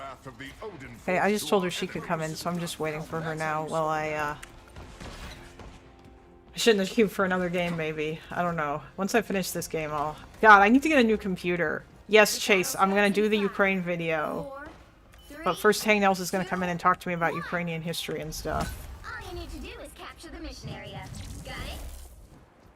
And goddamn, I need to get a new computer so I can play this game without my frame rate suffering while I stream. I'm actually starting to, at this point, feel the weight of the computer, or the weight of my old computer. Hello, Hangnails. Hello. How are you doing?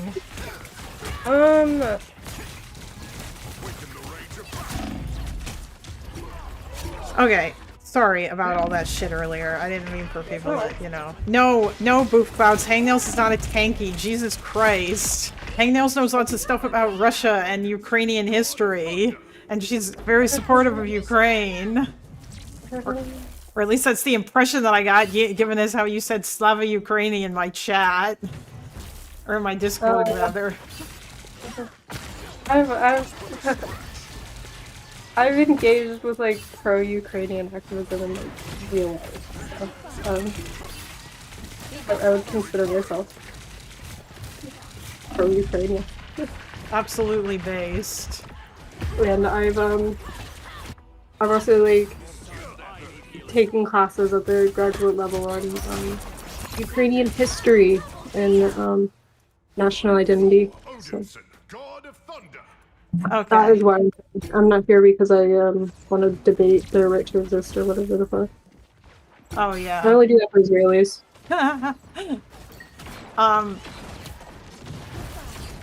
Based. Yeah, so I guess like you told me that I need to understand Kiev and Rus. Yeah, unfortunately, so Kiev and Rus was like this principality located around what is today Kiev, that like both Russia and Ukraine kind of use as like a origin point for their national histories. And like debates about Kiev and Rus do come up within like debates about like the modern Ukraine nation. So yeah, you don't need like an in-depth understanding of it, but there's a lot of pretty quick rundowns that you can find on Kiev and Rus. Yeah. Oh, on like YouTube and stuff. I don't know if there's particular ones that you would recommend or I mean,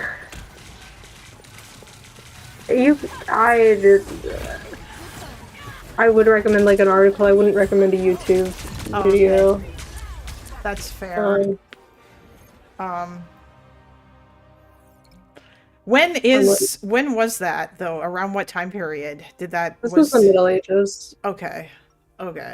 And before that point, is that basically when people start like saying, "Oh my God, Ukraine is just like Russia"? Huh? What do you mean? Or sorry, Ukraine belongs to Russia. Is that the point from which that claim dates? That Ukraine is like part of Russia, or has always, or something like that? Well, even Rus predates the idea of Russia and Ukraine as states. Okay.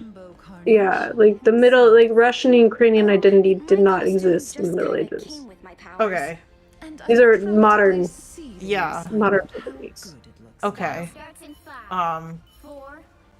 But oh yeah, all right. Well, you said that like I guess everyone or that right. Well, just because something is like all national identities are like relatively modern. Yeah. I know. Yeah. But like, despite that, but like people to justify or like say that their nation has existed like all of time, they go back into history to like find points of like usually like political power or whatever to like say that like, okay, this is where our people come from, like this is our national heritage.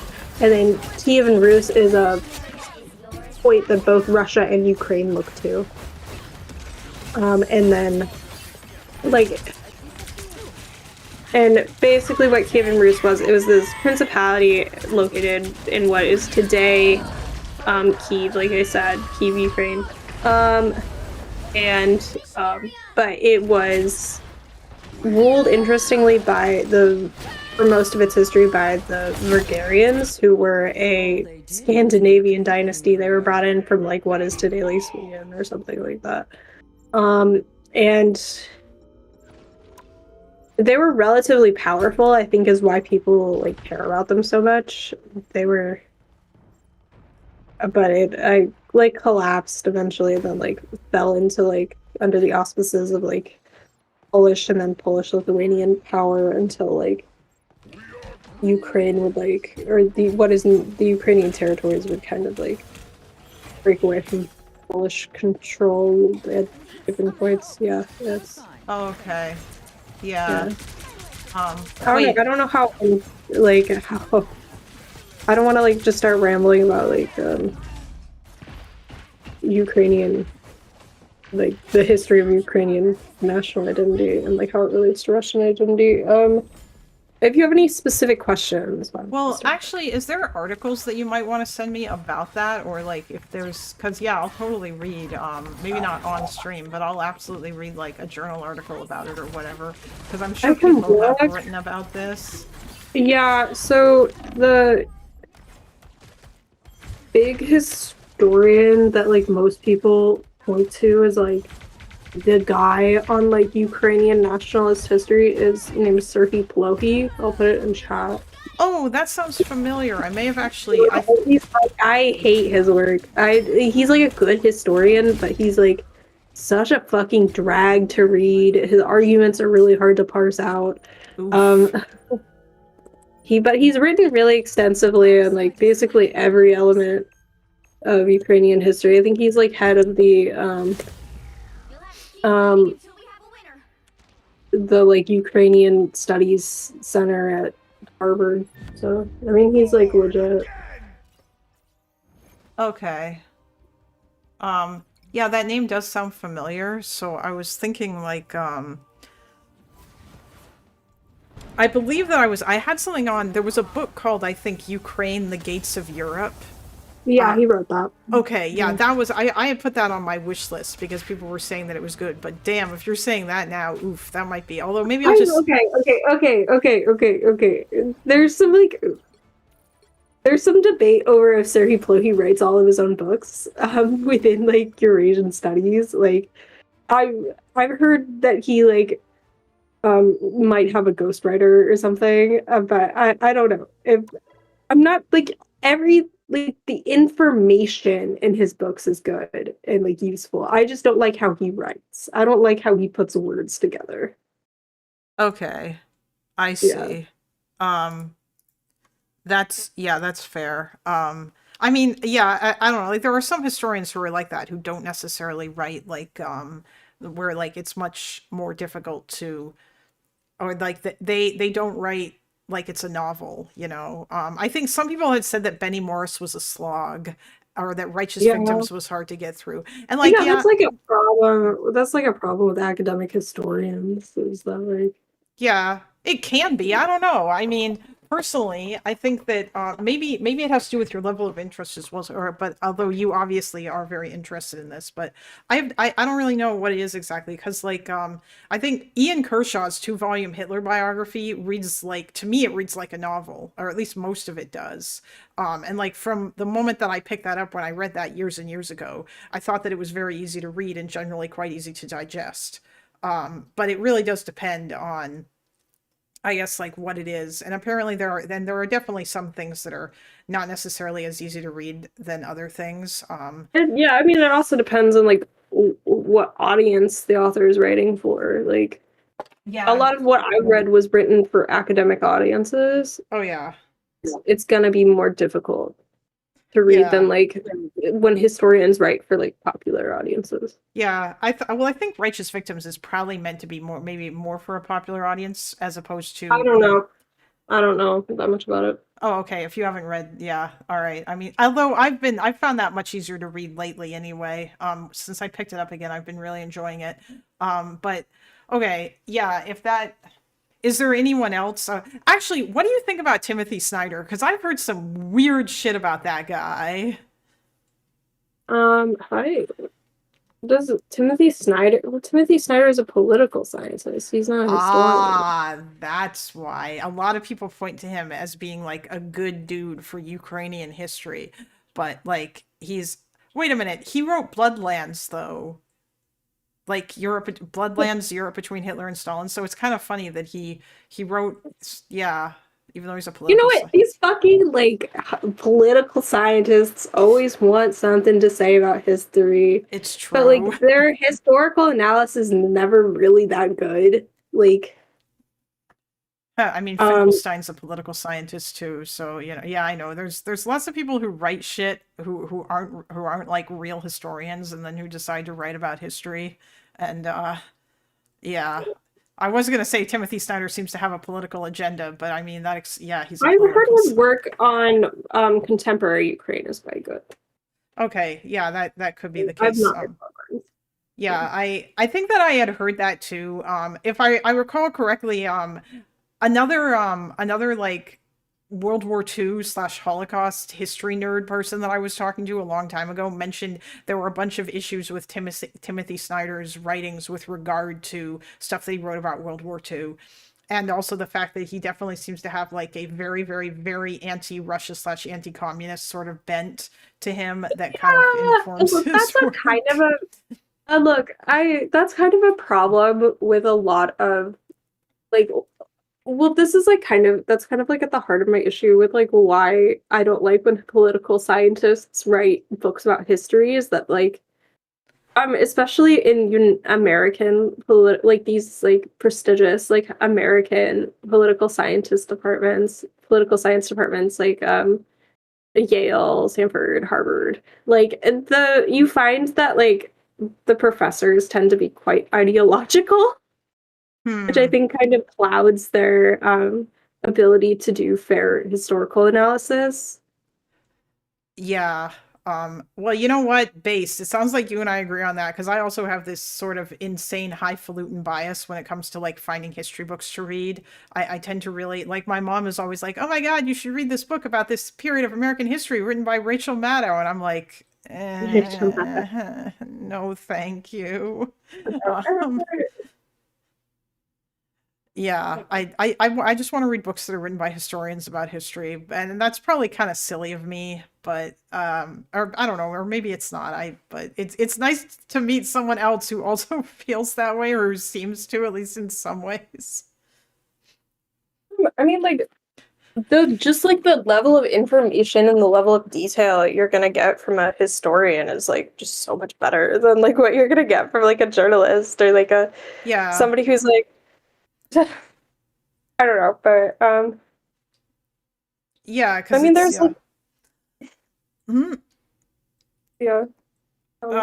Okay, well, I mean, I'm assuming, well, you said you're still like in grad school, yeah, so you probably actually have a greater access to stuff than I do. I can find some journal articles and I have some access because I have an alumni card from my university, but I don't get the same level of access as I used to have when I was a student there. Although I can go to the library and take out books, which is nice, which means I can probably go and look at the microfilm, which is something I will most certainly take advantage of in the future because you can like print stuff. You can like print like newspaper articles and shit, which is cool. Yeah. But yeah, if you have like anything like that, so because I think that Ukraine, the Gates of Europe book was one that I was going to look at. Some random stuff on my computer that might be of interest to you. I don't know. You'd have to parse through it because I don't. Okay. Most of like the stuff, because like, yeah, I do need to get a better understanding of the history of Ukraine because a lot of what I know, and you can actually tell me if anything that has been said has been wrong about this, but most of what I know about the history of Ukraine is by and large 20th century, like post Soviet Union stuff, mainly from 2014. And a lot of it is stuff that I had learned from watching streamers. And then later on, when I went and read Wikipedia articles, like I've read some stuff about Euromaidan and I need to continue to read more about it. I'd be curious to learn more about the Holodomor too, for example. Like, do you think the Holodomor, The Holodomor. yeah, yes, remember the Holodomor? Do you think that that was like a genocide? Because my understanding is that people debate about that. That there's there is a big debate over that. I kind of think that the genocide question is somewhat irrelevant. I know like one of the major historians on like Soviet nationality policy. What is it? I always fuck up his name. Like Gary Martin, I think is his name. He argued that it wasn't a genocide because there were like a series of famines over the course of like 15 years that took place across the Soviet Union. And not all of them had like you could really argue there was an ethnic component behind them. But I think if you look at the I think if you look at the evidence of like the famine being like the result of like Stalinist policy towards Ukraine, coupled with like the targeting of the Ukrainian intelligentsia and stuff like that, I think that like there is a strong argument for genocide, or genocidal intent. But again, like I'm not like Yeah. just in like my approach to this kind of thing, I'm not really super interested in the genocide question. I'm really more interested in like how it like affects things like in other areas. Yeah.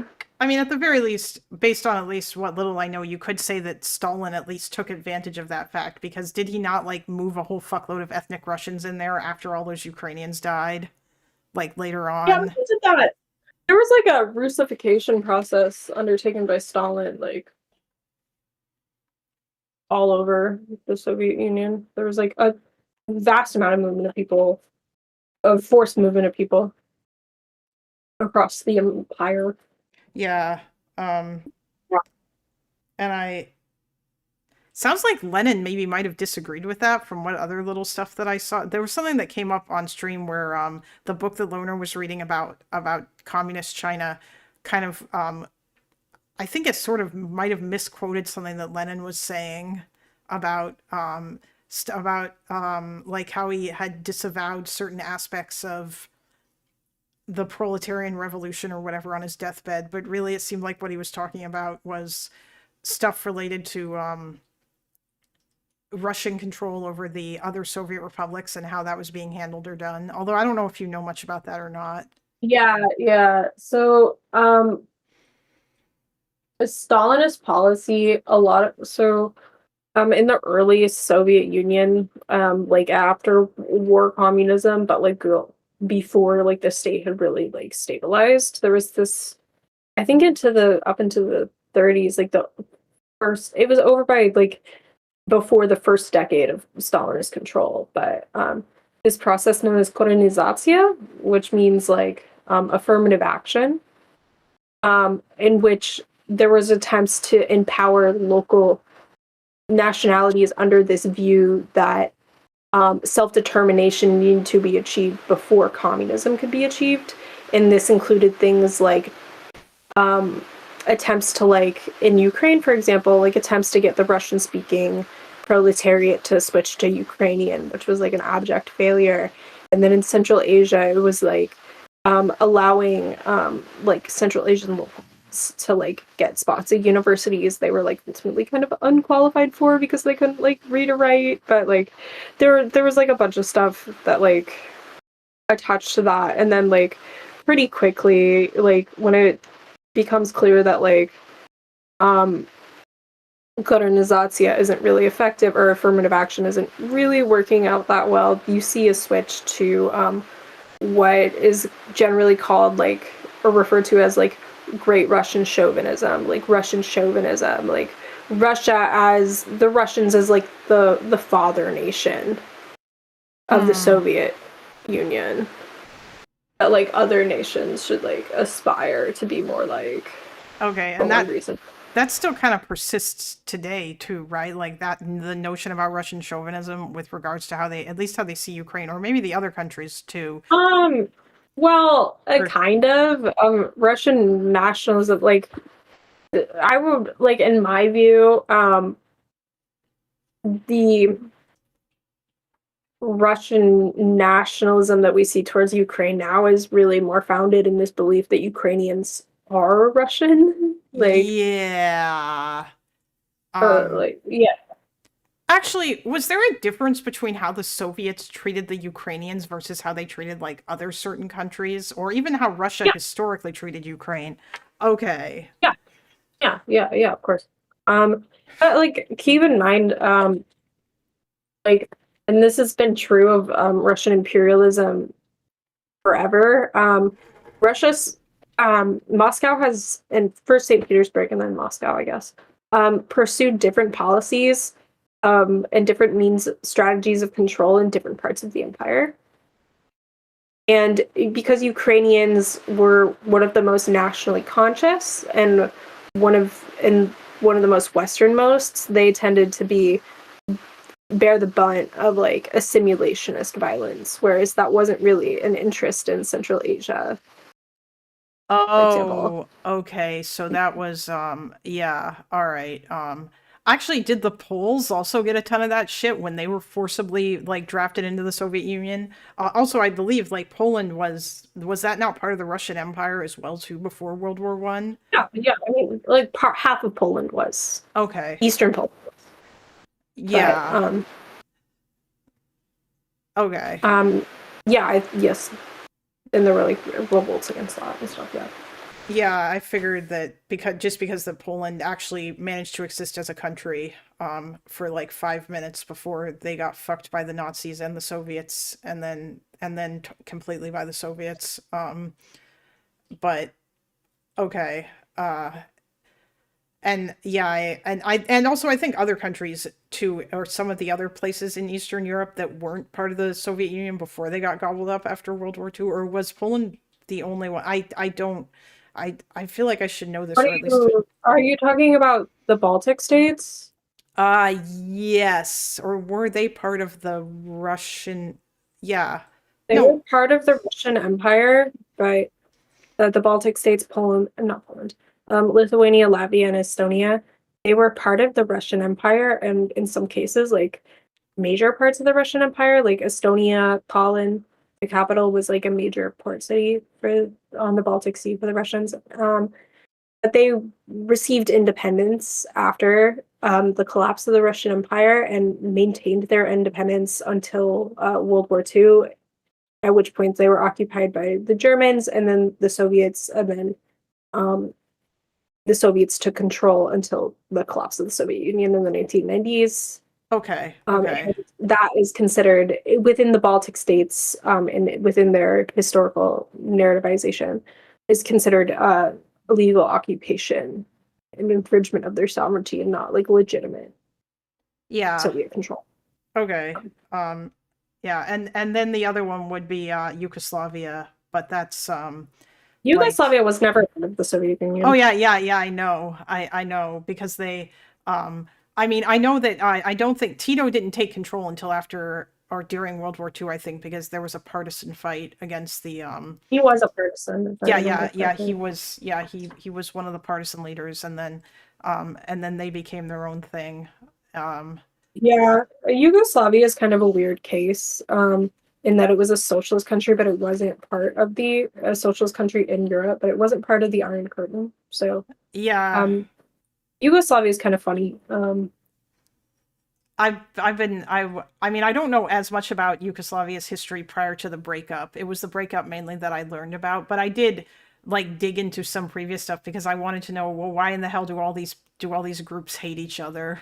Or like what was the reason for that? But yeah, it's that's interesting too. And it is also kind of interesting how Tito basically managed to keep Stalin off of his back, because I would have thought that Stalin would have rolled in there and taken that over as well. I mean, Yugoslavia, like mid 20th century Yugoslavia is like really fascinating in a lot of ways because the fact that it was an unaligned country like meant that it like did a lot of like really interesting things and like had a lot of really interesting interactions with like other states, like especially in like cultural means. Like for example, like God, I can't remember what time period, but like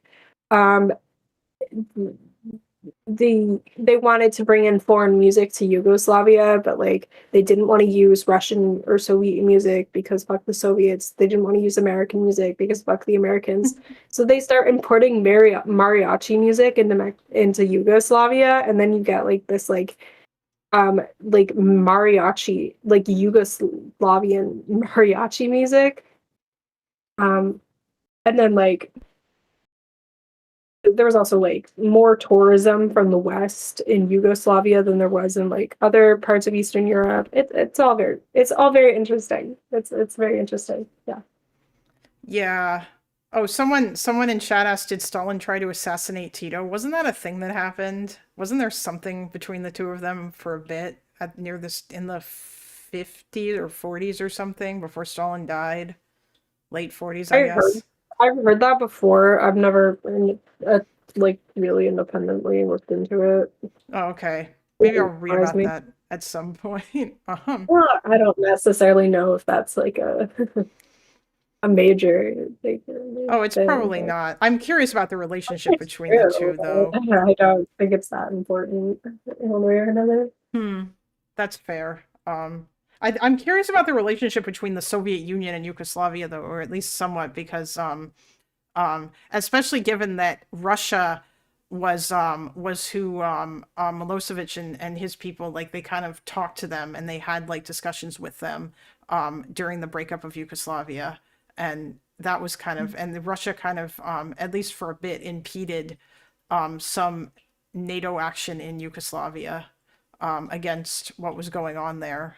Although that didn't last too terribly long, but yeah, and I thought that was interesting just because of and I'm curious about the historical relationship, therefore, between Yugoslavia and the Soviet Union. Well, Serbia and Russia have always had like kind of a close historical relationship going Ah, back to the kingdom period because Serbia, like after and again I'm so bad with dates, but Serbia after it after the Balkans started to break off from the Ottoman Empire, some of them were gobbled up by Austria-Hungary. That was the case with like Croatia and Slovenia and Bosnia. But Serbia became an independent kingdom. It was an independent Slavic kingdom, and there were like only like at this point only really two or three independent Slavic kingdoms. It was like Russia, maybe Bulgaria, and Serbia. So there was like, and this was like a period in which like there's like this pan-Slavic, like Slavic people got to stick together milieu. So like there was like a relatively close relationship fostered between Russia and Serbia for that reason. oh, okay. All right, yeah, Yeah. that makes And sense. also keep in mind that like Russia and Serbia are both Eastern Orthodox, whereas the Bosniaks and Croats are of different. Yeah, Like, yeah. there's The there's Bosniaks are specific. Muslim, and I think the Croats are Catholic. I might be Yeah, wrong about the Croats. no, you're right. You're right. You're right. Okay. Yeah. Yeah.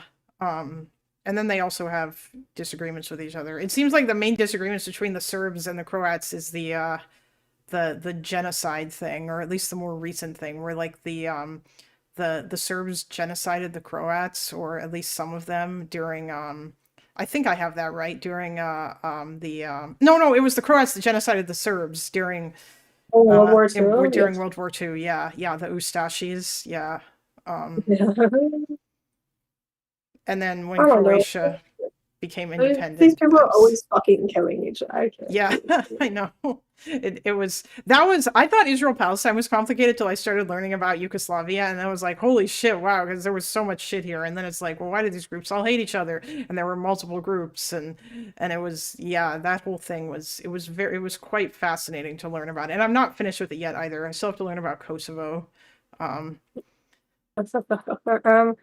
There's the nice thing about Yugoslavia is that um relative to the other like socialist European states is that we have a lot more information and a lot more detailed information available about it because of this relative openness, the oh West. yeah, So like during the socialist period, like Western ethnographers and researchers were allowed into the country to like write ethnographies and stuff about Yugoslavia. So we have like a lot more detailed information about it than we do about like the other states.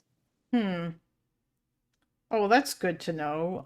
And about like and I'm assuming Russia's archives are not as open as they once were now, are they? Or like, I don't know why people keep talking about it. Lonerbox has also said some weird stuff about the Russian archives. Yes, like the state archives in like Moscow are closed right now, but we have other Soviet archives. Like, oh yeah, they're like a lot of Western scholars, they don't go, like they do go to Russia for archival work. And I've spoken to some scholars on Russia, like this guy who's like I had like a informational meeting for like a PhD application with this professor who works on like Jews in Russia. And he was like, yeah, I don't know. He was like, I'm probably gonna have to stop working on Russia because I'm not gonna be able to go to Russia anymore because like a bunch of my colleagues have already been fucking banned from Russia because they don't want to let Western scholars in right now. So yeah, that's a whole thing. But there are a lot of really great Soviet archives held within the West. For example, Stanford, the Hoover Institute has like an incredible collection of Soviet archives. oh nice. I'm assuming all that stuff is all in Russian and it hasn't been translated, yes, or is it? There's been a lot of digitization efforts by the archivists at Stanford. But a lot of it's in Russian, a lot of it's also in other like regional languages like Tatar, Ukrainian, and so on and so forth. So. Yeah. Okay, that's. I know that's some of it's in English too. Like there were American, like in the 20s and 30s, there were Americans who like went to go work in the Soviet Union. Yeah. Or like we're in some cases like literally fucking contracted out by the Communist Party to like do infrastructure projects in the Soviet Union. So like there's it's a fascinating history, yeah. Oh yeah. Okay. Yeah, I mean I think that I guess a lot of the stuff that I don't know what I'll hear from Lactoid if I get to debate him on Russia Ukraine. It feels like a lot of the stuff that he talks about is related to probably like more modern stuff. Like he is really obsessed with all those Euromaidan conspiracy theories. And there's like a whole bunch of stuff there. Oh, hey David. And I'm curious about like how much do you know about that more modern stuff? Because a lot of what I learned from Dylan. And if there's anything that Dylan got wrong, I'd be curious to know what that is, if you have any input on that, or if there's any stuff that I could look into. I was going through the Wikipedia page that had basically a timeline of Euromaidan, and it literally it goes through the protests day by day by day, and it cites like a bunch of sources and stuff. Yeah. I'm not like a expert on Ukrainian politics. I should probably preface everything with this. That's fine. There's not really any evidence to substantiate the idea that Euromaidan was anything but like a organic like pro-democracy movement coming from Ukrainians. Like, of course, this idea that like it was fun. It was like, yeah, sure, like these like American NGOs that did actually have like a presence in Ukraine. Like they weren't mad about the Euromaidan, but like they didn't cause it. You know, like NGOs don't actually have all that much power. Yeah, I know, right? Like, and neither does the state part of it. Like we're not like. Like, I guess prior to fucking whatever the fuck Trump is doing, like, we weren't really that interested in regime change and in the 21st century, except I guess when we were, but not in like Eastern Europe. Yeah, I know. That's what I mean. Like the United States doesn't really do that doesn't really do like the secret CIA coup shit anymore. At least they don't seem to. Although I guess maybe that might change now. Not during Obama. Wait, wasn't this during Obama, Euromaidan? Yes. Yeah, Euromaidan was during Obama. Obama was like known for being like a huge cuck in that sense, in terms of not doing interviews when needed, like in Syria. You can call it cucking, but like the way it's been described to me by like granted people who like worked with Obama, but it was like Obama genuinely believed in like liberal values and like the right of like peoples to like. So why did that make him? Government. So he like allowed like So he like let the he refused to like have the United States intervene in like the Arab Spring protests in Egypt, for example, despite the fact that like the dictator was like US aligned Yeah, and it would have been in Mubarak. American interest. Yeah. Because Let's talk because he like let's talk about believed in Syria these though. people. Wait, What? David, hold on. Sorry, Just a sec. distracting. Sorry. Jesus, we were not talking about the Middle East, and you come in here wanting to make it about the fucking Middle East. Yeah, you could. I'm not. I'm Israeled out for today. Oh, I'm No, not he talking doesn't. about He wasn't going to talk about Israel, but he's trying to say that Obama cucked out on Syria. I don't really know what the hell else. Like, if you want to say that like they should have done more, okay, but really, I think that or at least hold your red line. That's oh, I think it's reasonable to have criticisms of Obama's Middle East policy. yeah. I mean, I don't really want to get to that. I don't really want to. I'm not here to talk to you about. No, it's okay. I'm not. I didn't come here to do that. I just wanted to say hi, and also, I'm guessing you're streaming, right? Yes. Okay, just making sure. That's it. You keep going with your conversation. Well, we were talking about Ukraine, David. If you were curious specifically, yeah. Oh, okay. He probably. All right. Anyway, go ahead, Hangnails. Like, yeah, I think that you said you don't necessarily know a whole lot about Ukrainian politics, but yeah, obviously there wasn't a coup, and that's fucking stupid. But like, there are so many. Yeah. I say that, and then I'm like able to info dump on it. So I don't know. If you have questions, I think go ahead and ask them, and I'll just tell you if I don't have an answer. Do you? Okay. Well, I mean, basically, I'm going to have to learn I'm probably going to have to learn every single conspiracy theory related to Euromaidan, because I'm pretty sure Lactoid knows them all and he will rattle them off. One of his favorites is to claim that replacing Yanukovych was illegal. Yanukovych was ousted by the Ukrainian people. Yeah, I know. That's why I think this is a dumb argument, because he wouldn't make this argument if he was fucking talking about if Joe Biden passed a law or like forced a law through Congress that allowed him to start shooting protesters, like MAGA protesters, and they started doing it, and then they decided to like overthrow him in a revolution. Like, I don't think he would have any problem whatsoever with that. And so it's kind of a weird argument, and I don't think he even believes it. Like, it doesn't make sense to me at all. I think Dylan tried to ask him that, and he did not answer in their last debate, so I'll probably try to push him on that if I get to talk to him. But I've heard that the Ukrainian constitution, or that like this argument is based on a misunderstanding of the Ukrainian constitution, and that they, like, I think they got rid of him. Like the Rada did something to get rid of him, and then they appointed the opposition leader, I think, or something, and then like there was an election not long after. They had like a transitional government. Also, Yanukovych ran away. He fled the country. So yeah, he did fled the country. He was also like very obviously Russian. What'd you say? No, I said based him running like a chicken. But anyways, the main I was no, not the main. Quick question: Are you planning on debating someone soon? At some point, Lactoid has agreed that he will debate me on Russia-Ukraine. I don't know exactly when that will be. I've started to do research on it because I would like to argue with him about it. And in order to do I see that name all the time. Who is he just like a schizo like MAGA guy, or is he a schizo like specifically pro-Russia guy, or no? He's a conservative right-wing dude, but he's also like for some reason a Russia shill. Like in the last debate that he had with Lonerbox and Dylan, he refused to admit that Putin's a dictator. Like a Tucker Carlson kind of actor. Yeah, kind of. Sorry, go ahead, Hangnails. Are you gonna? Yeah.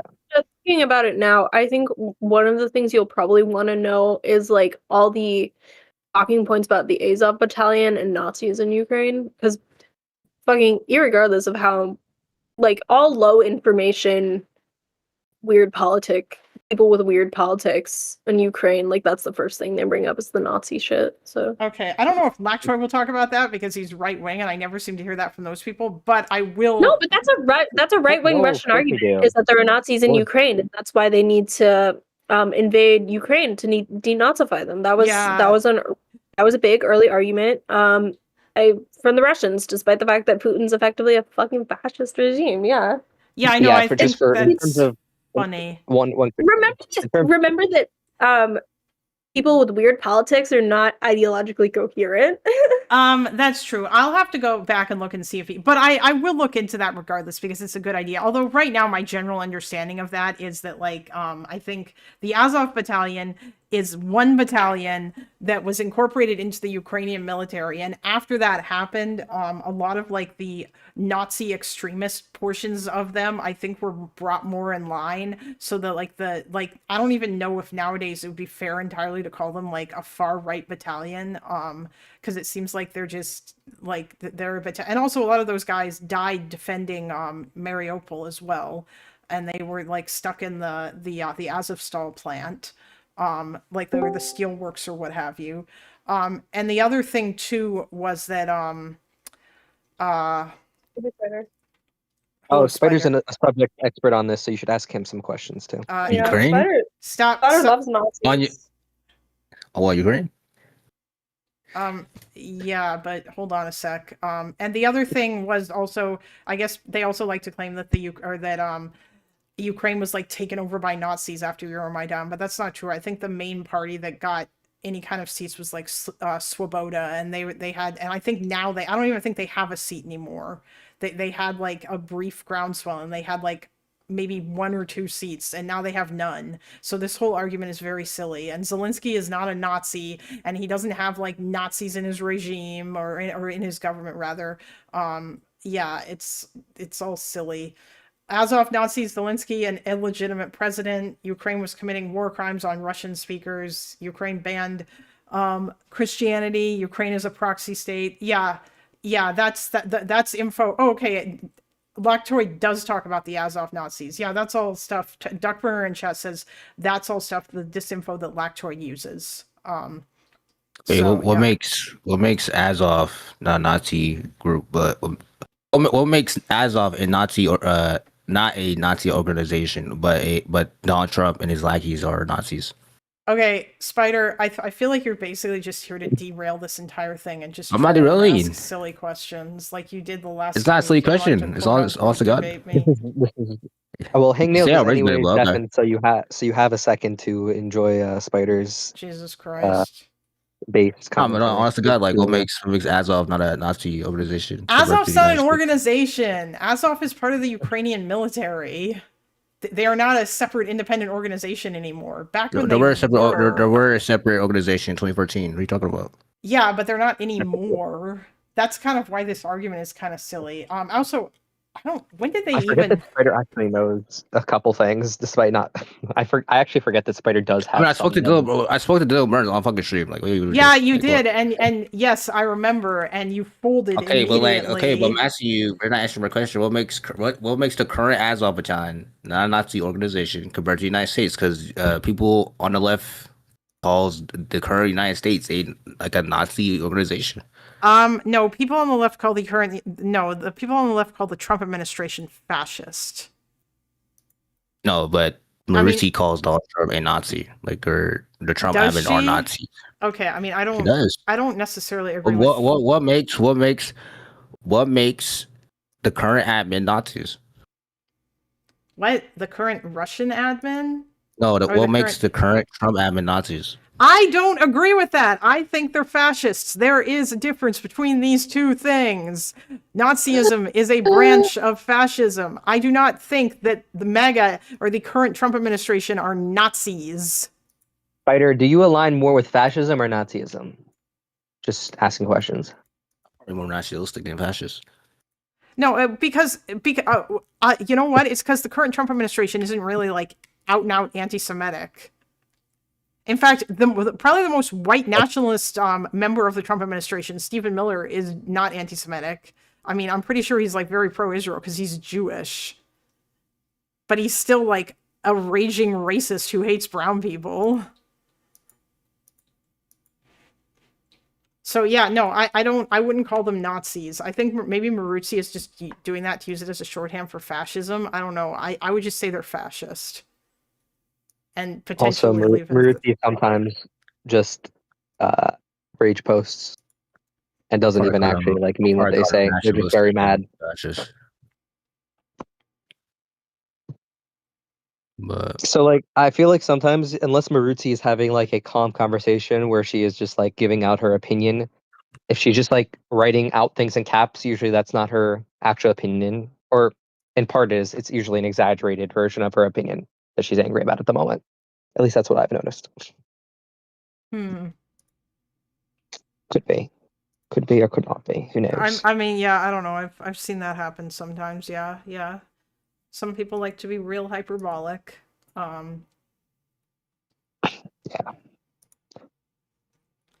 Anyway, David, what did you come here for? Oh, I just came in. I haven't seen hangnails in a while, so I came to say hello. I mean, Oh, yeah. I mean, I've been very closely watching the Iran stuff. I mean, obviously it's hard to get info while there's the blackouts. yeah.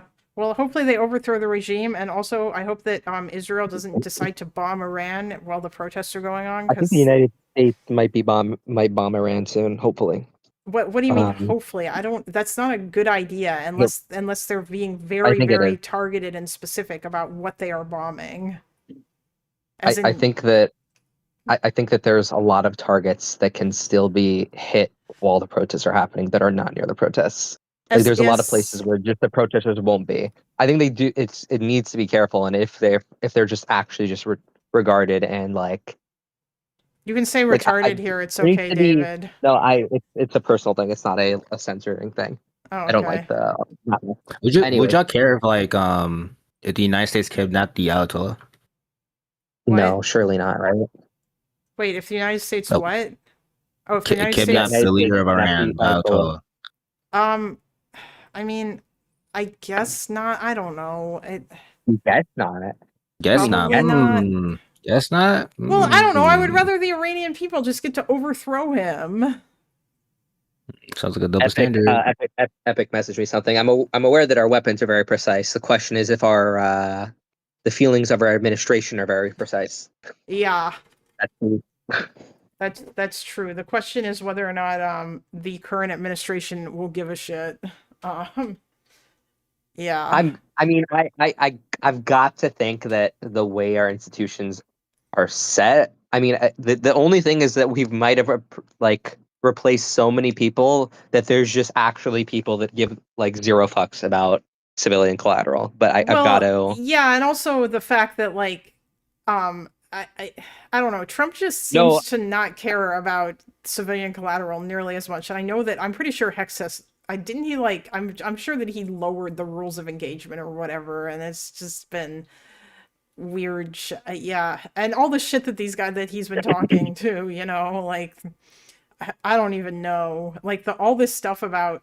It feels like in Hegseth's Department of Defense, I will not say Department of War, fuck that.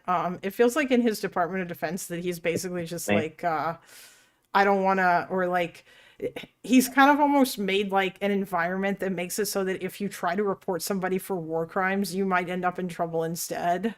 Or that like what they consider, or that they've narrowed the definition of what they consider a war crime. Considering this is the same guy who basically went to Trump and lobbied him to like pardon war criminals, and then he did. So I'm gonna ask. So Epic Fail is in my DMs. I want to ask him a question. Hegseth is a civilian. He doesn't make decisions like this. Interesting. Wait? I guess he kind of answered my question. I was gonna ask like, is it reasonable to believe that Donald Trump has replaced enough people that there would be a meaningful? Hegseth is a civilian, and the president doesn't plan air campaigns. I know Hegseth is a civilian. I'm guess so. Epic just said that in my chat. So what you're saying then is that, by the way, Epic, if you want to come on, you can. Yeah, that would actually be a lot of fun.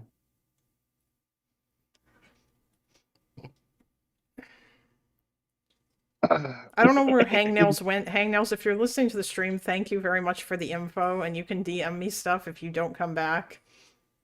Yeah.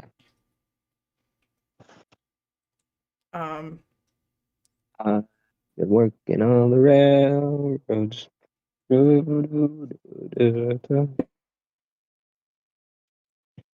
Yeah, like, okay, Azov was in the spring of 2014. That was when it was formed.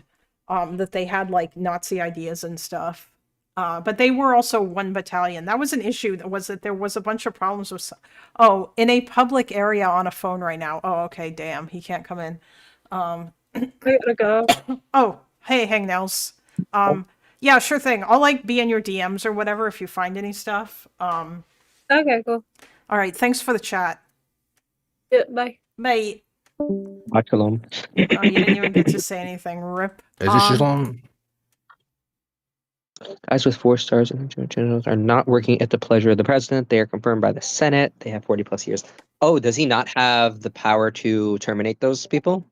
Oh, does Hexef have the power to criminate those people? Because it seemed like he was trying to like replace people.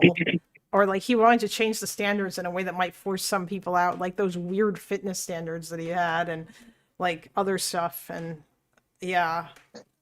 Epic wrote, the current chairman of the Joint Chiefs is General Dan Kane, and he's all right.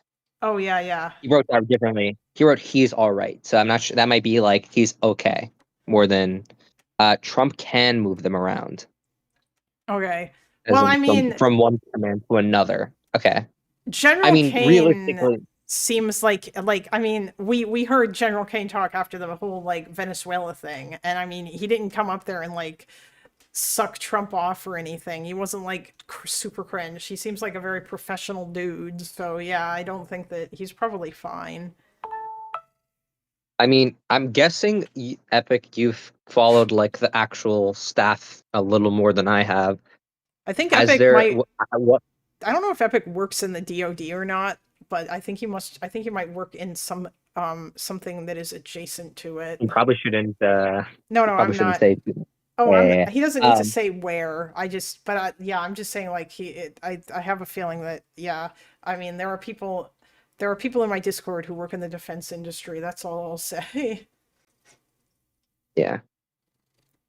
My And they've said question so. is, hold on for 1 second. My question is, has Trump moved people around enough to be a concerning way? Because like technically speaking, you could take like the top guy who should be like the 4-star whatever, the as that one guy likes to say, 4-star general, 4-star general, 4-star The general, and 4-star general. turn him into basically like a much less powerful role that has less influence, and then take some guy who's like a much lower rank and promote him because he is a more of a loyalist. Like I don't know how much of that Trump has done in his admin is my question, I guess.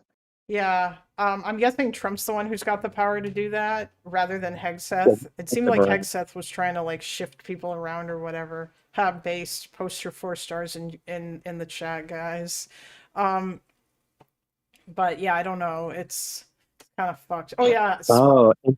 Speedy Taco says, by the way, I don't, nor does anyone I work with call it the Department of War. We all still call it the DoD. And my ID says DoD. Yeah, like feels like nobody. None of the media calls it that either.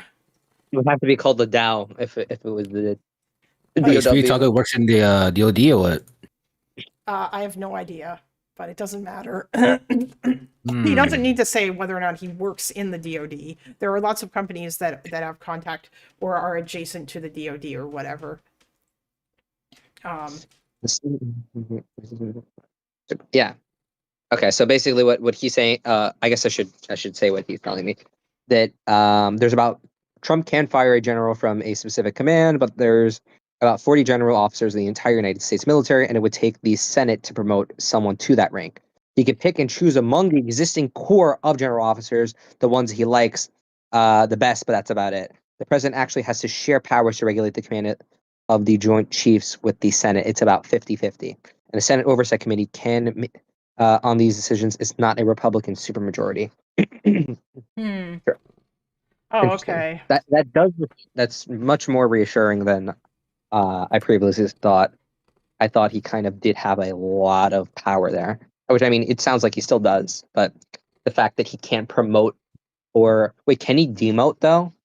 Honestly, I just want to say that actually gives me some hope too, because my mom is like super doomer on this whole thing. My mom's American, and she's been talking about like how it seems like Trump basically like he's basically going to replace everybody with loyalists. And my main fear was like if he actually tried to like pull some shit would he manage to would the military come in and stop him, or if he tried to deploy the military on American streets to like put down protests or do insane shit like that, is there like limits to the extent to which that he could just get rid of people who don't agree with him or who would try to stop him?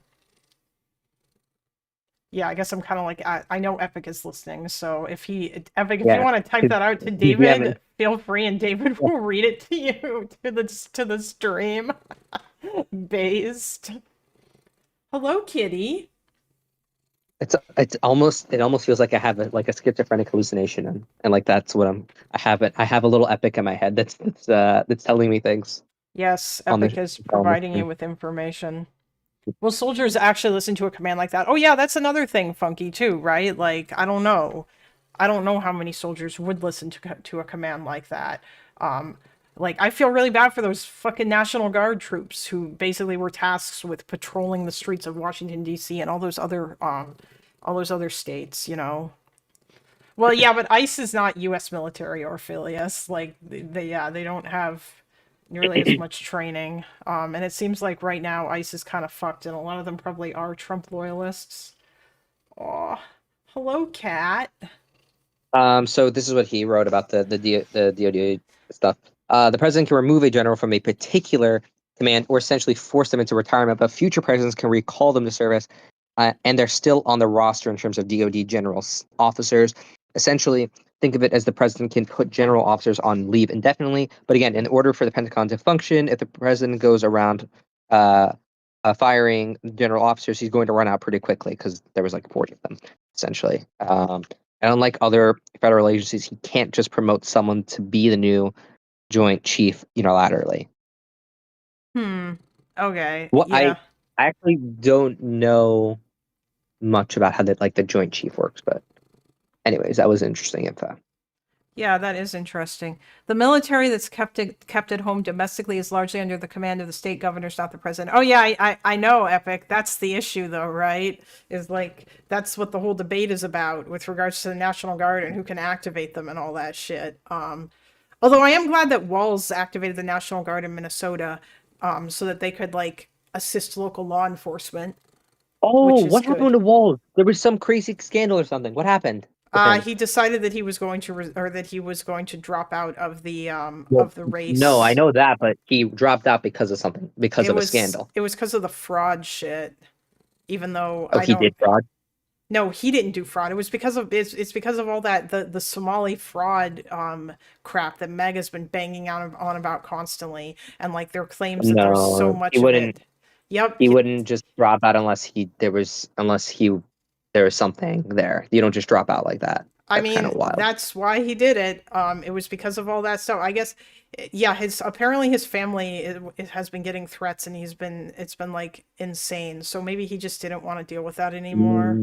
I mean, I don't know. It seems really dumb, but apparently it was because of that stupid Nick Shirley video and all this other stuff that all like a metric ton of shit came down on him because that I think it came out that the Republicans worked with Nick Shirley to like Minnesota Republicans in order to like help him make that video and stuff. So yeah, I don't know. Like there's been a whole bunch of weird and dumb political maneuvering related to that. Since all of that it sounds like was bullshit. I haven't like looked into it too much, but it looks like most of the prosecution for that the fraud stuff that happened like under Biden. And yeah. So I don't it's kind of fucking crazy. But it sucks that he dropped out. It's very unfortunate. But that seemed to be why. Seemed to be something like that. No, Chase, you did not miss much. Oh, one thing I'm actually curious about is what is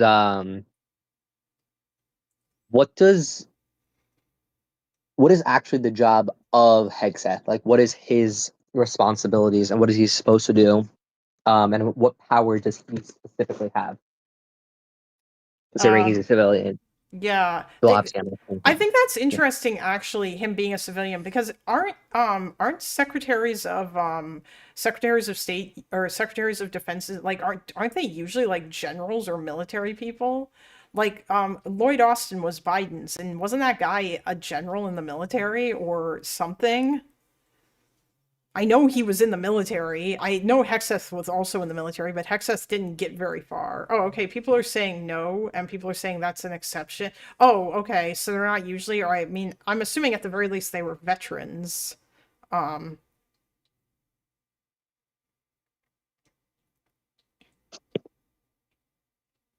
oh, Lloyd Austin was an exception, and it made people uncomfortable. Why? Because he was like a general. I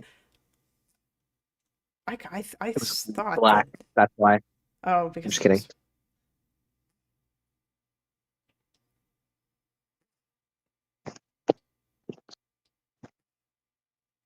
Lloyd Austin was seriously a four-star general. Well, yeah, I'm sure Epic will tell us. Oh, it's part of keeping the civilian control of the military. Oh, so you weren't supposed to have. All right. No, Boofclaws, we're not going to talk about Mamdani. Shut the fuck up. Just because David's here doesn't mean we No. need to talk about Mamdani. I'm sure he's tired of that. Yeah. The only like the one time I'll be absolutely happy is if it's to talk about his obituary. Until then, let's keep it to a minimum. Oh my god. I disavow. Um, I'm not actually. Yeah, I don't know. There are certain No, things.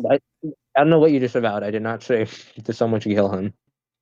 Yeah, I know. I It's only want to just. kill him if he happens to croak from a biological incident. Hopefully. Oh, I see. It reminds me of Destiny saying that he never wants anyone to come into his chat and talk about Bad Empanada unless it involves and Yes, unless you're, exactly. yeah, unless you're planning on telling us where we can read his obituary or something. Yeah. The the Secretary of Defense is mostly in charge of defense industrial policy and then implementing on the will of the civilian government in terms of defense policy. It can also direct the Joint Chiefs as to what the orders of the President of the United States are. Largely, the role is administrative and managing large budgets. They do not play a role in operational decision making, and the Secretary of Defense is a civilian. Highest ranking member of the military is the chairman of the Joint Chiefs, not the Secretary of Defense. Makes sense. So it sounds like it's more of a like delegate the president's will to the Joint Chiefs if necessary, and like budget organization, the military, etc. That's what I'm hearing, Okay. basically. Oh yeah. Okay. So the Secretary of Defense is always a civilian traditionally. Okay. That Yeah. makes much more sense for their civilian-like role. Yeah. Um, and it's the Joint Chiefs and the chairman of the Joint Chiefs. Those guys are usually generals, I'm assuming. It's honestly going to be so fucking interesting to see the back like to the Iran stuff, how if the regime falls, how it falls, and what are the dominoes for such a thing. Oh, Because the Iranian regime. yeah, it Did you really is like did you see Loner's marvelous. stream yesterday? He talked to a couple of Iranians. They were diaspora. Then he talked to someone. He also talked to someone who grew up in Iran and then left. I think the day before the stream before that one, which was it was By the super way, interesting. the Pahlavi fucking hatred is so forced, and it actually makes me nauseous. I have like so many It's all questions based on about genetic that. shit. It's all like all the people who hate her like well the father was a tyrant like and then wait the funniest thing ever, hold on, let me see if I can find the thing from it. Addy, yes, um we totally solved anti-Semitism. Actually, we didn't. We just had a cancerous discussion. Actually, it was an interesting conversation. I won't say that it was cancer, although Fire's mic was pretty cancerous, but yeah. I mean, I think, listen, Chase, Jesus Christ. Sorry, Chase just said something in chat. That's the problem that I have with this is that unfortunately, like, the Shah of Iran, like his dad, was not a good dude and he did oppress Iranians a lot. And I'm wondering is like, what is his son's angle in wanting to get back to this? Like, what does he want? Does he want democracy or is he looking to like reassume his role again and take control of the country? Or does I he mean the just point is want no a matter what the point is constitutional like monarchy?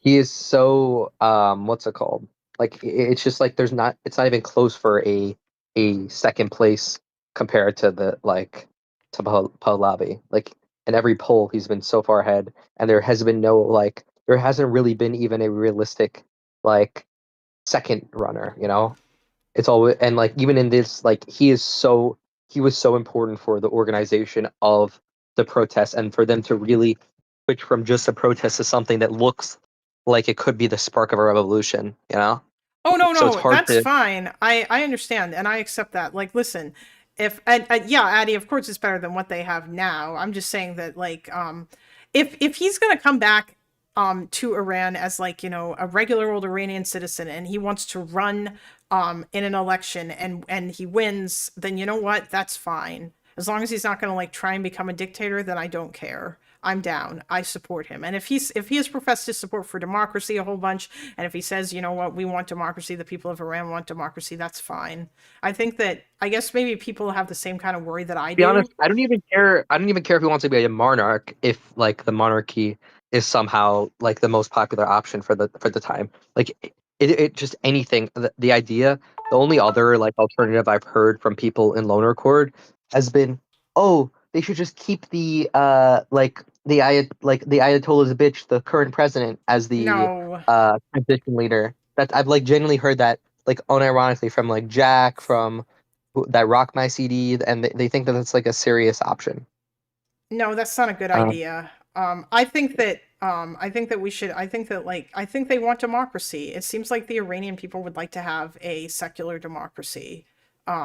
And maybe like they probably I mean, I'm not saying that means they're not like socially conservative or whatever. They probably still are, but it seems like they're nowhere near as socially conservative as the regime. And from what I've heard, it sounds like they would be down to have a secular democracy. Also, wasn't there like a few elections ago? I remember I think it was the guy who tried to win or tried to run after Ahmadinejad, and there was a whole bunch of protests, and people came out in favor of him, and they were all carrying like green banners that were like his colors because they felt like he won the election, and he was a really, really moderate dude. Um, I don't know, maybe he might not have been a bad because I don't know that I would say he was the Ayatollah's bitch or whatever, but there was claims that he was not that he didn't get that the election was rigged in order to ensure that he didn't win. Um but I don't know, I can't remember that guy's name, and this is like a very vague memory that I have. But like maybe somebody like him would be Mosavi. Maybe someone like him might be not a bad like sort of transitional dude or whatever. the issue is there's just no traction for like anyone but No, Pahlavi, no. and it Well, just it, if if it if feels. if he wants, listen, like I said, if he wins or like if he would win an election, that's fine. But I do think that they should have an election. I don't think that he should just be able to I come think the back and same. yeah. I mean, no, the same way that in Syria there wasn't like there hasn't been an election yet. It's because you can't just have go straight from that into an election. You need some sort of stability first. Oh yeah, no, I Like know. obviously the different thing. Oh I yeah, okay. understand that. My worry is just like let's just be careful about that, or rather, like I hope that. Then again, like I guess like if the Shah's son comes back and like he wants to be like that transitional dude, and then he wants to run in the election, okay. But I would hope that the Iranian people will be right back out on the streets if they are worried or there's a whiff of the whole thing being rigged. And I imagine they probably would be because they probably don't want to like just go from one dictatorship to another. Um, I don't think that they would particularly like that. Also, I don't imagine the Shah's son. I feel like he would need time in order to establish like a dictatorship or whatever. So yeah.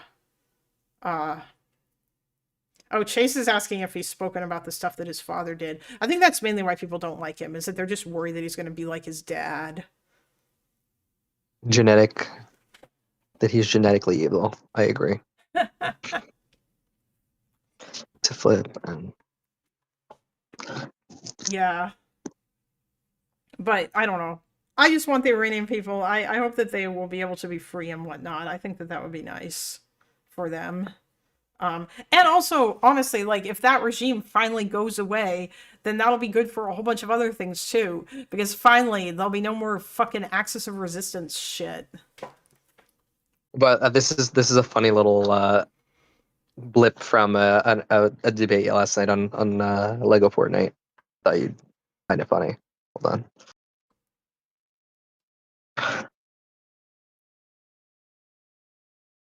Oh, you're talking about the current president of Iran. Yeah, that was what Jack, not Jack, Rock My CD was on about. He's relatively moderate. Yeah. Yeah, that's But this is so mental. I mean, I don't know enough about him to say. I think that's kind of ridiculous. Or at least it seems like it's kind of ridiculous because obviously, yeah, like once you're part of the regime or whatever. Yeah. Pretty crazy. Pretty crazy to me. Wait, what's a hot take, Yeah. fan? Oh, you were saying it was a hot take that I said I hope the Iranian people will be free and have democracy. Yes, I know it's an incredibly hot take or an Kind of incredibly brave. cold Kind of brave. take. Yes. Very brave take.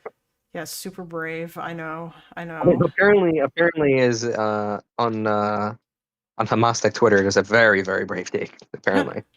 Oh, well, yeah, because those guys love like the Islamic You Republic might of Iran. you're running into into a online execution for such heresy. Yeah, heresy. Yes, I know. Heresy. Oh my god, that word was actually insane. That was not a human word. I just Warhammer? Oh shit. Oh. So Iran's cooking now. I hope so. It seems like they are, but I don't know. We'll see. Apparently there was a big United States campaign of strikes against ISIS affiliated targets in Syria, so that's nice. It was with the Royal Jordanian Air Force as well, so that's fun. Oh, interesting. Oh, this Lonerbox tweet is great. One day historians will have to write about Khamenei spending his last days in the Goon Cave, crashing out on Maine, and it's just like a bunch of like the Ayatollah's recent tweets because he's been tweeting a lot. God damn. I don't know if he's the one who's sending these tweets. Or actually wait, no, I can just imagine him saying like him like dictating his tweets out to some random dude who then translates them into English. Although maybe he speaks English. I don't know. Do you guys know Nio Berg, that Twitter account? That person sounds familiar. NIOH Berg. She's like an Iranian Jew, and she's like Republican and pro-Israel, but she's actually been raging out at Israel and Netanyahu for being a pussy and Trump. She's like, you keep saying you're gonna do something, you're not helping, like crashing out on Twitter about that. And I thought that was funny because I didn't know that I guess she is much more like involved with the Iranian struggle than she is I guess a Republican glazer. So at least that kind of felt like a humanizing moment for that account because I kind of just treated them like a lol cow before. Which I mean, to be fair, they are a bit of a lol cow, anyways. But it was very humanizing to see the kind of the desperation she had for like anyone to help with Iran. Oh yeah. That's fair. I don't know. Who knows? Still regard.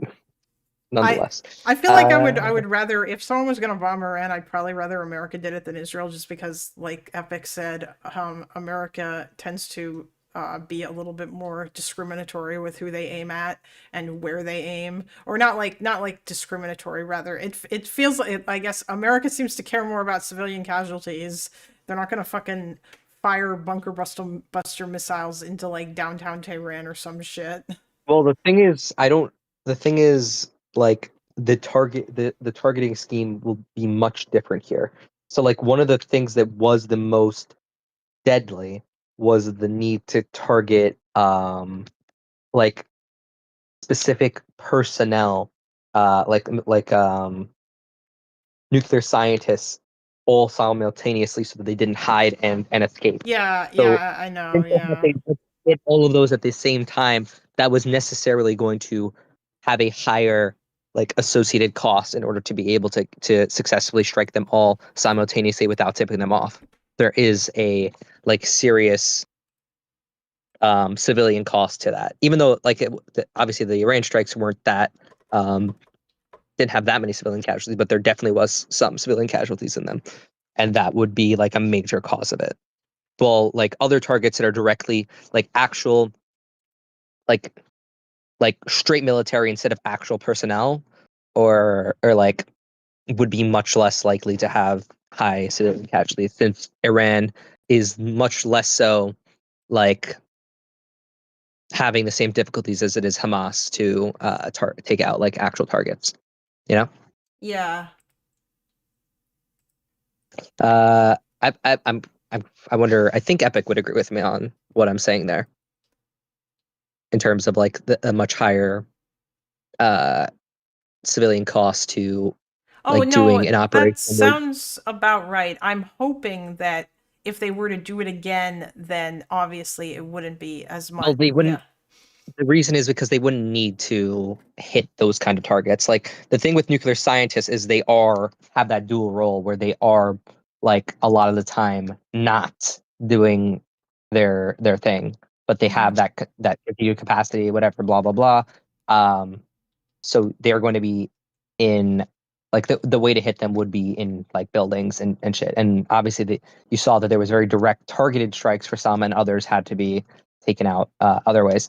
But like here, when we're talking about like in order to destabilize the regime, it would be much so like military commanders and like or like symbolic buildings that would empower like Iranians to continue, and would scare. And also like one of the big things that I would see as like a benefit of these strikes is it would worry it would very much so distract the IRGC from not knowing whether to try to defend their like positions, trying to hide away, and like trying to. It would be much harder for them to do those like massacres and to crush dissent if they're also trying to defend their borders against like military strikes. You know. Yeah. Oh yeah. Yeah. That's That's fair. why there is a lot of benefit to striking, despite it seeming counterintuitive to like. Because obviously we know the downsides would be like that it scares off people from protesting, blah blah blah, all that other stuff. Like you have to consider both of those. Yeah. Apparently the internet blackout is still going. What are we on? Like 48 hours now? Yes. Or Yeah. more? And Jesus. the military is are like, it seems like it says eyewitnesses described seeing Iranian security forces killing dozens of people with military rifles, including a 5-year-old. The deaths and injuries are leading to scenes of chaos at health facilities, with one woman telling CNN she saw bodies piled up at one hospital. The internet blackout's still going, so I'm guessing that there are people on the ground that have been talking, probably over cell phones or whatever, or I don't know how people are getting their internet. I mean, it might be that people could still be getting cell phones, you know. Hey, you know what? Now would be a great time for some Starlink, although I don't actually know how hooking Yeah, up I to how. think, so the issue with I think some of them one of have the things that Starlink. people don't understand about Starlink is that there is some serious infrastructure that's needed Yeah, you have in order to. to pick it Yeah, up. yeah, I know. You can't. You don't But just get there it. is Starlink is active at the moment. There are people using it. But it's pretty damn rare to Okay. have the infrastructure. I guess Mossad could do ops to like randomly install Starlink in places. I mean, that could be a That would thing. be kind of funny, yeah. Yeah, no, I know that, yeah, and equipment is also required for it, because obviously that was a thing. That's a thing in Ukraine too. Like, it's not as simple as, oh, you just have I don't know. it. I don't know if Epic is here anymore, but if he is, my big question is what kind of obviously only like general capabilities that we've done before. What kind of capabilities does the United States have to restore internet, and how hard would that be, or would they not be able to do that, but they'd be able to like broadcast signal to TVs in the same way that Israel did during the 12-day war? I mean, I guess obviously if Israel's able to do it, then the United States would be able to do it. Yeah, those are my questions here. Yeah, I don't know. That's also, Epic said in chat, it's generally the case the targeting of dual use capabilities, assets, or industry has the highest collateral cost or risk. So yeah, he basically just reaffirmed you. They're using jammers on the ground it would be very hard without targeting the jammers first. So that's what Boof Clouds is saying. Yeah, it said That's what I thought. apparently. Sorry, it says one Tehran resident said that the internet blackout is driving even more people to take to the streets in protest. So yeah, That makes sense. Yeah. it's What was the cause to the protest? What's the cause? What was Yeah, what was like the original People were cause for this? very. Economic. There was a bunch of people like me that were very upset that we happened to bomb Iran. I'm just kidding. Yeah, economic. Yeah, it's because like Iran's economy is in the shitter, and Iran spends like a shitload of money funding the fucking axis of quote unquote resistance all over the Middle East, and that's where a lot of their money goes and towards their nuclear program instead of making their economy better. People are fed up with it. Also, the water shortage in Tehran probably doesn't help either. I think that was also a thing. Yeah. I don't know how to never fucking relationship. Oh, apparently they are doing Starlink jamming as well. I heard the regime made use of the Russian and Chinese military. I mean, this is a slop account. I'm not actually taking their word for it. Never mind. But I really have grown to trust OSINT Defender. I found them to do a really good job. Obviously, everything is grain of salt when it is not a. But of all the accounts, I do find OSINT Defender to be the most reliable, like Twitter slop account. Wait, hold on. Yeah, for sure.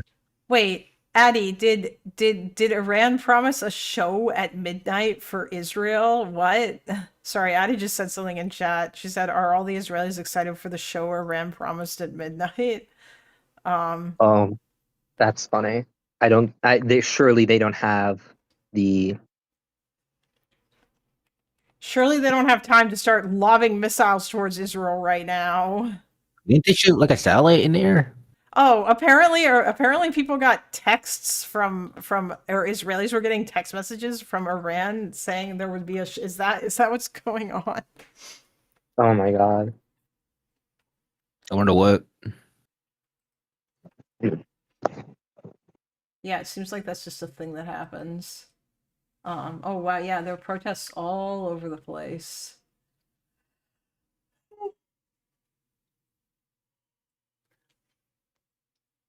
Boof.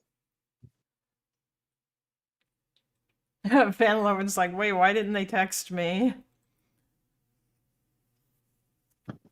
Maybe it's because you're not an Israeli citizen, Van Loven. Maybe they decided that you weren't worth it. You have no aura, bro. They said you don't have an output. I'll say. Type sheet.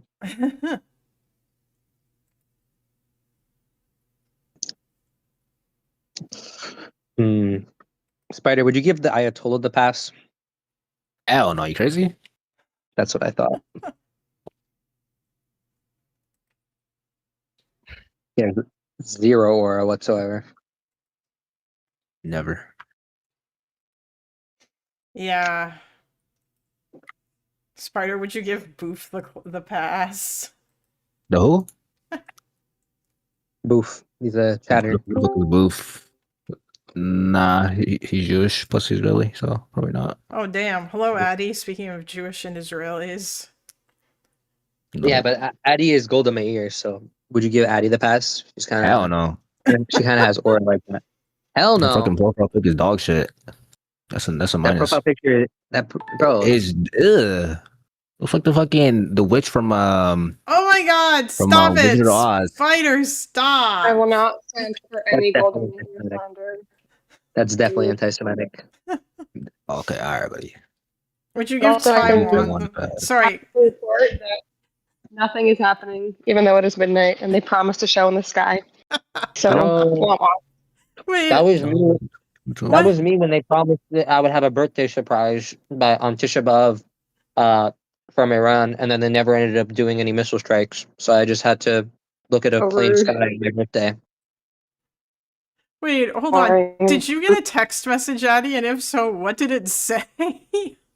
Yeah, like a ton of Israelis got text messages. I sent a screenshot of it. I thought maybe it was in a different Discord. It said like, oh, where was it? Hold on one second. That's exactly what my ex texted me on Christmas. Well, it's gonna be a fucking show. Said, "We are coming. Look at the sky in the midnight." Wow. Oh, look more. Damn, the Ayatollah might be my ex.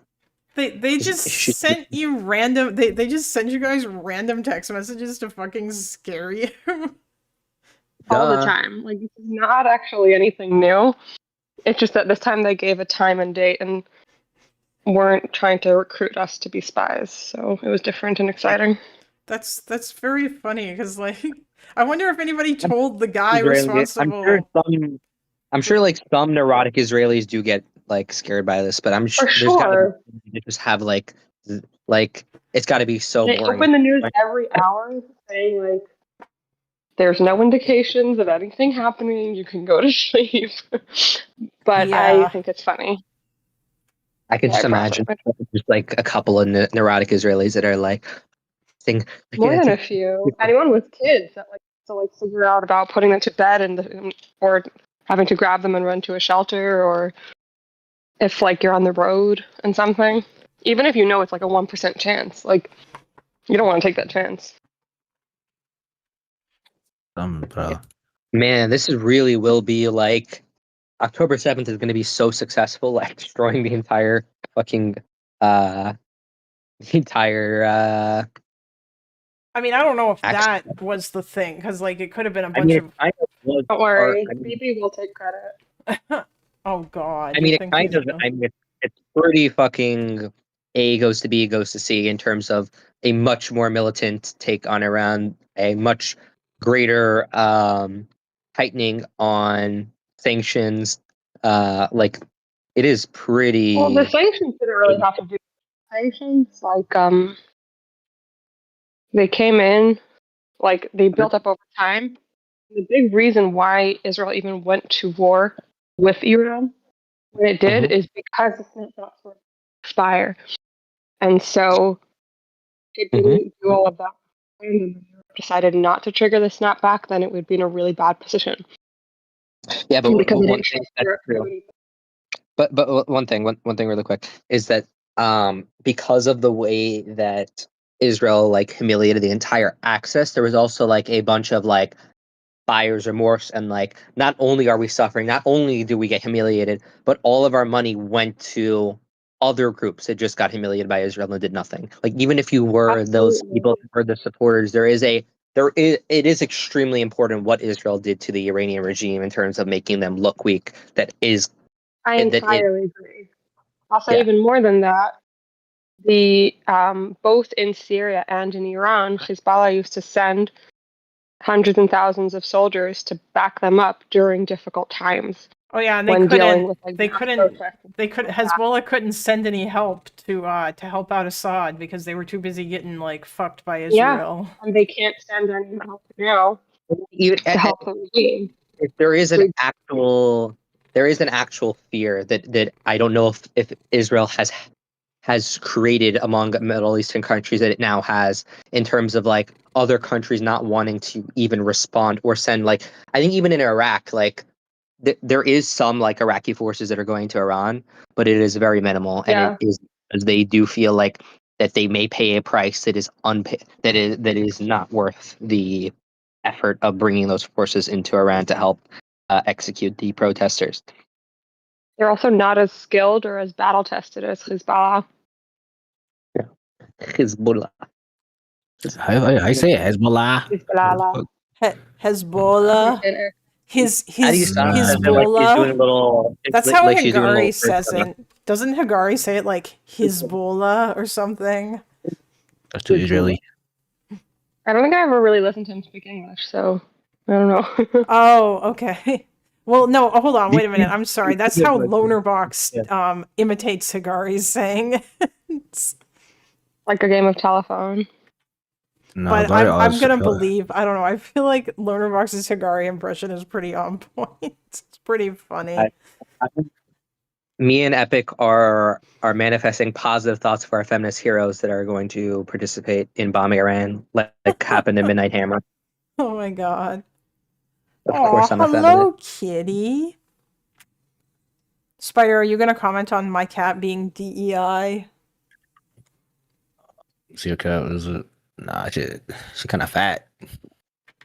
He's not Low fat. key. The camera That's kinda adds fat. 10 pounds. He's a big boy, though.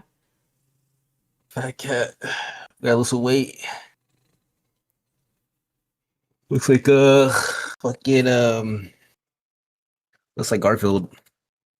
Well, he is a tabby. Oh, does my cat get the pass, Spider?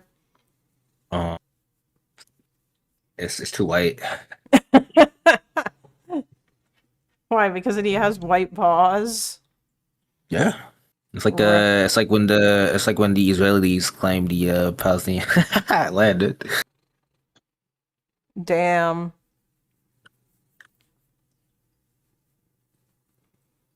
You're Charlie Kirk. Okay. Charlie. I just popped a perky. I see that all over my Instagram. Wait, dude, what's like the current New Yorkers' opinion on Madani? Like Oh currently, my god. New Yorkers like, or overall, Jews? it could be both. New Yorkers. I don't know. I hear around me even like I hear a lot of like skepticism even from like from lefties, and I love my favorite game is the pretending that like I love doing the fake populism where I'm like I for the first time I apply it I'm like all these people just lie to us. There's no good government, and then I specifically make it about Mamdani. I love using their ugly populism against them. I mean, I think it's funny the way that like some incredibly like super hard leftists have turned against Mamdani because he's not anti-Israel enough. I will fuel that. I will do. Correction, he's not anti-Semitic enough. Yes, you're right. True. Actually, I'm sorry. Yeah, it's true. He's not. I think he's plenty anti-Semitic enough. Me personally, I'm But not he's looking. not anti-Semitic enough for the insane people like the squirrel, like the genocidal squirrel Twitter account, who's obsessed with Zionism, and she likes talking about the Zionist genocidal rape army death cult. Oh wait, AOC has actually been so like I'm so proud of her.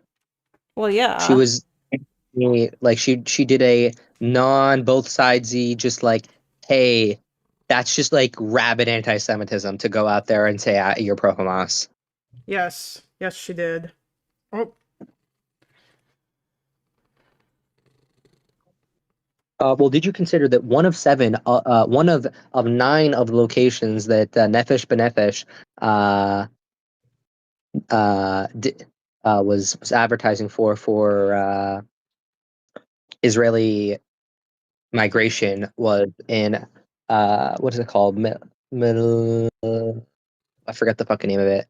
Well, it was one of them was at a synagogue, right? What? Yeah. What is the place called? Adumim something male Adumim. How is it pronounced? I don't know. Ma'ale Adumim. Malay Adumim. But basically, one of several of them was past the Green Line. So then, And therefore, Hamas is why it's cool. actually totally based and justified to say we support Hamas, and that because one of those was past the Green Line, and that's why it's actually very based to say both sides were bad. Actually, the people that said we directly support terrorism. Is it I'm curious because like in some ways I kind of think about this. Would you like object to actually no, I feel like it's a completely different thing. If somebody went to like one of those places where they were having a sale and they held up a sign that said like stop West Bank settlement expansion or whatever, or that kind of shit, I don't think that like people would care that much. I'm assuming. Yes. Yeah, even I couldn't care less. Okay, yeah, it's not I that. also think it's important to reiterate 2 things. First of all, the fact that AOC said that it was in a specifically Jewish area that they were is like a really important point because, and I'm really happy that she mentioned that. And the other thing is, Nefesh B'Nefesh is a service that helps people deal with bureaucracy. Okay, they don't have a stance on where people should or shouldn't move. They're just helping people move, and Unfortunately, in the reality that we live in, Jews can move to the West Bank, and so they're helping them with that. That's all they're doing. And I really think it needs to be restated again and again and again so people can get it. They are not advocating for anything, they are providing services. They have some cringy essays on their website describing places like that. That's it. Like, And like their job as like the immigration thing is to make things rosy for each place. So like I understand the not cringe. even make things rosy. It's just like, let's say you're getting married, and instead of having to go to the courthouse, you can send all your documents to someone and they take care of the paperwork for you. That's literally all it is, but just with making Aliyah. Yeah. Like they just help you through the process. They're allowing you to do something that is legal in Israeli law. That's it. No need to harass Jews. No need to be pro-Hamas. You don't have to like the policies. I don't like them either. It's not Nefesh's fault. If it wasn't legal in Israel, they wouldn't be helping out to do it. They're not trying to do anything. They do have financial incentives for moving to the north and the south of Israel, and they do not have that for the West Bank, which is more evidence of the fact that they're not going out of their way to try and encourage it. Like it happens to be an org that includes the West Bank. It is not an org that is actively trying to get. Yes, because it helps people move so they can move in Israel, and that's the law in this country. To be honest, that's the law. Addie, you're roboting. Maybe that's what Iran promised at midnight. Maybe their light show was they were gonna fuck up Israeli internet. I don't know. Your connection on Discord, specifically Yes. Discord connection. Yes, just Discord connections. It's actually very underwhelming now that I think about it. I wonder if anybody told the guy who's like probably hanging out in some IRGC basement somewhere, sending text messages to Israelis, that maybe there's more important shit that they should be worried about right now. This isn't even new. It was just a funny one this time that I made all the news. Is this better now, by the way? Kind of. You should keep talking. I don't know. Okay. I turned off my Wi-Fi. Maybe my self-service is better. Is this better now? Yes. Fabulous.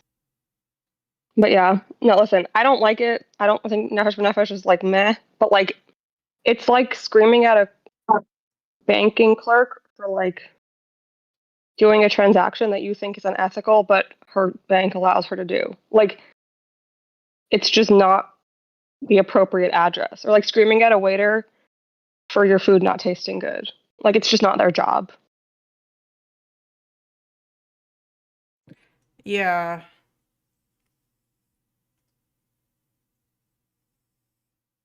And then getting mad at waiters for serving something that you have an ethical problem with the restaurant providing.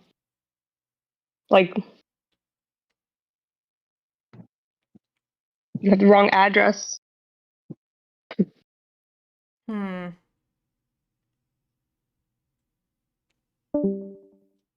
Oh, was that Spider? Yes, it was Spider for a second there. I just looked up and saw that it was Spider. Goddamn. Okay, it is 5 o'clock. I should probably eat something. And go for it. Sorry for being a buzzkill. It just drives me so fucking crazy when Jews get harassed for this. No. You're not being a buzzkill. I mean, we've been going for about like almost 6 hours now. So in 5 minutes it'll be 6 hours. No, I mean I was interested in the text message shit. I just thought that was kind of funny. Honestly. It happens a lot. There's also like a whole like type of content here that a lot of like the newscasters, because they were being called by Iranians like for a while now, like threatening them, but the Hebrew was really bad, and so they would record themselves speaking to these Iranian threat calls in their Hebrew and would try to help them make their threats. Yeah, I remember that. I don't remember if it was you, but it might have been you. Somebody posted a video of that in the Discord. That was really fucking funny. This one news guy was basically like, he corrected the guy's Hebrew so that he could threaten him better. There's like a bunch of those. because it's just been going on for a really long time. But yeah. Yeah. Oh shit. Iranian state media reports 200 ringleaders of protests arrested. Well, that's it's Press TV. Yeah, like the reports are saying hundreds were killed, but Oh yeah, there's that. Yeah. I mean, I know that there have been people, a bunch of people have been like they've definitely arrested a lot of people. I but wonder. hmm? I wonder how those are going. Like, if there's people cutting them off, if there's fights, like confrontation, or if they are finding areas in which they have can outnumber them and picking them off. I hope things are going well. the reports that I saw were that there were between 1.5 and 1.85 million people in the streets tonight. So, and Damn. that like they burnt down, I think, 25 mosques and like a bunch of other like government buildings and things like that. So it seems like they were pretty violent and like putting up a fight generally. They also have like the practice and experience of the past few rounds of protests. Wow. I didn't know they're also cutting Yeah. off like power, and then people are using Yeah. their Well, phones. anyways, they've been having a power outages. Yeah. Wait, what? But People are using their phones for what? As flashlights, like in the dark. Oh damn, yeah. I'll send you a thing. This is from OSINT 613, but looks to be legit. Yeah, Here you meh. go. I've just been looking at CNN's live updates, but I mean, because I guess they have people on the ground there who are Iran International is also really good, generally as a source. And one of their reporters is always on the news in Israel. And he's my friend's friend from her days in the army. So it's fun. It was very Senator Graham telling Iranians help is on the way is very odd. Oh shit, I can see, hold on, I can see the yeah, it looks like people are holding up their phones. Yeah, yeah, like with their flashlights or whatever in this video. But yeah, that bunch of protests. It looks like there's still lights on, but I guess it depends on where exactly. Oh yeah, there's a whole bunch of stuff. Assuming that this is real, obviously, grain of salt. Although, I mean, if OSINT is generally listen, everyone's just putting together pieces of information, trying to figure it out. But yeah, we'll get a clearer picture soon, hopefully. Yes, hopefully it'll be over soon. And that the it'll end with the fall of the Ayatollah. That would be nice. Well, this was might have been the saddest message I ever put in Lone Record. What? Wait, hold on. I need to get a better screenshot of it. Oh, okay. 1 second. Hello, cat. Can I help you? Are you hungry? Is that what you are? Are you asking for food? Feed me, feed me. Bark, bark, meow. Meow. Oh shit, Jesus, I forgot to switch this was the video. God damn. Oh, you didn't show them? You were hiding it? No, I didn't, because then I had the scene switched, because I'm really bad about that. I forget which scene. I should have my OBS up all the time. Your ops. Yes. I mean, I don't know where they get these videos from or whatever. I guess if someone had, or maybe maybe there's Telegram groups where people post these, like the few people who do manage to have internet. Yeah, I mean, there's people right now with Starlink connectivity. Apparently, there was a lot of blocking out, and it's gotten better. Hold on.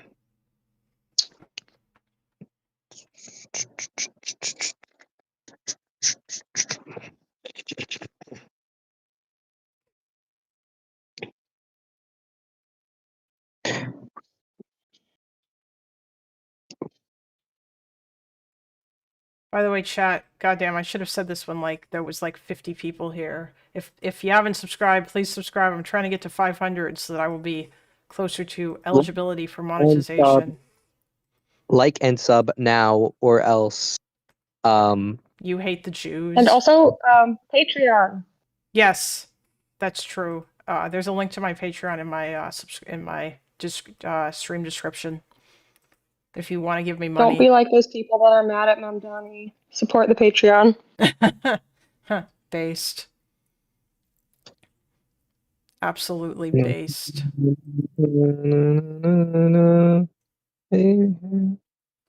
Hello, baby. Guys, do we think that Hamdani is going to speak up about Iran anytime soon? I think so. I think any minute now he's going to say that he is proud of the brave Iranian people. Wait, hold on. Wait a minute. Yeah. Yeah. Didn't you see oh yeah, Mohammed Al-Kurd. Who is Mohammed Al-Kurd? I keep hearing that name. Is he like a Hamas dude, or is he just some pro-Hamas Westerner? Pro-Hamas Westerner that like is a poet by the Palestinian people, but as like a scholar or something, or a something. He's like very famous in the pro-Palestinian space. Oh, okay. Yeah. I thought I saw Embo link one of his tweets one time, or maybe it wasn't him, maybe it was someone else. No, I don't think it was him, it was someone. He would. Oh. That sounds okay. Sounds accurate. Maybe it was him, yeah. I'm thinking of that. I've got an Embo reply to me to something. I said you? the pro-terrorist chants are not real, are not the real issue. This is as a sarcasm. The real issue is that a Jewish immigration organization included one of 8 locations that has passed the green line. I don't mind. This is my next tweet. I don't mind protesting that, but let's not pretend that supporting terrorist organizations in front of Jewish organizations is not the much larger concern.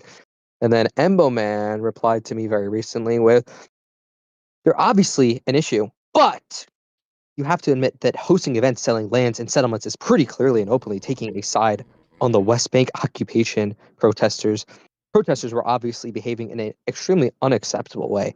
But if people want to protest events selling land and settlements in a way that isn't glazing Hamas glazing, I'm all for it." I'm not sure why he said exactly what I said, but just did a lot more buts. And feel better. So, if the only places that Jewish organizations could hold events wasn't in synagogues because everyone else already can't handle the security risk, then you should not be able to protest anymore because it's too much protesting and the Jews are scared. Sorry. Yeah, like I mean, I feel like it'd be a hell of a lot different if the protest was just a bunch of people standing outside like the place where it was being sold, even if it was at a synagogue, and literally all they said, and literally all their signs said was like "Stop West Bank settlements," or like "End occupation of the West Bank" or some shit like that. Like, they actually don't give a fuck. They just hate Jews. Yeah, I know. That's the fucking annoying shit, right? Like if they cared about that, then that's what they would. One second. They don't. 1 second, Addy. The saddest thing is it's actually so fucking crystal clear as well, because if you just look into any of the organizations that are organizing these kinds of protests, it's very clear they're like Hamas supporting groups that want no Israel to exist at any point in history. Like Pal Adwa is actually just like a fucking monstrous org. Or within our lifetime, those people are fucking insane. Yeah, I know. There's like within our lifetime a protest, and they're like, "Well, have you considered that actually there was something to do with the West Bank there?" And I'm like, what does that have to do anything? Who cares? Whether or not, that doesn't change anything. It's not like if it was just Israel that there would be less. Yeah. It's like, oh no, and if it was just Israel, then they wouldn't be doing these pro-Hamas chants. It's like, nah, they still would be. That's the issue, really. What? And like even then, also it's an issue that they're pro-Hamas chants, because I don't like we've all said, I thought like that shit doesn't help Palestinians either. Like, no, these people don't care about Palestinians. They just hate Israel. Exactly. It's just like like sometimes you just have to believe what they're actually saying instead of like trying to like assign them all this like value. And like it's the same thing with Mamdani a little bit, where I feel like if he really wanted to like reassure the Jewish community not to worry, there were so many things he could have done, but everything is just like on the verge of gaslightingly uncomfortable. And like at this point, it has to be a choice because it just can't be a coincidence anymore. And like, so I'm just gonna have to. Everything is always said at the absolute, only if absolutely necessary, and at the absolute last moment, and in the absolute softest words humanly possible. There's just Anything to even with like people that he hired, like there's so many people that he could hire that aren't mired in controversy and questionable and make Jews a little jumpy, even if they've done nothing particularly bad, that are professionals and great at doing different jobs. But like just time after time, he keeps like hitting all the big nut ones, and it's like, okay, this can't be a mistake anymore. Yeah, it's insane. That's all. Like it's just the sum is greater than the value of the parts. Like it just each. Yeah, but have you considered that he hasn't done one? Have you considered that the Nuremberg laws have not been signed into New York, so that clearly he's not anti-Semitic? Wait, hold on. I'm telling you, the worst thing about the Holocaust is that now anytime anyone does anything anti-Semitic that isn't murdering 6 million Jews, people keep being like, well, it's not that bad. Yeah. Honestly, by the way, there was a David Mamdani did respond and condemn the thing. Although I don't know if that was satisfactory for you, because if I recall, weren't you? Yeah, 20. So I was complaining about it hours later, and then while I was in the middle of complaining that the fact that we were on 23 hours, he finally actually posted a tweet. Yes. Before that, he was asked by multiple stations to make comment, and he softly commented about it. So did take any responsibility for it. Is in fact it's his problem now. And he didn't own up to anything he did wrong that would have led to a situation like that to happen, or explain also how he's going to make sure this continue to happen. It was like, oh, whoops, that was bad. Yeah, him revoking the executive order that said that put in protections to not do this at synagogues. Wait. Did he? I thought. Wait a minute. Hold on. Wasn't that? I thought that. Okay, maybe I was wrong about that. I heard that he signed that all the fucking crazy pro Hamas people on Twitter were super mad at him because that he didn't revoke, or like he signed an executive order, or he didn't revoke the executive order that said that I don't know if he put another one back in, but he definitely revoked that one. He revoked the IHRA definition of anti-Semitism one. No, he revoked all of the ones from Adams, no matter what, including that one. The only question is if he put in a separate one himself that had something to do with it, and I don't know if he did. I thought that he did. To be honest, I don't think it matters. Hold on. Because Jews don't feel safe, and they don't feel like what he's doing is keeping them safe, and that he cares about them feeling safe. And so whatever he is or isn't doing, it's not working. So, like, that's that. Yeah. For me, anyways. Like, and he has no interest. He's not doing anything. Like in his thing, it was like, and the right, like that he ended it with, and the right to protest, but it wasn't like, it kind of came off as like they had like this, that he just wasn't a fan of the language, but that the protest was cool. I know that he didn't say that verbatim. He gives the vibes of when Hamas would respond to any hostage negotiations with like yes but, and the but was like changing the entire content of the yes that they were supposedly giving. Where like it's just not. Yeah, let me find. It just feels like it's full of shit. Oh, okay. Wait, did I read that right? Jesus, I could have swore that there were two important things that he did. There was like a whole back and forth. It's just not.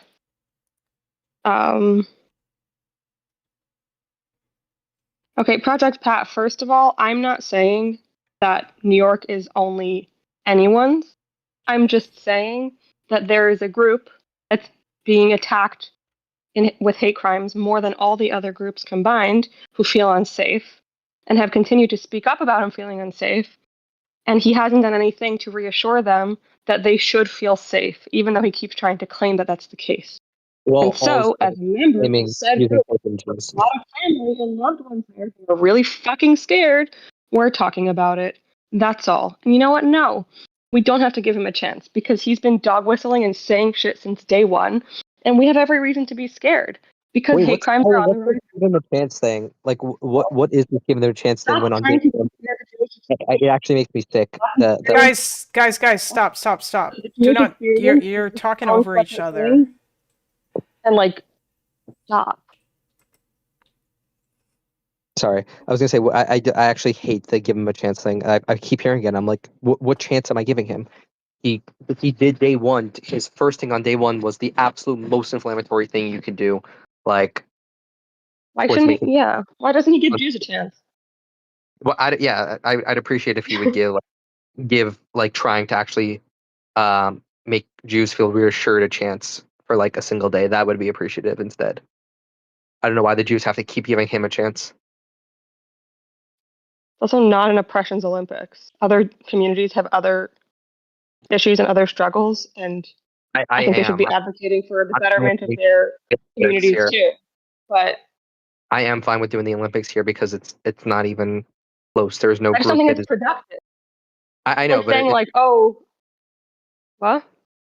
but I hate it because it's like because there's an equalization of all of everything that's going on, Yeah. and in all the crimes Bullshit. when it's equal. But even if it was equal, it doesn't matter. I still care about my loved ones feeling safe. Sorry, I'm not going to apologize for that.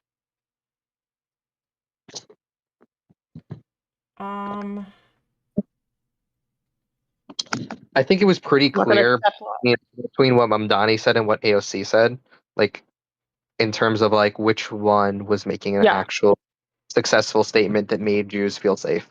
I think that there was obviously a bigger concern about making people that are pro Hamas feel comfortable with his statement than there was in making Jews feel comfortable with the statement that he made.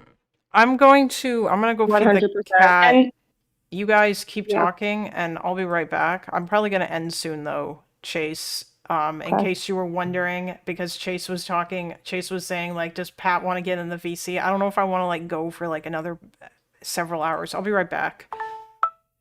That's fair. I just want to say that AOC is somebody that a lot of the Jewish community handled with a lot of suspicion as well for quite a while. And she has actually managed to do what Mamdani is not managing to do, which is to make the statements where you're like, oh, wow, that was actually really cool of you. And like, okay, like, I used to have a lot more hatred for AOC than I now. I've recently had a newfound respect from her, because again, like she didn't have really much to gain from actually sticking her nose out for the Jewish community. She had a lot of Jewish like New Yorkers that didn't feel comfortable with her at all, and she's continuously Mhm. doing that. And she's done an incredible job. And also like learning and like evolving and like And- correcting herself and saying the right things. I And literally like don't that's all to ever say we do self- give people supporting chances, her. but just we don't want to feel unsafe. That's it. Sorry. I could have never imagined myself like genuinely like supporting her and like advocating for a seat for her, but like that's now on the table for me. Yep. I find her to be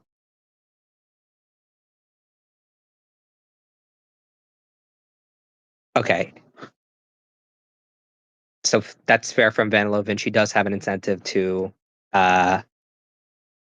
no, I don't think Van Loven's saying it's not that, but that I am being a bit charitable in terms of her not having any incentive. There obviously isn't an incentive to treat Jews well in New York City as Chuck Schumer is reaching retirement age. Incentive is great. Incentive encourages a lot of people to do things that they otherwise wouldn't do. If she was trying to make Jews feel safer by saying the bare minimum and gaslighting them into the fact that if they actually don't feel safe about her, that's somehow Islamophobic, then I would have a problem with it. But she's taking that incentive and doing the right things and saying the right things and being clear about that. That's fine. That's more than enough. Mamdani also has an incentive to want to get the approval of Jews, but he's doing a shit job of it.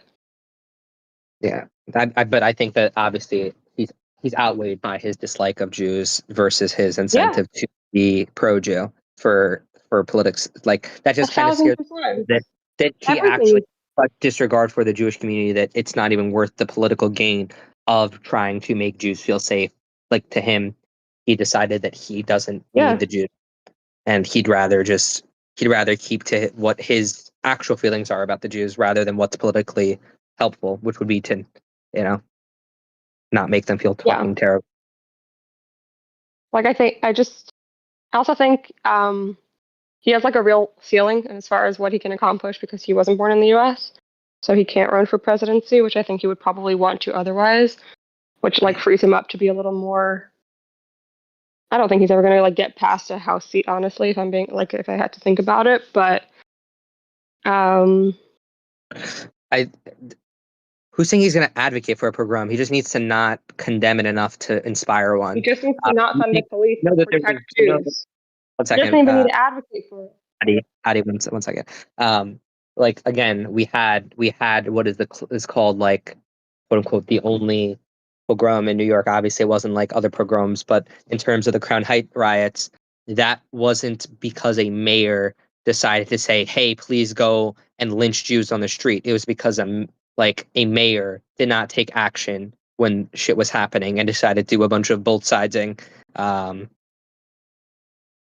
So yeah, I think that he has everything that mayor had going bad for him that let the Jews be unsafe and led to that happening. Yeah, just as an example, let's say all of my family that lives in New York, they're not scared about whether or not Mamdani will give a speech after they're attacked by some anti-Semite saying, well, that's sad, that shouldn't have happened. They're scared about being attacked and that he's not going to do the things and provide the funding and the protections so that that doesn't happen to begin with, not whether he'll feel bad about it after it happens already. And that's what they don't feel like he's doing.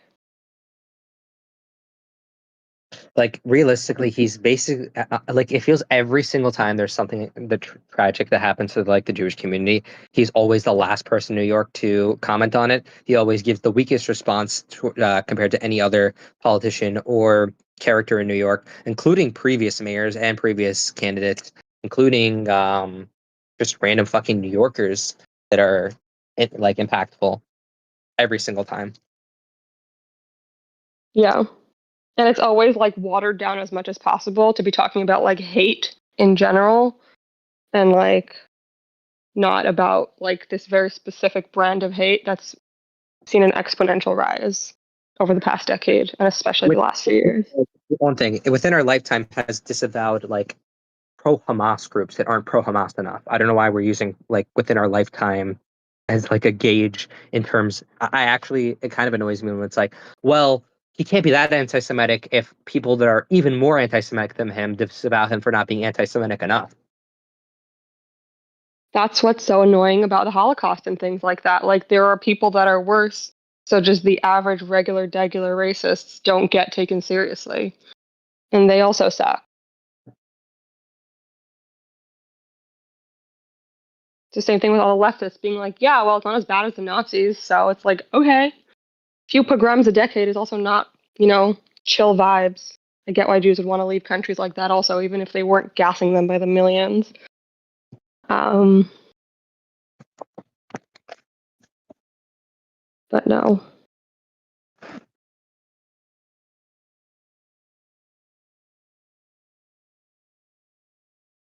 What's your point, Project Pat, with who runs the country?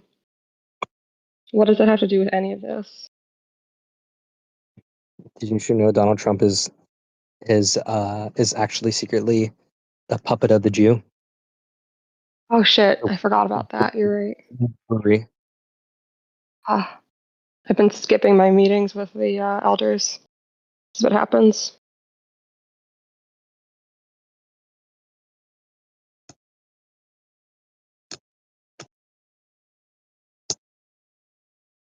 But yeah.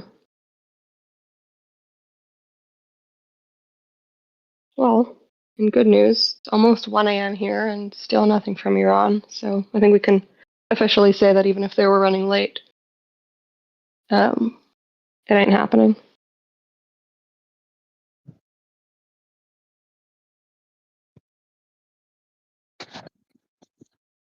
And Lannis, I don't think you realize that Americans that make Aliyah are not going to hate Bibi nearly as much as those of us who have been here for a really long time and know what a piece of shit he is. So I don't think you need to be counting on them to save you, or me, or anyone from this bullshit coalition. To hear David If you literally want to say get more angry, shit I'll like, call. What? no, I'm just reading messages. Where David says he literally did the most inflammatory thing possible. Okay, so when I say he did the most inflammatory thing possible, I mean in terms of what a non-neo-Nazi, in terms of like a left-wing non-neo-Nazi would do.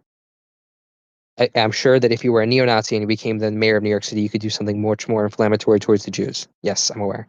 I meant in a left-wing, non-pro-terrorist way. I'm not sure you could do much more to be inflammatory towards the Jewish community. I mean, he could like openly support terrorist groups, sure. There's always another step, you know. Yeah. Hello? Hello. Hey, what's going on?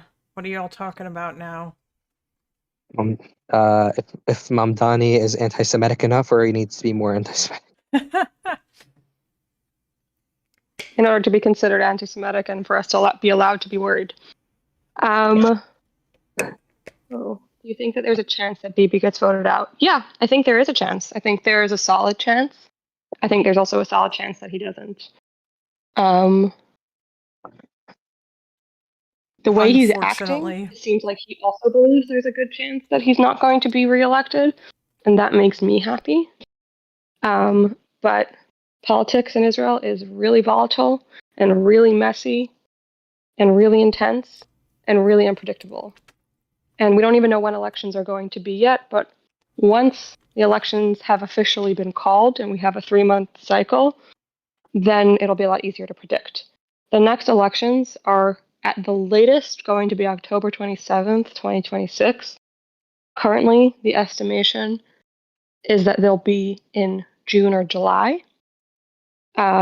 But there's always a chance of it being a little earlier if things blow up with the draft law and the Haredim try to screw Bibi over massively. In which case, they would probably be earliest in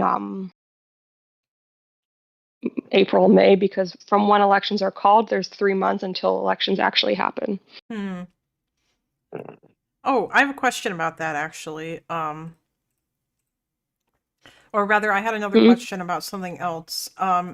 Is a while ago you had mentioned something about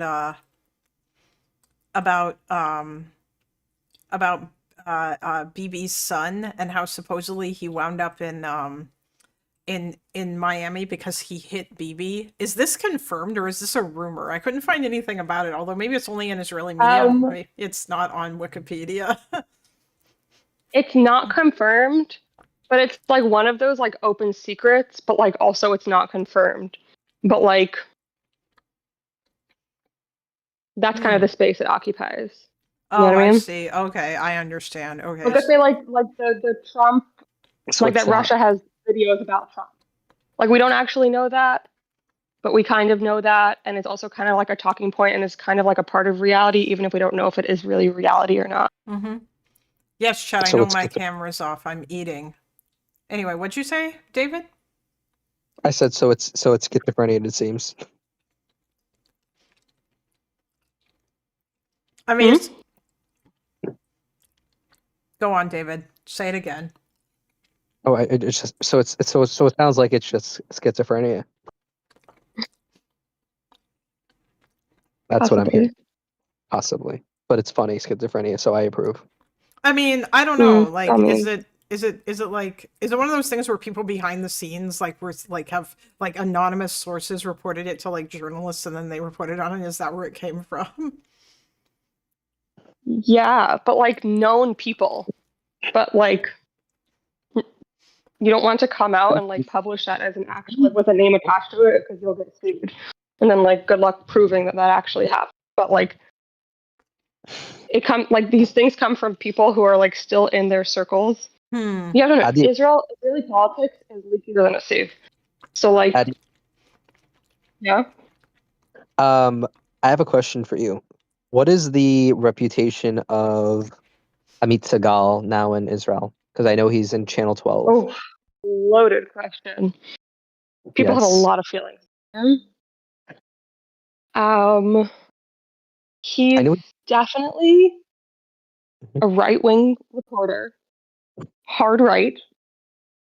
How hard right? Like militant right or Firmly like planted. like honest right? I don't know that he's a Kahanist. I do know that he like opposed the withdrawal from the Gaza Strip and like opposes like withdrawing from the West Bank. I don't think it's like necessarily a Jewish supremacy thing as much as like a doesn't think that there's going to be any other like there's not really a partner for peace kind of thing.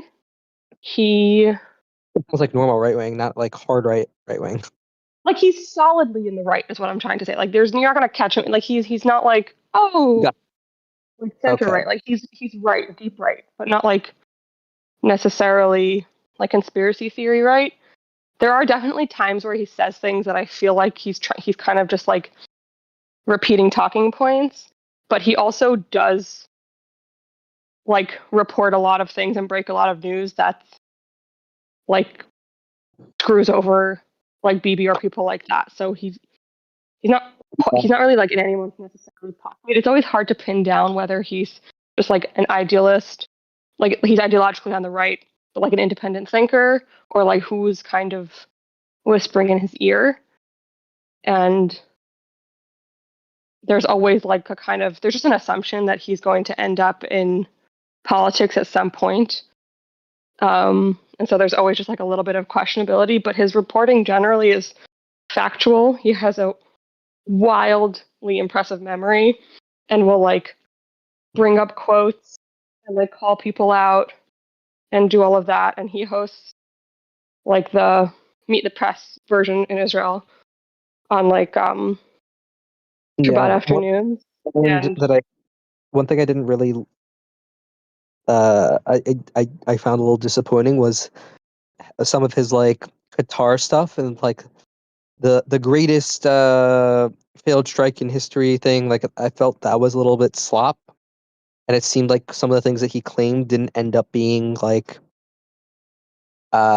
accurate in terms of the situation about that. What do you like? What? I'm starting to forget some of the things from it now, but essentially it was like that. Really, this was a lot like it changed the dynamic between Israel and Qatar, and that there was a big improvement from. Oh yeah. Where, like. Wait, what's yeah. I will. Well.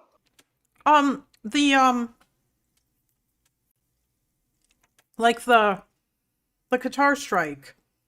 I mean, I guess that ultimately that kind of did lead to like the ceasefire and everything, apparently, or it led to like Trump wanting to strong arm Bibi, or at least that's what I've heard. But I mean, was the Qatar strike really like, I guess, in and of itself a good idea?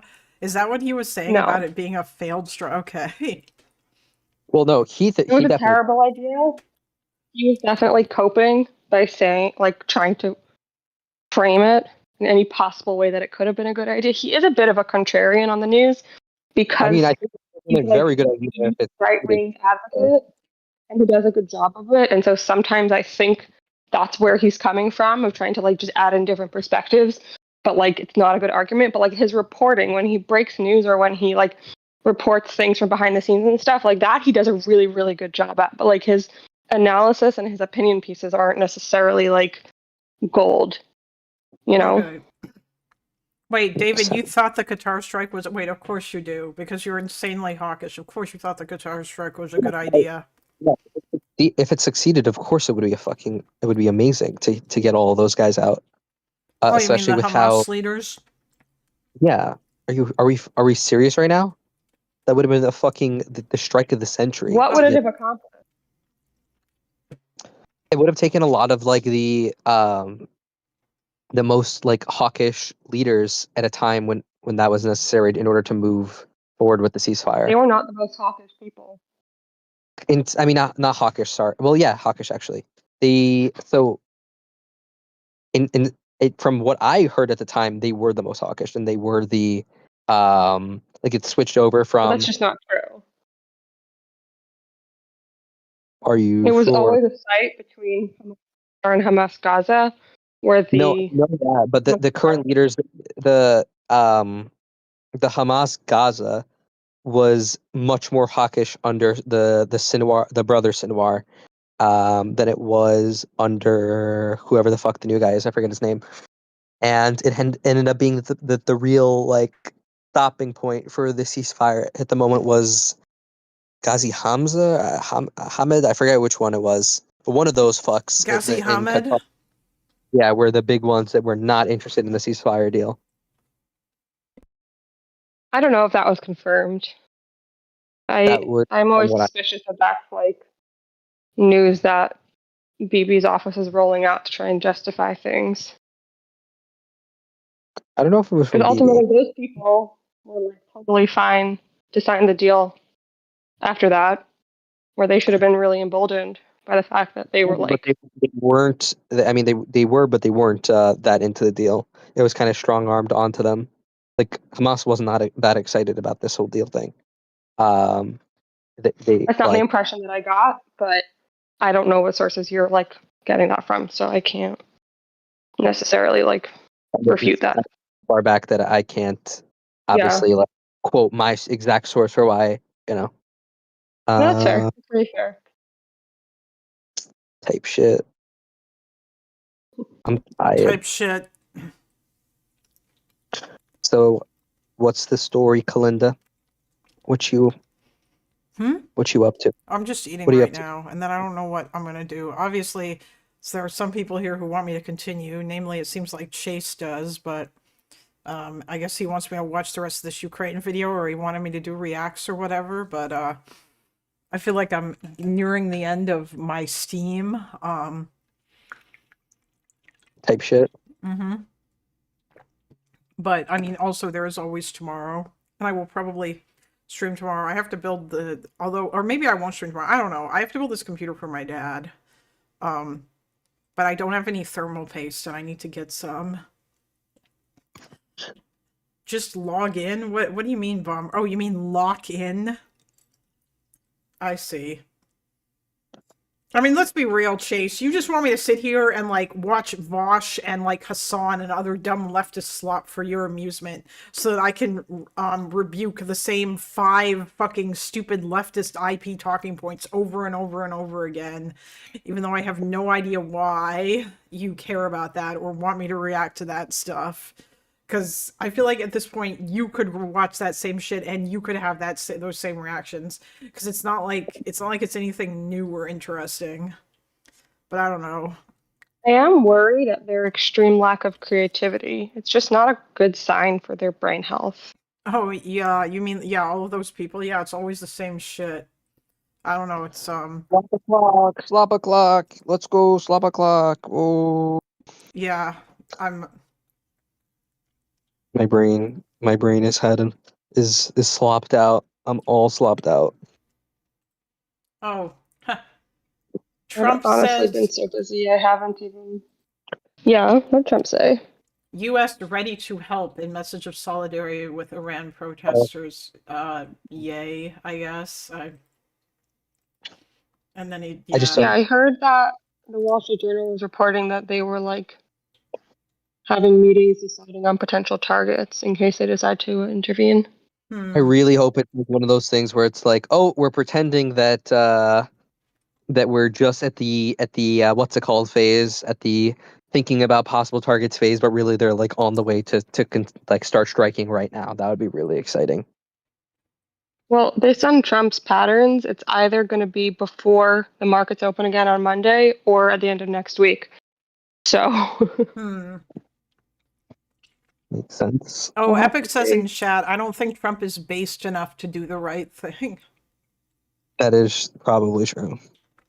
Even a broken clock is right The twice a Trump, day. Maybe he'll by mistake do the right thing. the thing that's true about Trump is he likes to take the easy credit. So if he thinks Yeah. that it's going to be a job, not have a political, like too much of a political cost, he's going to just do it to take the end credit. But I don't think we're at the stage in which there's that easy win that Trump loves to take. So I don't know if we're at this stage where Trump's going to want to do shit yet. He likes the easy win. He doesn't like to pay any price for anything, obviously, because he's a selfish cunt. Well, listen, if he wants to strike Also, as some... far as the weather, Hmm? there are a lot of winter storms and like really crazy winds, at least in this part of the region. I don't know if it's all the way to Iran and stuff like that, but I know that in general, like we just finished a really crazy storm, like a windstorm, and there's another one coming on Monday, so that can't help.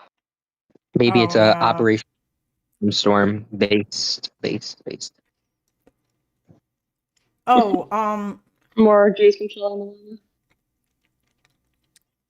fuck, you just made me think of all those people who are living in tents in Gaza, because I don't imagine that things have been Yeah. particularly great right now because of all that stuff. No, it's thankfully it hasn't been raining at like the crazy torrential downpours weren't as bad this time, but the wind was pretty brutal. Anime shuka. Anime shuka. Anime shuka. Anime shuka. David, stop. You okay? You know the song? Sometimes David just I likes do. to say random memes, like that tunk tunk tunk shit that he continuously was saying over and over and over again. That's like months ago. I know. It's not bringing the horror. Well, that was but after I talked, or like that was when like you would regularly be in voice chat because we were playing Minecraft. Yeah, that was based. a long time ago. Actually, that was like, I don't even know if I'd say, well, it was months ago, but yeah, it was like last year. Yeah. Wow, it was a whole. It was last year, so it was like at least a month ago. It was more than a month ago. Wait. Anyways, hold on, Addie. Did you Yes. Did you hear about the apparently Israel has tightened restrictions on which aid organizations are allowed to operate in Gaza or some shit? Do you have like any input about what the fuck is going on with that? From what I understand, and I wasn't following this too closely. I've been incredibly busy the past couple of weeks, so I just haven't like done my normal deep dives. But either like I think they added some new like regulations, or like there were regulations that they weren't like being strict on, and they started like demanding them from organizations that want to operate in Gaza. And oh no, are they them not support terrorist organizations before they can go to Gaza? No, I think they wanted like information, like names and identifying information about all their Palestinian employees, so they could like check them. And some of the organizations did not want to comply with that, and so that's where the drama was coming from. Oh, I see. Okay. That's fair. Do you feel like that's unreasonable? Like I believe it's stuff that like done. Like like UNRWA and all those like do that, but I don't know. It just seems like one of those things where everybody's being like stupid about it. Wait, was on all sides. UNRWA already provided that information? Although I thought Israel banned UNRWA. Yeah. I'm so confused about that now. Did they just But that's why they were able to so easily cross-reference, like identify who was operating in Israel on October 7th that was working within UNRWA, because they had all of their like identifying information. Some of the other organizations don't do that, and then yeah. I mean, Dante, I feel like the argument that you're making there would make more sense if, like, not for the environment in which currently exists. Although, like, my mind could be changed on this. I don't know, but it's also like really shitty because I mean, maybe Israel might get some stuff wrong in terms of identifying who is or isn't Hamas, but I don't know. I would imagine there's probably a lot of stuff that goes into that, but I have no idea because I'm not part of that. I'm not aware. Yeah, I don't really know the details of why this is the case now or what happened with it, but it's just very much giving the vibe of like these organizations are clearly making wonder things if- more difficult than they need to be, I and wonder it's also it's highly likely that Israel's the same, and that like everybody could be the adults in the room and nobody is choosing to do so. I do one little thing is I do wonder if it has to do with that like situation that happened and where what is it called? The Red Cross ended up like or was it the participating in making red propaganda. staging of a hostage body. They pretended to That find was it. really bad. That was not helpful at all for the trust of these organizations in a situation where Israel already had and the Israeli people had very low trust for them. Was it the Red Cross or the Red Crescent? That's Red Cross, Crescent. Oh, Was it? okay. No, but like they're part of they're like affiliated. Oh yeah, of course. I just wasn't sure which one it was. Not the red, not Magen David Adom, no, because they decided when the Jews made one that they didn't really want to have other religious symbols. So that's just a fun fact. Wait, was it not the are you sure it wasn't the Red Cross? But it's like part of the Red Cross organization, but I don't know if the individuals themselves were part of the Red Cross or the Red Crescent, but it's under the same umbrella, so it's like doesn't really matter. Like the parent organization is the Red Cross. Wait, hold on. Red Cross on stage. Like when they were talking about like the Red Cross like getting the hostages, it was like Red Crescent vehicles, but like they're part of the Red Cross organization. Oh, okay. Dante says, are we really trusting Israel's targeting practices and proportionality assessments enough to have a comprehensive database of identifying information for a mass number of Palestinians? I'm not. I mean, is it really a mass number? How many Palestinians work for these orgs? I don't know how many. It's Also, they do have a lot of data and a lot of really great compiled information. What does that have to do with their proportionality assessments is what you were saying? What does one have to do with the other? I think it's because Dante thinks that Israel intentionally targets civilians or something. Yeah, I mean, Well, then why would it matter whether or not they know their names and ages and employment status? Like, I just don't get the relation. Oh, I mean, I guess that's a fair point because if Israel just wants to kill civilians, they'll just fucking go ham. They don't need that info. Right. Again, Yeah, I don't it's know. possible. Like, I'm not that would engaging with that. them being more civil. I don't know. I just You guys just talked over each other. Sorry, Addie, can you say what you were going to say again? It's Yeah, sure. Go. I just don't get, like, again, I'm engaging with that claim or not. I don't think that Israel seeks out civilian targets for funsies, but even if you do, and like, sure, I don't get what that has to do with having information about who's working for different international organizations that Israel's allowing into Gaza. It just seems like two different issues.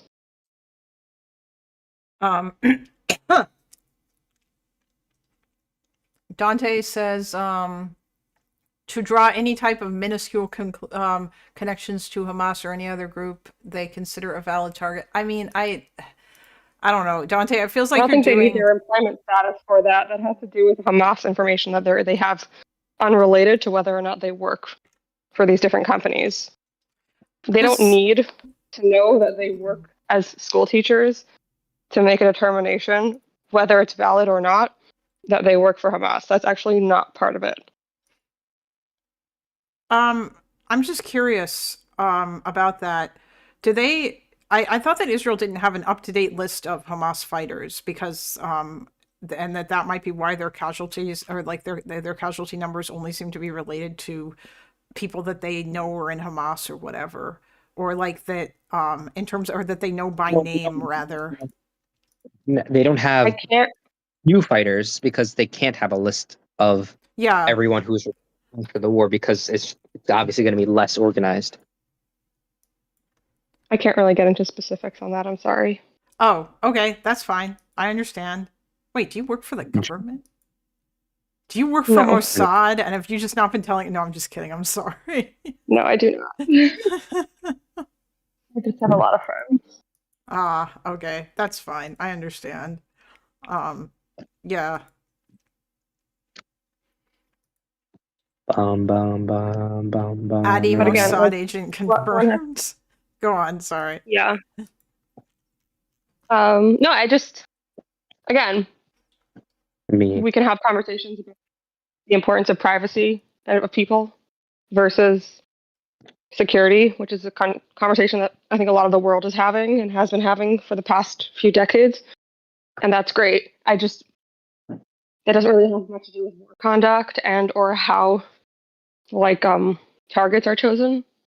That has to do with like threat assessment, not personal information and privacy. Those are actually like just very different things. So again, both important conversations, but still not quite getting the correlation. Oh, yeah, I mean, I don't know. I think Dante probably believes that Israel is just lying about proportion or about like that they'll just take any excuse to kill civilians or something like that. I mean, he does. I think he does think Sure. it's a genocide. I But don't. I still yeah. don't get what that has to do with anything. Those are just two different claims. Yeah, no, yeah, you're right. That's fair. I understand his concern. And Israel doesn't need more information to just kill. If their goal is to just Right. kill civilians, they don't need more information to just go out and kill civilians. Like it wouldn't Also, like different. in any meaningful way. You know, if that is your belief, then A doesn't get you to be there. You know. Hold on. Epic says, I am once again begging for civilians without an education in military science to stop talking about like proportionality when they don't understand the concept outside of Twitter or something. Like I don't know. Wait, do I understand what proportionality is, Epic? I thought a proportionality assessment was when basically you're looking to strike a target and you know that there are X number of civilians in an area and there are X number of militants, and you understand that if you do the strike, then X number of militants will get killed and X number of civilians will get killed, and you have to decide whether or not the proportion of civilian to militant death makes the strike worth it. I think it's a little more complicated than that because it also has to do with like the It's incidental law. battlefield gains. Oh yeah, What okay, that's those assets would give you and how that would, and if there are ways to do that without that kind of civilian harm, and there's probably a lot more. Definitely yeah. not as educated as I think. Well, But my technically, point is that I just don't think of it. The thing with International organizations. guys, hold on, David. Let why I'm trying. I'm sorry. It feels like you're like, okay, it's my turn to talk now because it's quiet. Yeah, I know. Everyone is so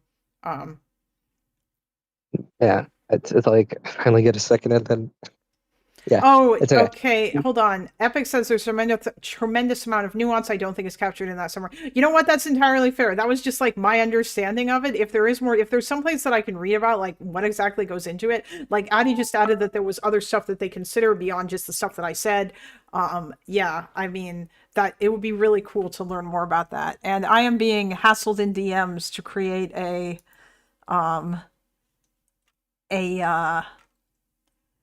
EU/Europe channel for all the Europors in the server, so I guess I'll go do that. I'll make one. From Europe, even better. What'd you say? Or you could just ban everyone from Europe. That would be easier. No, I'm not gonna do that. That's mean. Kidding. I don't dislike the Europeans. I do. Why? I think who do I not dislike? I just dislike so many people.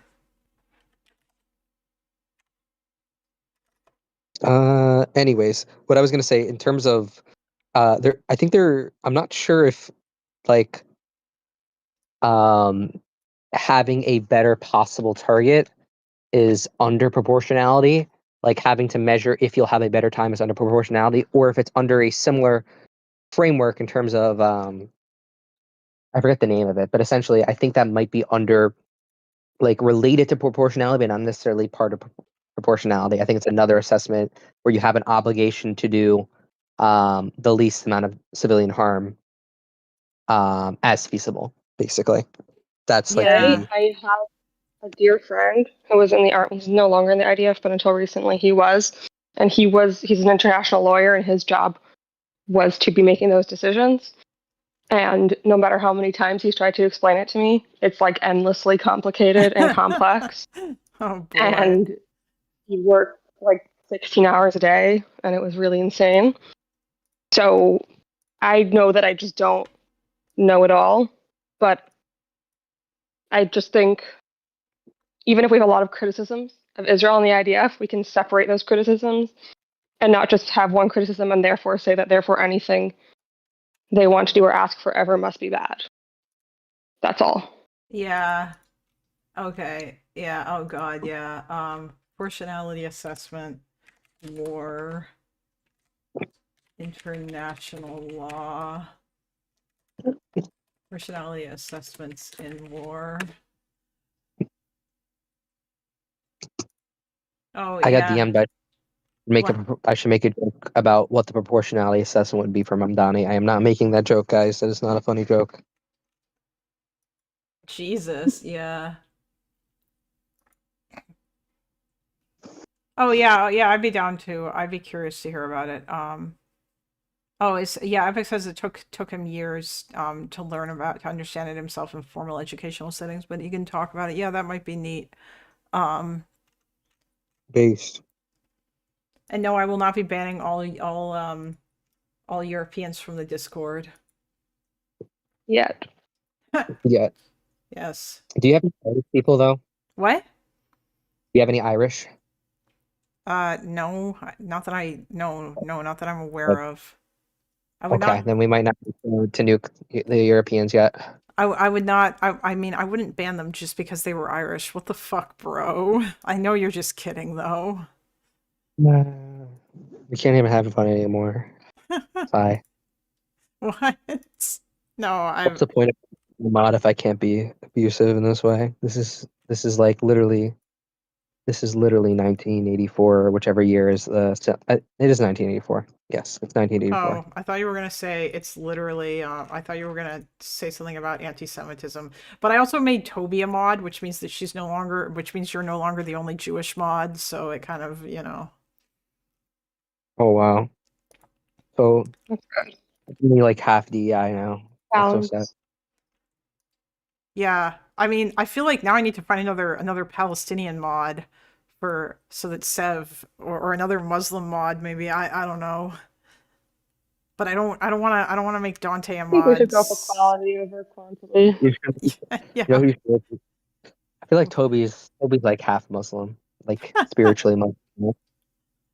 Don't let her hear you. I have no idea. No, Dante, I'm not going to make you. I don't need any more mods. This Discord server is not that big. I probably have too many goddamn mods already. Half of them don't even do anything because this server doesn't need it. And because this server is very hands-off and essentially no rules except for don't break TOS. TOS. Hmm? I said Discord TOS, guys. Discord TOS. Yeah, basically. And I mean, like eventually, if it gets big enough or like things start getting out of hand, then I'll start locking people in the Coliseum. But we haven't gotten there yet, so it's okay. And I forgot that Toby's Iraqi at all. That's actually very funny. She's like, bro, I heard that because I'm half Iraqi. Rip. I thought Toby was fully Ashki. So funny. Wait, do people actually say Ashki? Is that actually a thing?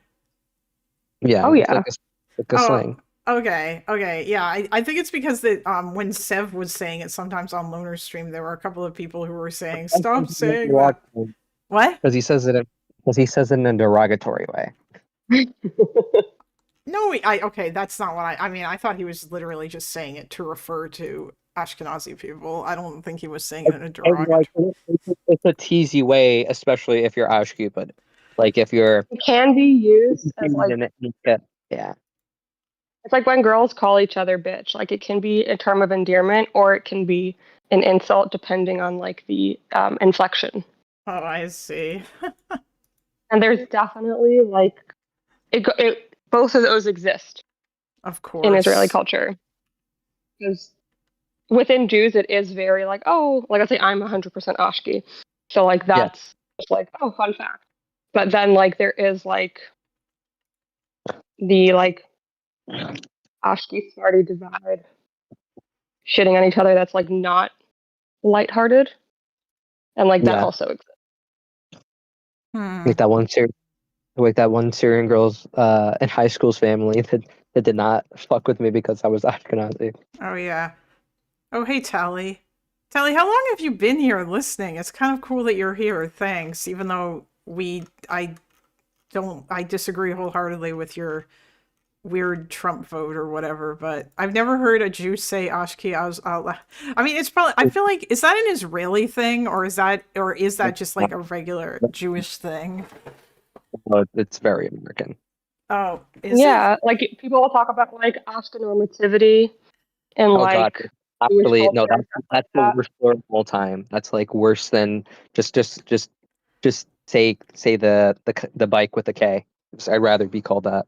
But that is like a conversation, or there'll be like just like Ashki foods are very like, yeah. And it depends like how engaged you are in having conversations about like Chase has Jewish culture. what's the slur for Mizrahi? Mizzy? What? They called them Franks back in the day. Oh I God. didn't- Oh no. You want to know the truth? Oh, this actually the slur for Mizrahi is Arab. Oh my God. If you really want to offend a Mizrahi Jew, that is what you would call them. Yeah. But that's not what the Jews used to, the Ashkis used to call them. Yeah, I mean, Jewish politics. I actually, David, apparently Dante pissed off the dude by calling him an Arab in your Discord, which I thought. Oh, that guy. By the way, that guy left. He got triggered again or something. Yeah, I'm aware. I was informed Well, about. I was one of the triggerers. Oh. I mean, Oh my God.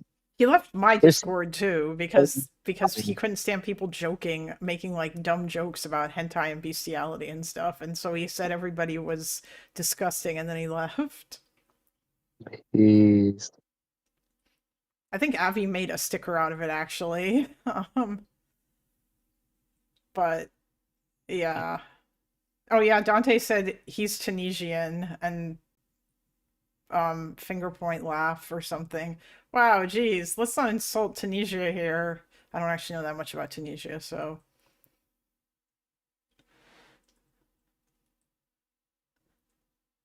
Oh yeah, the Mizrahi Black Panthers. Oh no.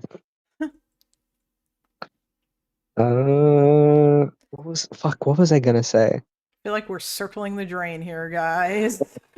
I was just gonna say I'm gonna go to bed because it's almost 1:30.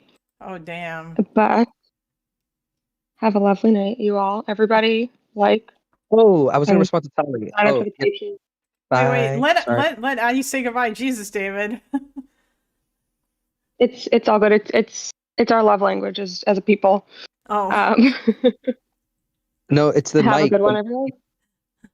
Have a man. Good night. Bye. Bye. All right. Ali, one of these days you need to save me from the purgatory of Hutch, since you have a connection to Hutch. So one of his mods did a crusade against me or something and looked at my Twitter and saw that I had like a sad emoji about like a Palestinian and thought that it was me making fun of a Palestinian by putting a tear emoji. And that's why I'm permanently banned from Hutch's Discord and YouTube chat. So one of these days I would appreciate some saving. because it is actually very depressing. I have no fucking clue. Yeah, he doesn't know which mod it was, and he can't say, like, really. Yeah. Yeah, I don't know what's going on with that. Yeah. But yeah, it was the middle of a conversation I had with Hutch, where all of a sudden Hutch seemed to change his tune, and then I was permabanned from everything in Yeah. a split second. And then I just got information about what was shown, and then like I guess there was also things made up about me as well. So that was depressing. Anyways, it may be time to yeah, I was a big band, permaband. Yes. Yeah, I mean, I don't know, To never, Tally, if you want to do that, but yeah. Uh, That's like a 1 day thing, not like a you need to do that right now thing. The most conservative estimates indicate that at least 2,000 people have been killed over the past 48 hours as Iran security forces are now using lethal force against protesters nationwide. This is from an Iran International. Jesus Christ, 2,000 is a lot if that's fucking true. And it's from Iran International. That's what I mean, that's on the CNN page as well. 2,000. Yeah, I think I saw that there was, hold on, actually wait, I don't know if it said 2,000 people killed, but it said that thousands of people have also been arrested.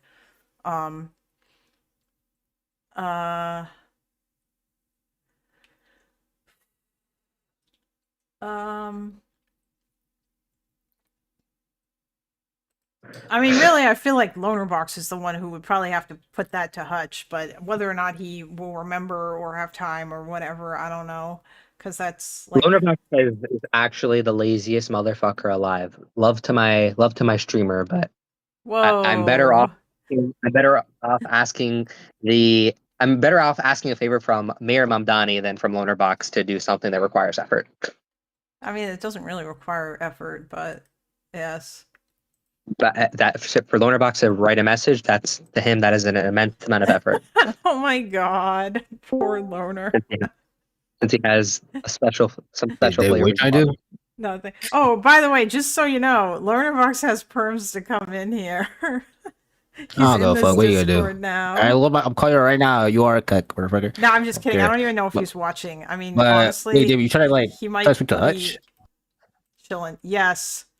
No, David wants to be unbanned from Hutch's Discord and Hutch's chat because he is banned permanently because one of Hutch's presumably far left mods saw some dumb shit on David's Twitter that they misinterpreted and then were like, "Oh my god, this guy's like a crazy far right pro-Israel shill person. We should ban him." Yeah, and they said I'm like homophobic when like I literally just posted like me putting like a sad emoji about like a terrible story that happened to a Palestinian. No, Tali, didn't happen once before. This was the only time it happened, and I never got unbanned because I was. Tali's in chat. Yeah, Tali was here. wait, David, because we're friends with like majority of we're pretty much friends with everyone, like every fucking conqueror, besides like a couple of people. But I think you could probably pull some strings, no? Who? You got the plug? Who? David, you're friends with Jew Pablo. We're friends with Jew Pablo. We're friends with Irrelevant, Stardust, but who are you saying? Are you talking about you, Spider? Come on, David. I'm also friend. I also have them on Discord. I mean, Star doesn't actually have a connection to Hutch like that. Just to be clear, Drew Pablo does not have a connection to Hutch like that, and I don't actually know Drew Pablo, and I don't know how we became friends at all. That's very confusing to me. You know what? Same here. I'm not gonna lie. You just fucking shoot the shit. What about Dylan Burns? Yeah, Dylan Burns. Stop. Hold like on. That wait. Shut up, both you guys. Hold on. Wait. Speedy Taco in chat says we already missed the Pisco debate. It was like 3 hours ago. What are you talking about, Speedy Taco? What Pisco debate? What happened? Did someone debate Pisco? Was it interesting? I don't even know what you're referring to. Yes or no? Yes or no? Yes or no? Yes or no? If it was another debate about the fucking Ethan Klein shit, You already tried? Wait, hold on. Sorry, I'm so sorry. Wait, you already tried and it was like, nope, not happening? I didn't hear about that. Okay. Pisco versus Ryan on birthright citizenship. What? Ryan who? Oh, Ryan Beard? Ryan Maloney or whatever his Oh, yeah, he's some mega lawyer guy. Wait, with Anna With Anna Kasparian, Kasparian? No. Pisco didn't have a debate with Anna Kasparian. Unless he actually did talk to her. Are you talking about that debate World War shit that he was in? Oh, Tally says I'll check my DMs, but I remember I reached out when you first told me it happened. Okay. Yeah, good, Well, bro. we could touch base in DMs after. Yeah. Yeah, Anna didn't debate Pisco. She was the headliner. Honestly, I don't know if I care that much about that. Like, to be completely honest with you, like, I feel like Pisco's a pretty good debater, but when he does debates, especially if they're like with other lawyers, then they very quickly get into like insane legal minutia, and I'm just like, okay, whatever. Also, this January, fucking miserable hearing Pisco talk about birth Israeli birthright citizenship. Wait, birthright? Oh, not like Israeli birthright. No, We're talking about Pisco. David, Pisco doesn't care about Israel, not nearly as much as you or the rest of us do. Pisco mostly talks about MAGA, which is why I think it's kind of silly that all of you guys are like, oh my god, Pisco is aiming to get in front of Hassan, and Pisco's turning leftist or whatever. He's just a liberal. Like his main focus is MAGA. Yeah, but he does talk about foreign policy, and when he does, it's oh god, I want to actually I know. I don't agree. I don't like it like when he talks about foreign policy because he doesn't necessarily have the requisite knowledge, but he's not It's just really just is an everything is Iraq guy. I mean, yeah, you could say that. I just don't, I don't know. But that's not his main focus. And you know what? I'm kind of okay with that. Kind of like how I'm pretty sure Adam Mockler. What? Oh, actually, speaking of the fucking Adam Mockler guy, like he's obviously he's not perfect on foreign policy either, but like just hearing him, like he like strayed very far away from like anti-Semitic shit. And I think even he was like, oh, but don't fucking like this Hamas support shit is insane. Like he was actually condemnatory about anyone that is like that. And it was like, that's kind of gross. I think he thinks it's a genocide though, but that's whatever. I mean, everybody who's uninformed or who hasn't looked into it thinks that because that's become a truism at this point. But I was just about to say, whatever, Adam Mockler like maybe thinks it's a genocide and yeah, like that's cringe, but I'm not gonna like get mad at him for that because that's not his main content and he doesn't really talk about it. Like he's a domestic US political guy, and I think broadly speaking he's generally pretty based. But if he also came out and said what you just said, then that's pretty awesome. Also, I might be confusing him with someone else. I don't know. I mean, at least he doesn't have fucking Athena whispering in his ear to tell him everything he needs to know about Israel Palestine, Yeah. The thing is, but I mean Pisco kind of does have a lot of women cord chatters as like his backup guys. Like his chat is actually. I'm aware, David. You missed it, but it was people who were from Queenman's Discord who basically came in here and brigaded. I don't know if you saw, like Destiny talked about it, and then I got to talk to Destiny as a result of that. Oh no, I did not. Was that yesterday? No, it was last month. It was like near the end of last month when I was at home.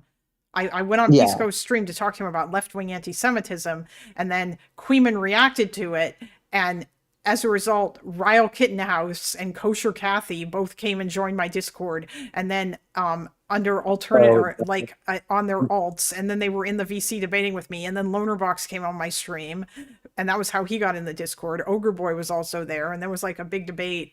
And like if you ever see hear that like voice just instaban, it's not that person is an actual troll. Like it's not a serious conversation ever with that. Like they literally have Kathy. They make up things to try to bait a conversation. Like people laugh at them. They're like, "Oh, ha ha ha! You fell for his bait." Yeah, no, I know. I'm aware. I was informed in DMs like that these people were alts. I didn't know because I'd never spoken to him before. But yeah. I know. And he came in under the name Cheddar, and then he was talking to me, and then Ryle Kittenhouse also came in to talk to me, but they also came in to talk to Loner, and yeah, Loner kind of like shat on both of them, and it was very funny. And then Loner yelled at Ogre Boy because he also showed up, and yeah, it was like a 9-hour stream. I privated, or like I kind of hid the VOD, but I am gonna make segments out of the Loner Box thing, and then I'll upload it, and I can link it to you because you missed it. But yeah, that was kind Sounds of entertaining. And my discussion with Destiny is, I think I linked it in one of the other channels. But yeah, bum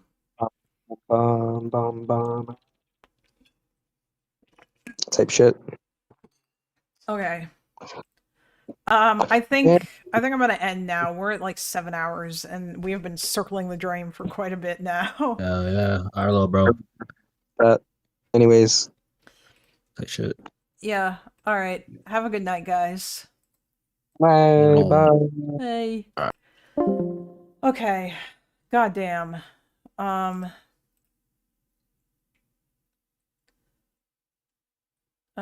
Let's see. Okay. What's the new update here? Videos show fireworks over Tehran, protesters chanting death to the dictator, and mosque on fire. Oh shit. What's going on? Come on, CNN video. Load for me.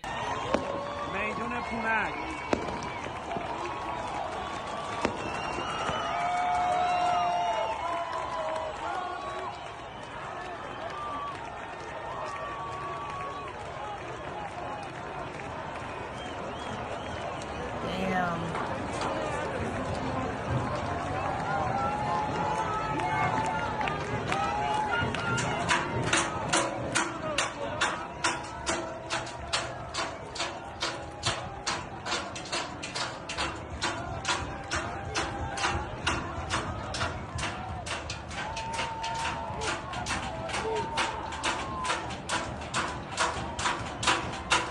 Oh, I guess people are waving their phones around.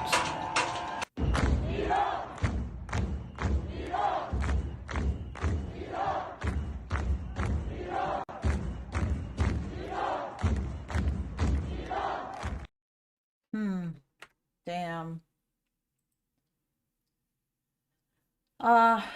Video from pro-reform news outlet Iran Wire shows protesters marching on the street of Tehran chanting death to the dictator and long live the Shah on Saturday night. Oh, curious. Yeah, it sounded like they were yelling Iran, in the first video that I watched.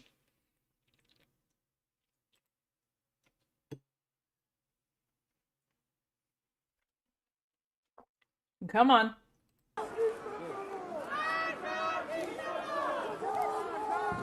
What? Oh, I guess that's death to the dictator.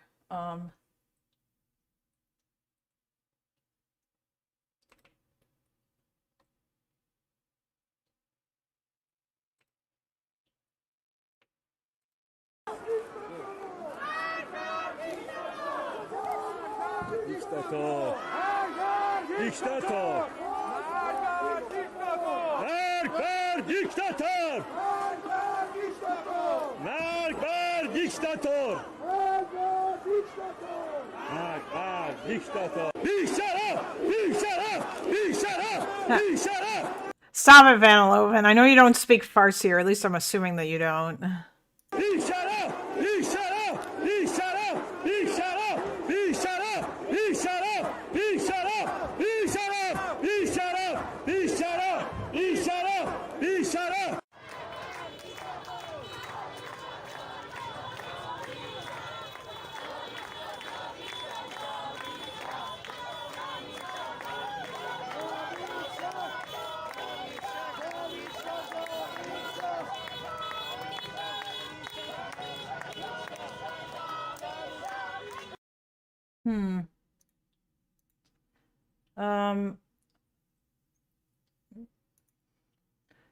Al Razul Mosque on fire in the capital. Oh yeah.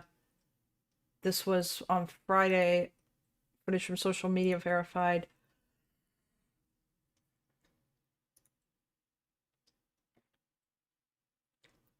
People in the video could be heard saying, Sadadabad, West Tehran, Friday, 2140. People have again taken over Sadadabad. The agents have escaped. The crowd is chant coming. Death to the dictator. Death to Khamenei. Reuters reports. Dictator. Dictator. To be honest, I'm worried about what could happen if the regime falls. I mean, hopefully it would be democratic, because I don't know if you saw or not, Chase, but one of those Iranian guys who came on to talk to Loner mentioned that yes, the IRGC youth, like they were taught to be more radical and stuff, but a lot of them were like, oh my god, I'll totally volunteer to go fight against Israel, like with Hezbollah or whatever, and then like none of them like really went and did it. So I don't know like how serious they are. It might just be one of those things, and I don't know if that means that it's going to yeah, like I would hope that if the regime falls, then they'll be able to transition into some sort of democratic state. Like, it would be very strange to me if in the chaos that they would allow anything else to happen, because it's very obvious that this is what has gone on. But I don't know. I could ask my mom to translate. She randomly knows Farsi because her neighbors were Persian based. Oh, I'm sure that Loner will talk about this on Monday, and like I'm sure that he'll get somebody who knows it. But also CNN has provided like what they're saying here too. Dante the Arab, how will it fall? What's the military going to do? Does the average Iranian have any weapons for self-defense? Well, I mean, I believe that right now it seems like what people want is they want, or like the idea is people are assuming that it would fall the same way that the rest of the Arab Spring stuff happened, or at least with Egypt. Like when Mubarak fell in Egypt, I mean, he was a dictator, and like a whole bunch of people just went out in the streets and started protesting him until he had to leave. And I guess that's kind of like what they were hoping for. What they want here is that they would have to, it would either be that they're going to just murder everybody who comes out to protest, which would be insane, or they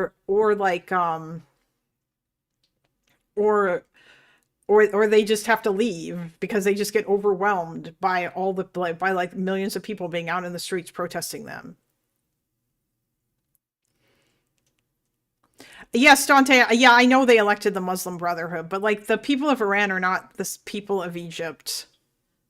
Like, it seems like they are not super religious. And also the other thing too is that in Iran is currently run by a bunch of crazy fundamentalist people, and Iranians don't like that. Like, so many of the protests have been about things like the mandatory hijab wearing and stuff. So I don't think that they would then turn around and like elect another fundamentalist Islamic regime. Generally, some internal part of the regime has to see what's going on the streets and turn cloak. I'm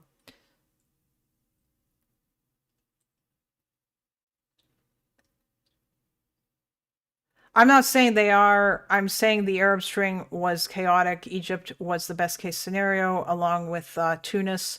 But what if a Syria or Libya scenario happens? I mean, maybe it could. I don't know. But it's like, well, I guess we'll see what happens. Although I don't know if that's necessarily like in Syria, for example, some of that, a lot of that was to do with Bashar al-Assad holding on like hardcore. And then there was also ethnic tensions too as well. Like the Kurds began to do their own thing. And also, like, the whole ISIS shit didn't help either. Usually some part of the army or political class has to turn to the establishment. Oh, yeah, exactly. And I mean, I don't know. I guess we'll see what happens. But yeah, most revolutions don't go from the street straight to a regime. Yeah, it's usually the case where the military will betray the regime and side with the people, or something to that effect. Which I think that was something that happened at least partly in Egypt.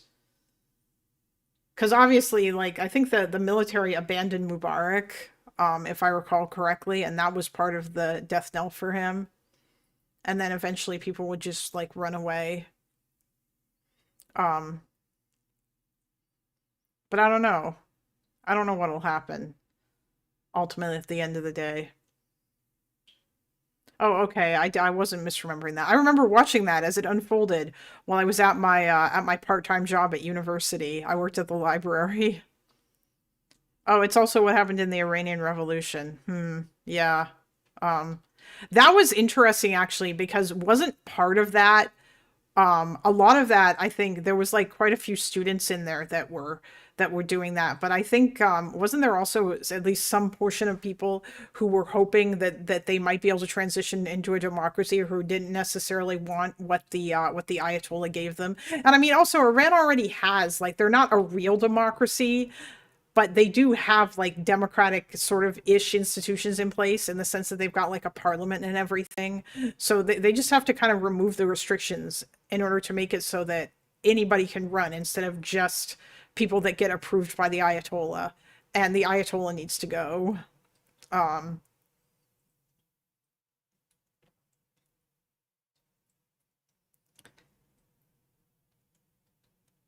the military just stopped in the Carnation Revolution in Portugal too. They have a parliament, but they have no power. Yeah, I know. So essentially, like they would need to have a new constitution that would give that parliament power, and that would give like the president power as well, and like there wouldn't be any Ayatollah anymore or whatever, and then proclaim it like a secular democracy if that's what the people want.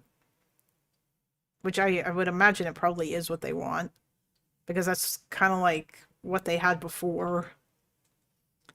Oh yeah, and also Epic, I agree with you what you said further up in chat about how all the revolutionary leftists are silent about what's going on in Iran and they just don't seem to care. And yeah, it's because that obviously they tacitly support Iran because they're America's enemy and America bad, and that's everything they say. It's so fucking stupid. Um God, it's so stupid. Leftists supported overthrowing the Shah, but then Khamenei had them killed. Oh yeah, in Iran itself, yeah. There was, I believe I'd have to go back and read about the original Iranian Revolution again. It's been a long time since I looked into that, but yeah, if I recall, there were, it wasn't like it was all just crazy religious people. Pahlavi seems like the type of person to base the Constitution on the U.S. and give Persian Jews citizenship. I mean, I would hope so. If he grew up mostly in America, then I would hope that some of that cultural stuff at least rubbed off on him, and that's what he would want to do if he had any power or any say in any of that.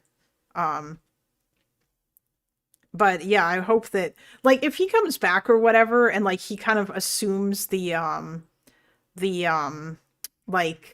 like if he's like, let's do a constitutional monarchy, guys, or whatever, like I mean yeah, that would be fine as long as they have a real democracy and he doesn't like and like he's basically like the the king or queen of England.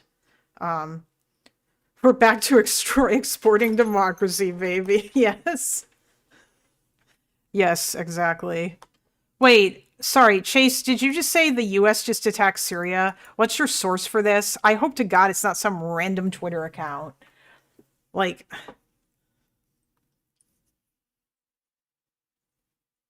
hold on.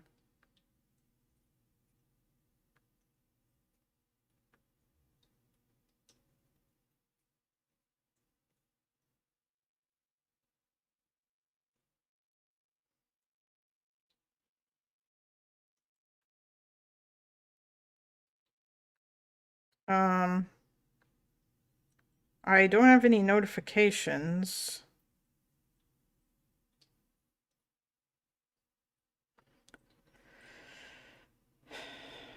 I mean, I do, but they're not for that.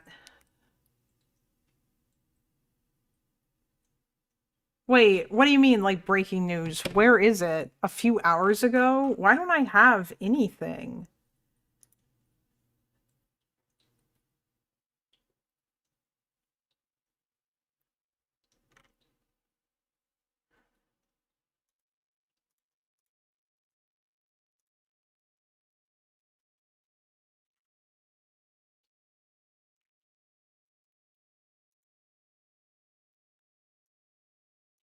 Reuters.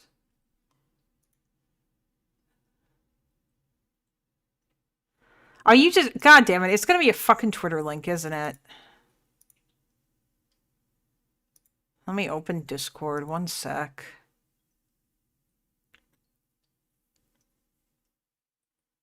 Oh, if it's on the Washington Post, okay, that's good. Yeah. I feel like I almost want to like put in a soft ban on all like Twitter links or whatever. Because yesterday I saw that Polymarket was reporting some dumb shit. US says it carried out strikes against ISIS targets in Syria. Oh, okay, thank you, Addy. Yeah, all right. Addy also, yeah, there's people. You and the Washington Post as well, NBC News. All right, Times of Israel, what have you got to say?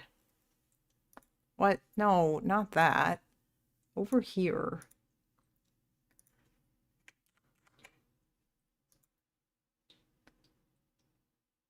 11:13 p.m. Oh, I guess it's 11:13 p.m. Israeli time. The U.S. military says it carried out multiple strikes in Syria targeting the Islamic State, a militant group. Strikes today targeted ISIS throughout Syria, U.S. Central Command says in a statement, adding the strikes were carried out early afternoon U.S. Eastern Time. Statement does not note whether anyone was killed in the strikes. Oh, all right, so there's no info. I guess that's why nobody reported anything. It's kind of weird that I never got any notifications, but I guess it didn't matter. PBS is reporting that supporters in Iran are facing death penalties. Oh,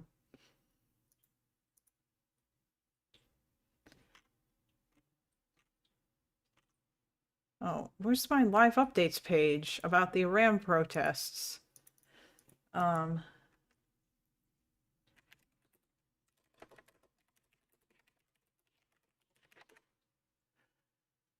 There it is.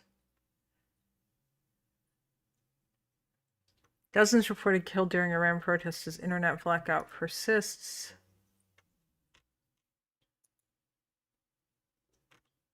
Okay, this is all just the same stuff.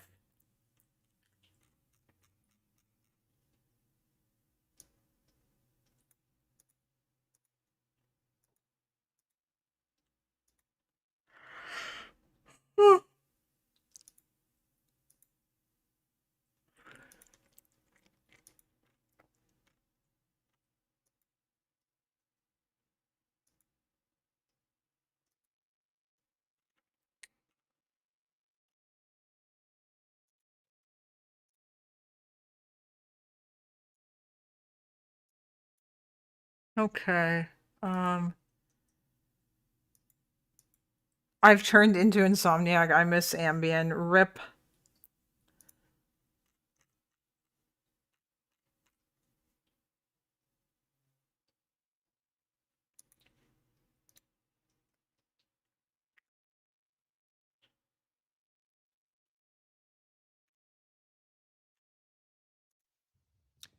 In tonight's other headlines, tensions are escalating in Iran as protests near a second week. Today, Iran's attorney general warned that protesters could face the death penalty. President Trump has warned of retribution if peaceful protesters are met with violence. Despite efforts to clamp down on dissent, demonstrations have grown, fueled by anger with the hardline ruling regime and the worsening economy. Human rights watchers say at least 72 people have been killed and more than Good night, Gersh. 2,000 detained since the protests began. The U.S. military confirmed this evening that it conducted several large-scale strikes against ISIS in Syria in retaliation for an ambush on American forces last month. U.S. Central Command said several air. Wait, I thought they already did that when they did that random strike in like, where was it, like Nigeria or some random African country that I don't know if it killed anything. strikes were Where are the Luffy's? launched throughout Syria as part of Operation Hawkeye Strike. It's an effort to target Islamic terrorism and prevent. I just want to say I love US or I love like operation names. It's always fun. Although I always thought the Israeli ones were the most ridiculous, you know, Operation Hammer of God. Future attacks. Last month's attack killed 2 U.S. troops and a civilian translator working in Palmyra. President Trump has moved to tighten U.S. control over revenue from the sale of Venezuelan oil. An executive. Wait, what? That's your airplane? What do you mean? Which airplane is this? Yeah, I know. Israeli operations always have biblical names. I know, it's funny. Operation Give Luffy what he's got coming to him. That's why I also like, it's not even just that. Also, like, Israel, like, I like that they also name their weapons like David's slings and all that kind of stuff. Oh, the F-15E. Interesting. How old of a plane is this? I listen, I don't know fucking anything about airplanes. Operation Make Hassan Mad. The Israeli names are cringe, and they also don't translate well, which makes them worse. Yeah, I mean, what's the latest? What's the newest one? What is it, like Operation Swords of Iron or something? I can't remember. There's like a specific operation. Although honestly, let's be real, nothing is as good as this one.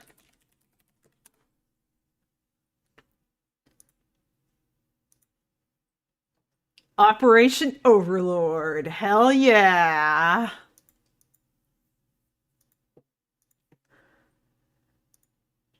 Good old D-Day. Well, it wasn't just, it was the Battle of Normandy, but D-Day was part of it. Oh yeah, the Normandy landings were Operation Neptune. I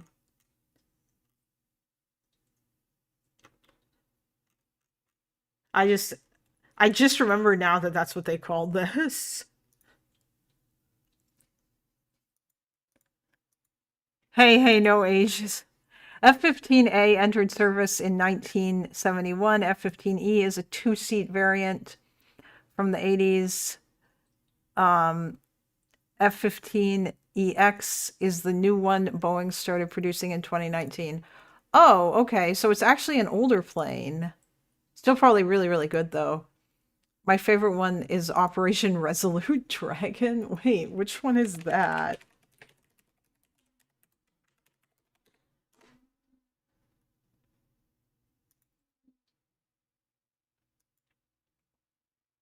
Oh, it's from the Pacific War. Or was it? Wait.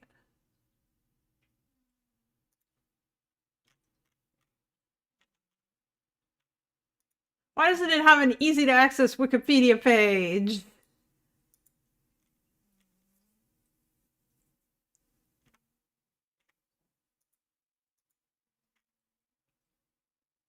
Operation Speedy Express.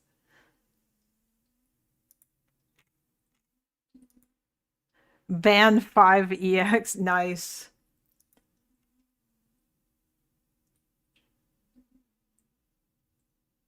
Oh, is this literally? Oh, it's just it's an annual large-scale bilateral military exercise. Oh, based. It's like the US and Japan getting along. Hell yeah. That's the reason why I'm getting all this shit. I thought that it was a battle. That's pretty funny. Good one. Resolute Dragon is a yearly exercise with forces from the... Yeah, for a second there when I saw Japan, I was like, oh, wait, is it a Pacific thing? Nah. That's cool, though.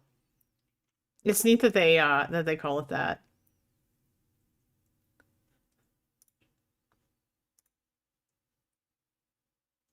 Oh, and this there's like a website that talks about it too. That's interesting. Every year. That's cool.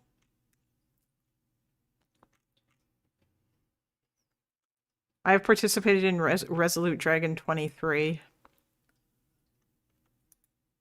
Operation Chilling with the Bros. Now you're just making them up.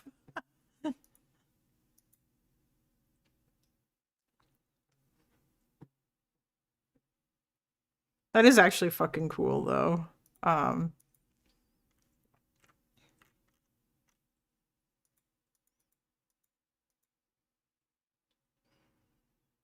don't know what other ones. I would never type something made up in chat. Operation Make Chase Stop Talking About Vosh. That is a real operation that we engage in every single day in our Discord. Or how about Operation Make Chase Stop Posting Leftist Slop for me and or Loner to react to? That's always the same shit.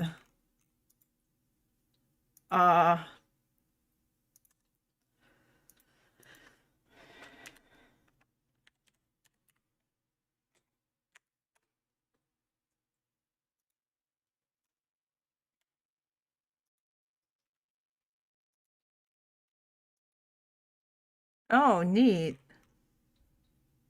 Does it say preceded by?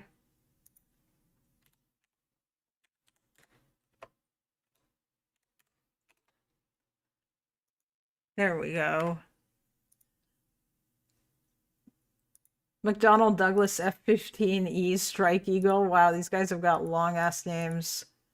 Oh, look at that thing.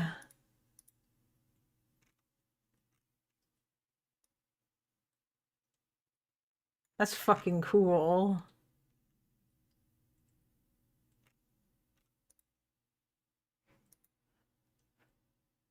Operation Watch the Ukraine video. Listen, Chase. At this point, I feel like I'm just kind of dicking around. Wait, I didn't mean to close that tab. I wanted to look at this cool airplane.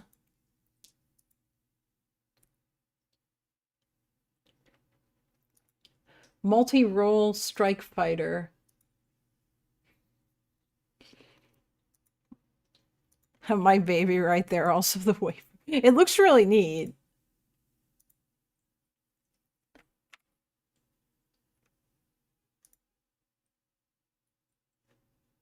I bet riding in this would be insane.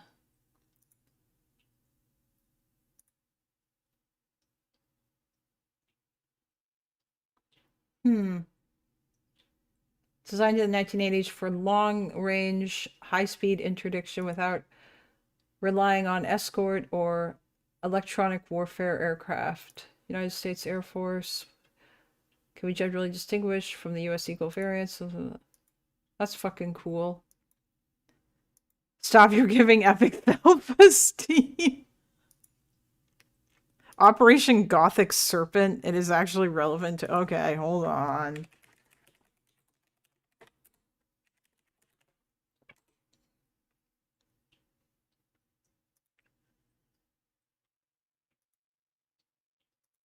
Oh!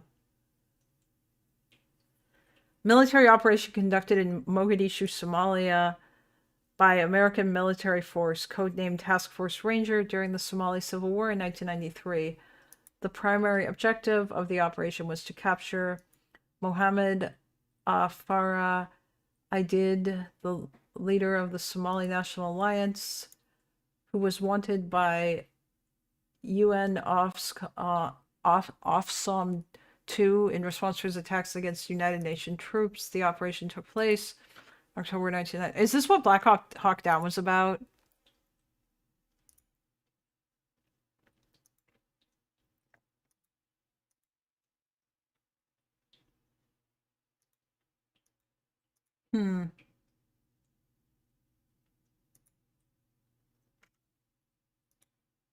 Oh, result, Somali national victory.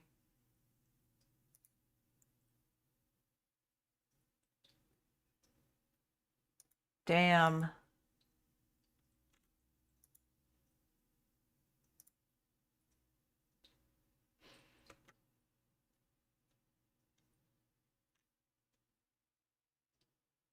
Casualties, 21 killed. 4 MH-60 Blackhawks shot down.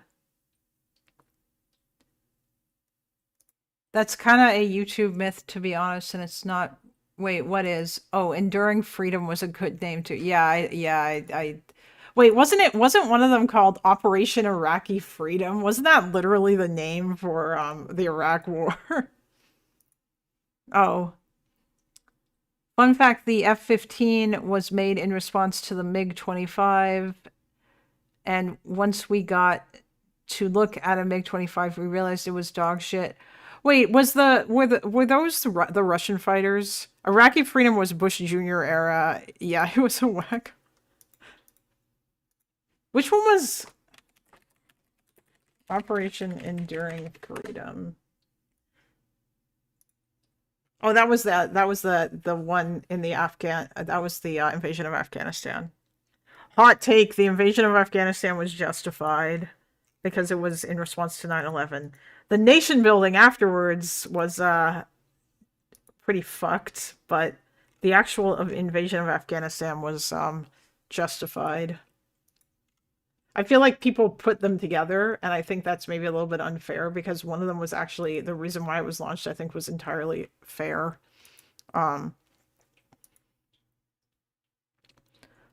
Operation Urgent Fury. Oh my god. Is everybody just...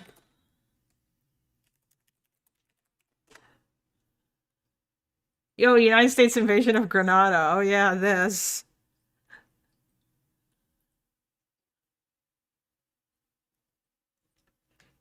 Oh, Operation Iraqi Freedom is the name of the war zone. Oh, yeah. Well, that's what they called it, to go in there and remove Saddam, right? Because what was it, like 3 weeks or something?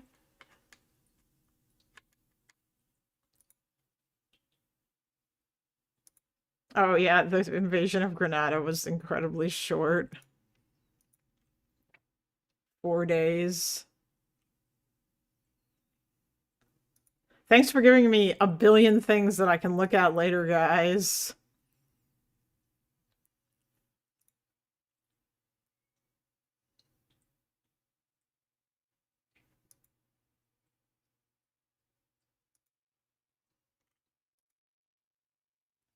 Oh yeah, Operation Midnight Hammer was the that was the bombing of Iran, right? The recent one.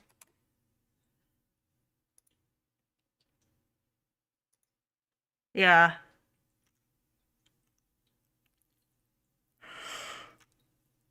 I mean, yeah, that's a good name.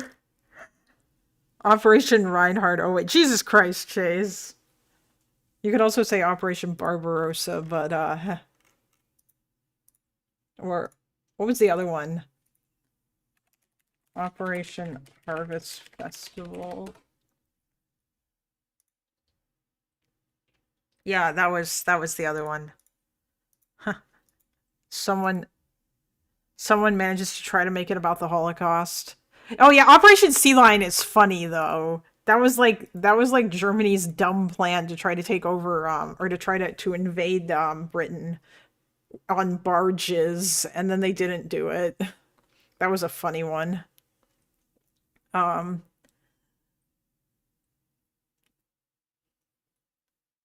Operation Trigger the Autistic Kids Special Instant. This right there is Operation Trigger the Autistic Kids Special Interest. Yeah, Jesus.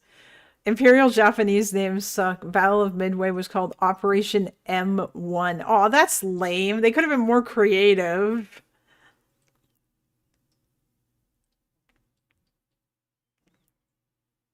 They scratched it because even they realized it was done. Yeah, true.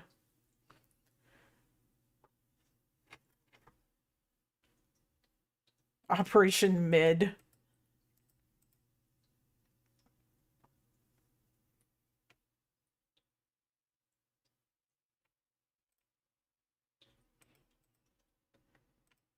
Oh yeah, Barbarossa was like, I guess, an interesting name, but yeah, I just obviously that did not go well.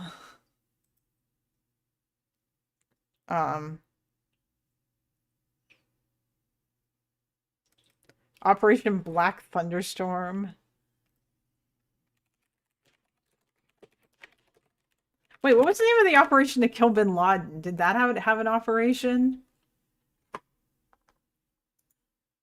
Operation Black Thunderstorm was a military operation commenced on October 26, 2009, conducted by the Pakistan Army with the aim of retaking Buner.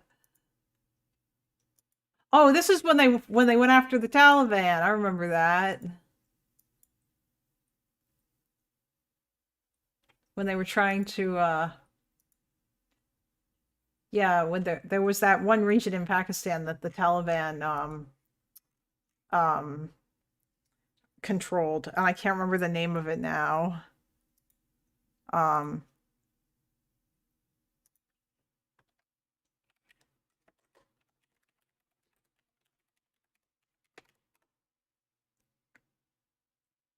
yeah, Operation Unthinkable. That was the attack against the Soviet Union, the plan to attack the Soviet Union. Midnight Climax.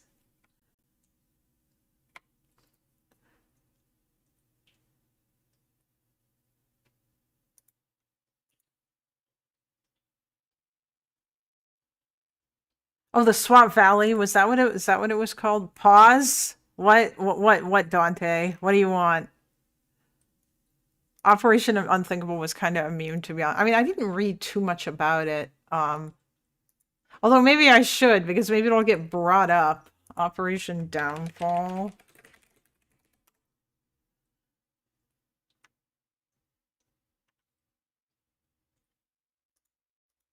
Oh, this was the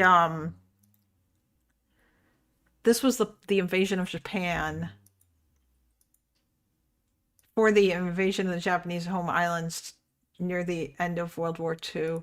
It was canceled when Japan surrendered following the atomic bombings of Hiroshima and Nagasaki, the Soviet declaration of war, and the invasion of Manchuria.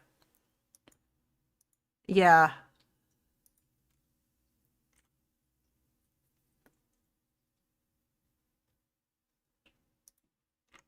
Operation Tuskegee Syphilis Study. What the hell are you doing, Dante? That's not a real...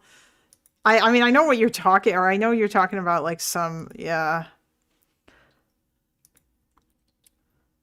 Operation Downfall had big estimates for casualties, which led to a massive production of Purple Hearts, which I think they still use today. Oh, that's interesting. Wait, yeah, but was it actually called that?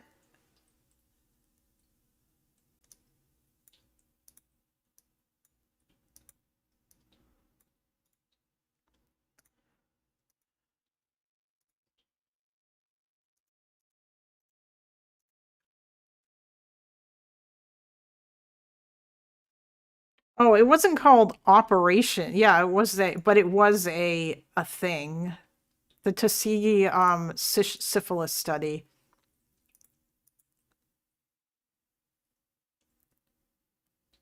Oh yeah, this is when the US experimented. Yeah, I remember this.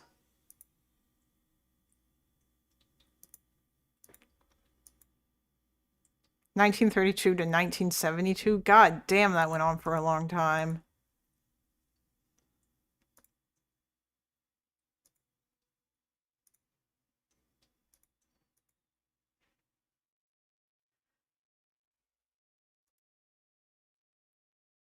We made tons expecting to have to issue them to the... Oh yeah, for the Purple Hearts, yeah. Yeah, we still issue Purple Hearts today from the projected 2.5 million US casualties for Downfall. Soviets waited until the week before Hiroshima to declare war on Japan. Maybe Japan... I wonder if Japan might have surrendered if they had done it before that, and if the Soviets started doing stuff like invading Manchuria and whatnot. But I don't know.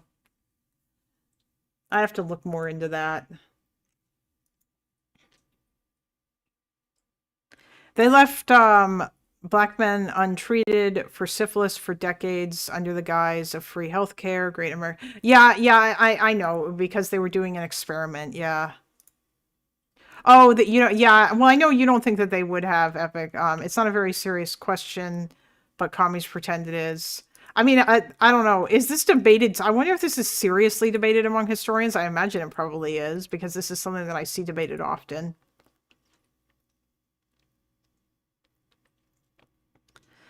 No, Chase, I have not seen Sean's video on Hiroshima, but if I was going to read about this and read more into the historiographical debate, I would certainly not start by watching a fucking Sean video. I don't know any serious academic who debates this, no.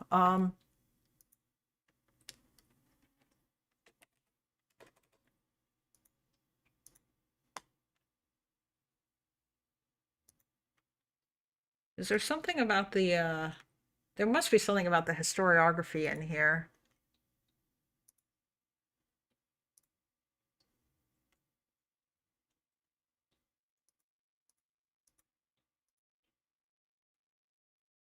Debate over bombings.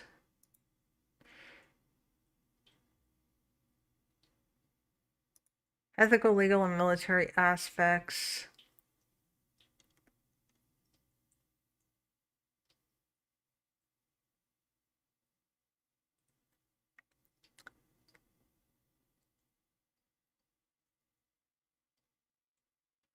The 7 people who voted on surrender talked about why they did what they did.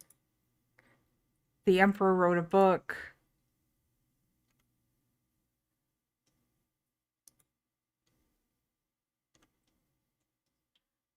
We have a pretty deep understanding of the surrender. Oh, so the surrender was basically that like they did it. The argument doesn't even make sense if you understand the timeline.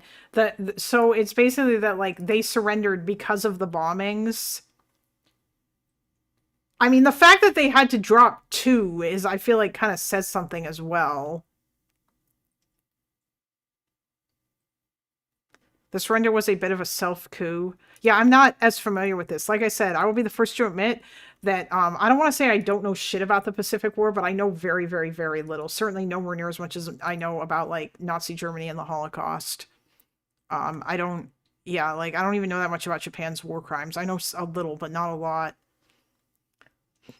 3 out of 4 voted to surrender. 2 were motivated by the atom bomb, by the and 2 by the Soviets. Okay. Both were necessary preconditions. We know this quote well. Oh, okay. Interesting. You Canadian. Yeah, we were. Well, I think, yeah, we had people there, but like, again, I never really learned much about this. The thing was that, we we learned some about it when I was at university, or not at university, in high school we learned about it, but as part of learning about World War II, because we were there. Although I don't think we learned nearly as much about the Pacific War as we did about the war in Europe, because that's where we were far more active. And then after that, we and then like most of my education relating to World War II following that was classes I took at university. And I don't recall a single class that I took at university being about like the history of Japan, or or not that I took, rather, but I don't even, my university didn't even offer any classes about Japanese history or about the Pacific War. I don't think, not that I remember anyway. So I didn't really, I think, like, I'm sure that it was covered in the US survey course that I took, but now I can't remember, and I should really check my notes to see if it was. Oh no, it was. I just don't remember any of it. But yeah, the Pacific War was the focus of my GMC History of Air Warfare course for the USAF when I was a cadet. Yeah, I mean, that would make sense too, because you said you're in California, and that was something. It was yeah, it was the primary theater for the US. Yeah, so that's why y'all would learn about it way more than I did. I kind of know a little bit by proxy because my brother is super interested in it and into like Japan and Korea and stuff. And he was learning a whole bunch about that, and he knows like way more about that than I do. But I mean, yeah, it is something else that I would like to learn more about. But I'm not as familiar with it. I did, a long time ago, I did take a class called the Pacific Century, which was about like that. It was from a university that I took where you could take like long distance courses, but yeah, that wasn't. And so most of the stuff that I remember about that though was like Japan and like some of the ideology that they had, and how they were apparently inspired by Western colonialism, and they were like, hey, you know what, we're gonna do this, but we can do it better than you guys, and then they did, except better was actually worse because they were brutal and terrible to everybody that they occupied. But I'm not, yeah, otherwise I don't know as much about it. It's funny because my GF is Japanese and her mom asked me about my thoughts on the atom bomb. The Japanese were weird about Jews. I mean, I wouldn't be surprised. It's interesting because I think a lot of Israelis actually visit like Asian countries just because that because Asia doesn't hate them as much as the rest of the world does, unfortunately. And Japanese slander continues. More Southeast Asia. Okay, yeah. Rip, sorry about the Japanese slander. Oh yeah, Thailand and the Philippines. Yeah, that was it. Anyway, goddamn, I'm gonna go now. Because it is almost, we're like almost at 8 hours. That really went a long time, although that's pretty good. Although really, the last number of, I'm surprised that there's like still this many people here. That's kind of cool. There's like 35 of you here still who basically stuck around while I was yapping. Or like through all the Discord yapping and stuff. But all right. I mean, I fell asleep somewhere in the middle. Hey, you know what? I get it. That's fine. I like history, of course I'll stay. I mean, these are your more normal hours anyway. Yeah, they are my more normal hours. My knowledge of the specific theater comes from Sarah Payne's brief coverage. Oh yes, I heard Sarah Payne was pretty based. Yeah, I will definitely go, or yeah, like this is something else I gotta read about. But all right, guys. Anyhow, have a good night, people. Bye.